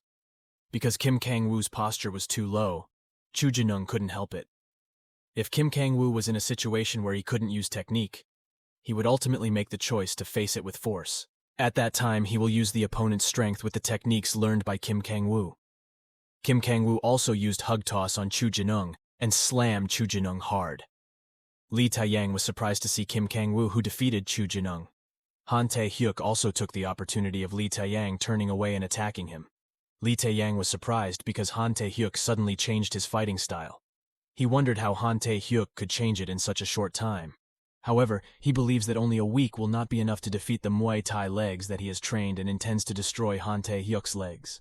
But suddenly, Han Tae-hyuk's leg was pulled back, and he kicked Lee Taeyang in the face. Lee Taeyang was surprised by Han Tae-hyuk's Brazilian kick, but he thought his strength was weak. As he expected, practicing in a short time was not enough. He swung his leg towards Han Tae-hyuk. Even Han Tae-hyuk knew that his strength was not enough. During practice, Han Tae-hyuk practiced Brazilian kicks. Because he had mastered the basics of the Brazilian kick, his assistant asked him to continue. But Han Tae-hyuk was confused because it would only increase the number of techniques. He thought to fight Muay Thai. Wouldn't it be better to focus on some techniques? Dummy approached Han Tae-hyuk and asked if he had ever heard, rather than a person who can do 1,000 kicks, a person who can master one kick is scarier. Hearing that, Han Tae-hyuk said that was what he meant. Dummy said that it was true, but it was wrong for Han Tae-hyuk. He asked Han Tae-hyuk why a genius is a genius. Back at this moment, looking at Lee Tae-young's posture, he was sure it was a low kick, so he cut him off and broke his balance with a calf kick. Without missing the timing when Lee Tae-young lost his balance, Han Tae-hyuk then used high kick. He continued to attack Lee Tae-young without giving the slightest pause. The reason why a genius is because he has freedom that other people don't have. It is the ability to utilize so many techniques in the right places. The specialty of a genius who can overcome everything easily. With Hwechuk, Han Tae-hyuk kicked Lee Tae-yang's chin until it flew far away. Han Tae-hyuk then approached Lee Tae-yang, who was lying down, and said that he had forgotten that he was a genius. Kim Kang-woo and Han Tae-hyuk then told them to get up, because this wasn't over yet. On the other hand, Kang Na-young forcibly pulled Chun Joo-hye out of the car. Chun Joo-hye didn't understand why Kang Na-young did this, and asked if she did something wrong to her. But Kang Na-young was angry, and said don't act close. She then grabbed Chun Joo-hye's hair, and told her that her existence was Chun Joo-hye's fault. An angry Kang Na-young said that Chun Joo-hye had ruined her life, and told her to look at how many people she had hurt. Her mother was sick because of her, and the person who saved her was also beaten because of him. Kang Na-young blamed all this on Chun Joo-hye, and called her a cursed child. Chun Joo-hye started to think that Kang Na-young was right. Everyone is having trouble because of her. Kang Na-young was stopped by South's leaders because she could damage her. He then told Chun Joo-hye that she could run, but she had to pay a fine as written in the contract. He knew the punishment would be heavy if the contract was terminated, so he was sure Chun Joo-hye would have difficulty paying him. So if Chun Joo-hye didn't want to increase the debt, he told Chun Joo-hye to follow what they said. Chun Joo-hye also thought that it would be better for her to be the one who was unhappy and the only one who had to make sacrifices. They were finally going up to the VIP area, and the South leader ordered his subordinates not to let any other bastards disturb them. They began to be ordered to guard every entrance in this place, but suddenly a bright light blinded them. Jin Daim quickly rode his motorbike and passed them all. He stopped and saw so many trash people. But he was sure Chun Joo-hye was in the building behind them, so he told them to open the door. On the other hand, Kim Kang-woo tackled Chu Jin-ung again. Chu Jin-ung was upset because he lost to Kim Kang-woo. He thought that he couldn't lose. Since childhood, Chu Jin-ung had an extraordinary physique. His physique is suitable for judo martial arts. He had always excelled, but Chu Jin-ung was poor. He could not continue physical education because he lived alone with his grandmother. The only way is to get a scholarship from the competition. But the result was defeat. He was not inferior in terms of ability, but his opponent cheated. At that time, he felt stupid for living honestly. Chu Jin-ung, who promised not to do judo again, he went to the final match. Then he cheated to paralyze his opponent. Since then, Chu Jin-ung left judo and started doing illegal things. Chu Jin-ung knew now how to defeat Kim Kang-woo. He took a brick and smashed it at Kim Kang-woo's back. Kim Kang-woo also grimaced in pain. Chu Jin-ung then told him there were many forbidden techniques for judo. For example, pushing your opponent's head until it falls to the ground. Chu Jin-ung used stranglehold and smashed Kim Kang-woo to the ground. He then destroys the opponent's leg joints. Then he used the technique that Kim Kang-woo continued to use. He sat on Kim Kang-woo's stomach and asked, wasn't that funny, because judo had become weak because of this ban. He then continued to hit Kim Kang-woo in the face. After being satisfied with beating Kim Kang-woo, Chu Jin-ung stood up and said that if he lived honestly, he would lose. Han Tae-hyuk was surprised to see Kim Kang-woo lose, so he decided to quickly defeat Lee Tae-young. Lee Tae-young thought he would not lose and told him not to be arrogant. In the past, Lee Tae-young was very impressed with his father. His father was the strongest above in the ring. He admires his father, who is a Muay Thai athlete. Then Lee Tae-young hated his father because his father illegally lived in Korea to earn a living. He hated his father, who lost his arm and was not even appreciated. He thought he wouldn't be like his father, who had powers, but couldn't use them, and would live a different life. He beat up delinquents and got money from them. But that made the thugs in the area angry with him. His father once told Lee Taeyang that Muay Thai martial arts other than those learned by Lee Taeyang should not be used on other people. It is the original martial art of Muay Thai which aims to destroy people, the martial art of war, Muay Boran. Lee Taeyang uses any means to win. Lee Taeyang didn't want to lose and threw sand in Han Tae-hyuk's eyes. Lee Taeyang then caught Han Tae-hyuk and elbowed him in the head. He told Han Tae-hyuk that this was a martial art of war to destroy people that his father could use, but his life was poor. Lee Taeyang doesn't want to live like his father. Whether doing something illegal or whatever, he doesn't care because winning is everything.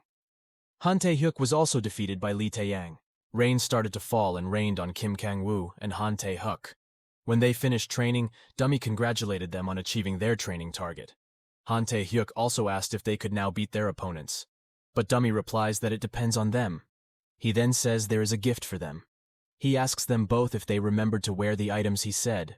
They answered that initially practicing with the object made them very tired, but they did not take it off because they thought there was a reason behind it.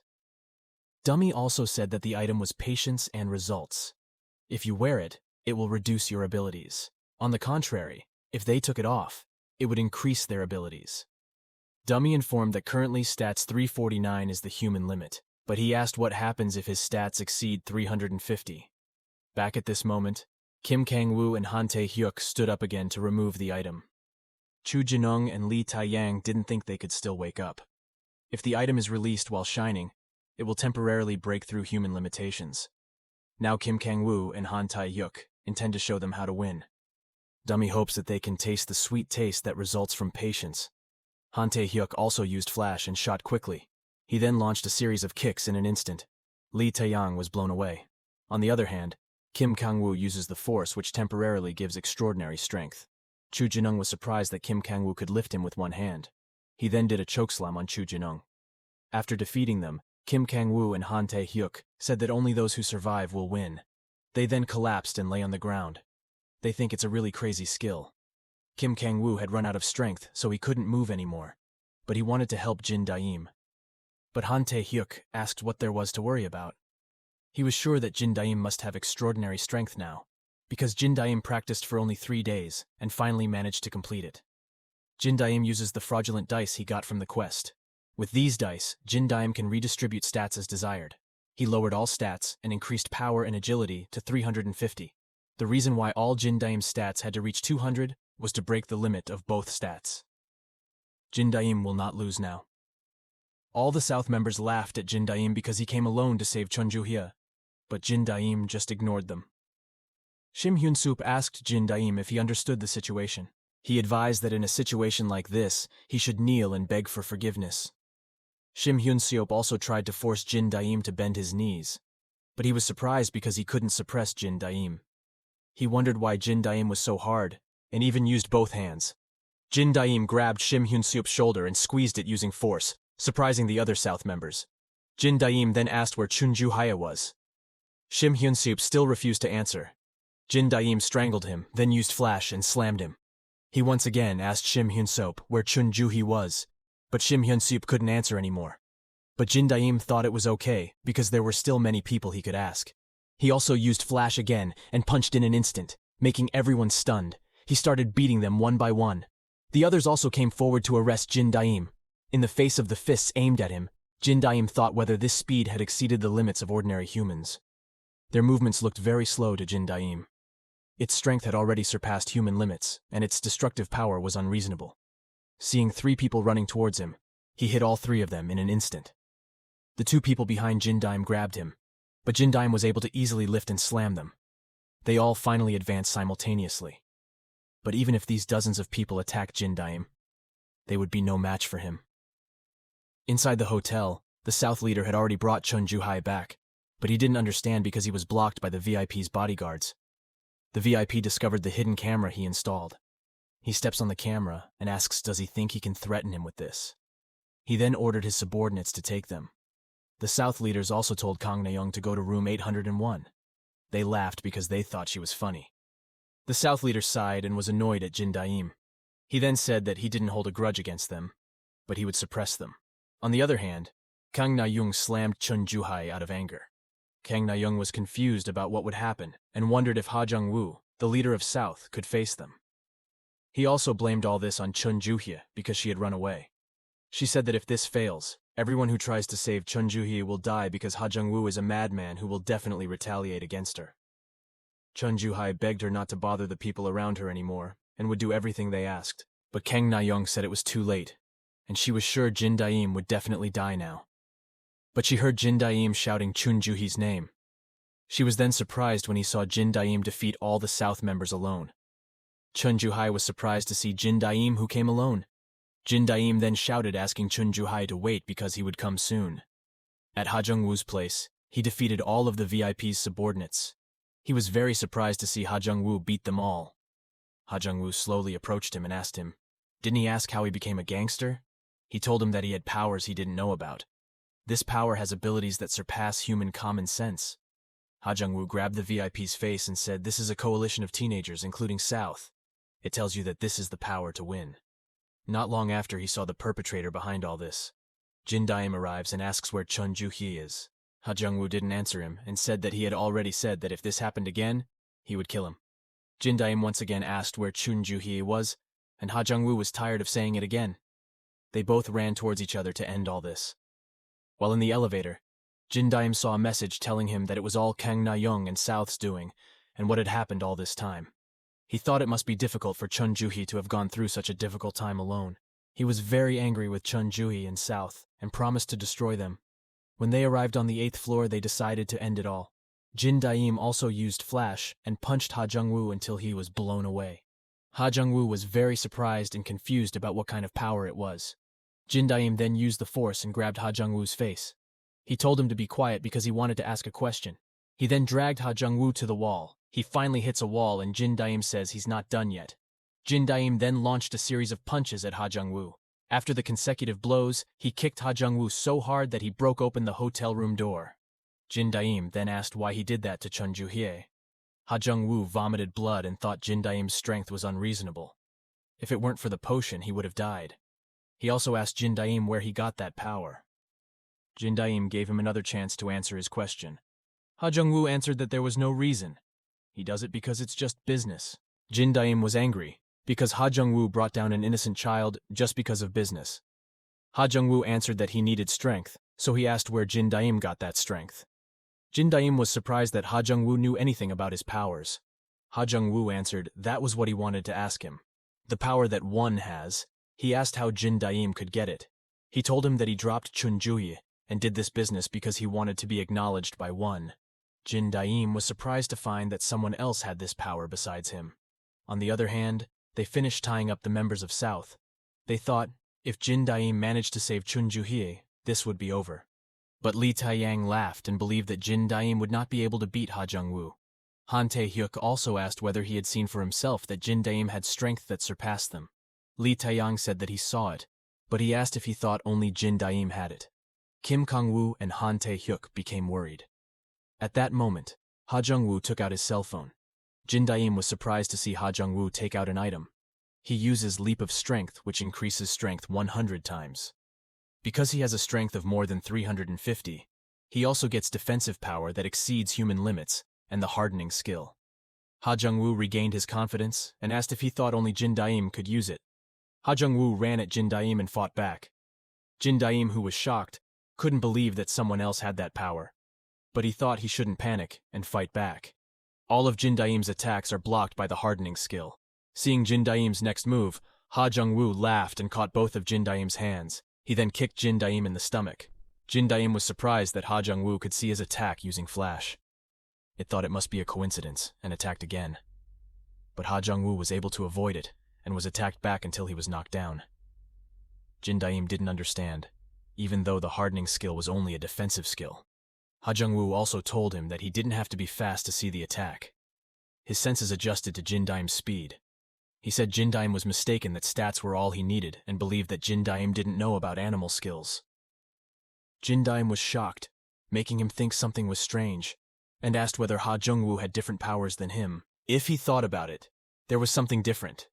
So he decided to find out and buy magnifying glasses at a shop to find out other people's abilities and skills. He immediately used it and was shocked at what he saw. On the other hand, asked Li Taiyang that Ha Jung-woo could go beyond the limits, but Kim Kang-woo was sure to still win because he surpassed agility and power. But Li Taiyang said that wasn't the scariest thing. He said that the power that made Ha Jung-woo truly a monster was that he seemed to be able to see everything like a snake. Jin Daim was surprised that Ha Jung-woo had snake sense skills that could predict the opponent's movements. Ha Jung-woo said that every attack must have a first step, small movements of muscles that engage before an attack, point of attack that his eyes can see. Then, irregular breathing, a pounding heartbeat, even gusts of wind, although small, but sure. This was a clue for Ha Jung-woo to anticipate Ha Jung-woo's movements. Jin Daim doesn't believe he can do that, but Ha Jung-woo says since he's a snake, it's a given. Jin Daim, who panicked, thought that if what Ha Jung-woo said was true, then it was a skill that broke the limit, but if Ha Jung-woo couldn't keep up with his movements, there would still be a chance. Jin Daim quickly tried to attack Ha Jung-woo. Ha Jung-woo predicted it and tried to catch Jin Daim's hand, but Jin Daim's hand suddenly disappeared. He changed course and used deceptive tricks. But deceptive tricks don't work. Ha Jung-woo was sure that this would be easy if he used his snake senses. Seeing Ha Jung-woo attack, Jin Daim prepared to defend. But Ha Jung-woo saw the opening and hit it.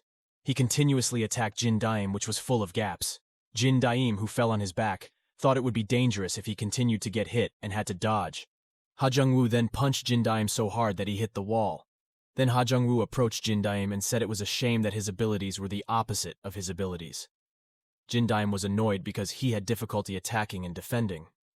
Deceptive tricks that use flash in a row are also predicted. Even attacks that use the power of the system are also reduced by half.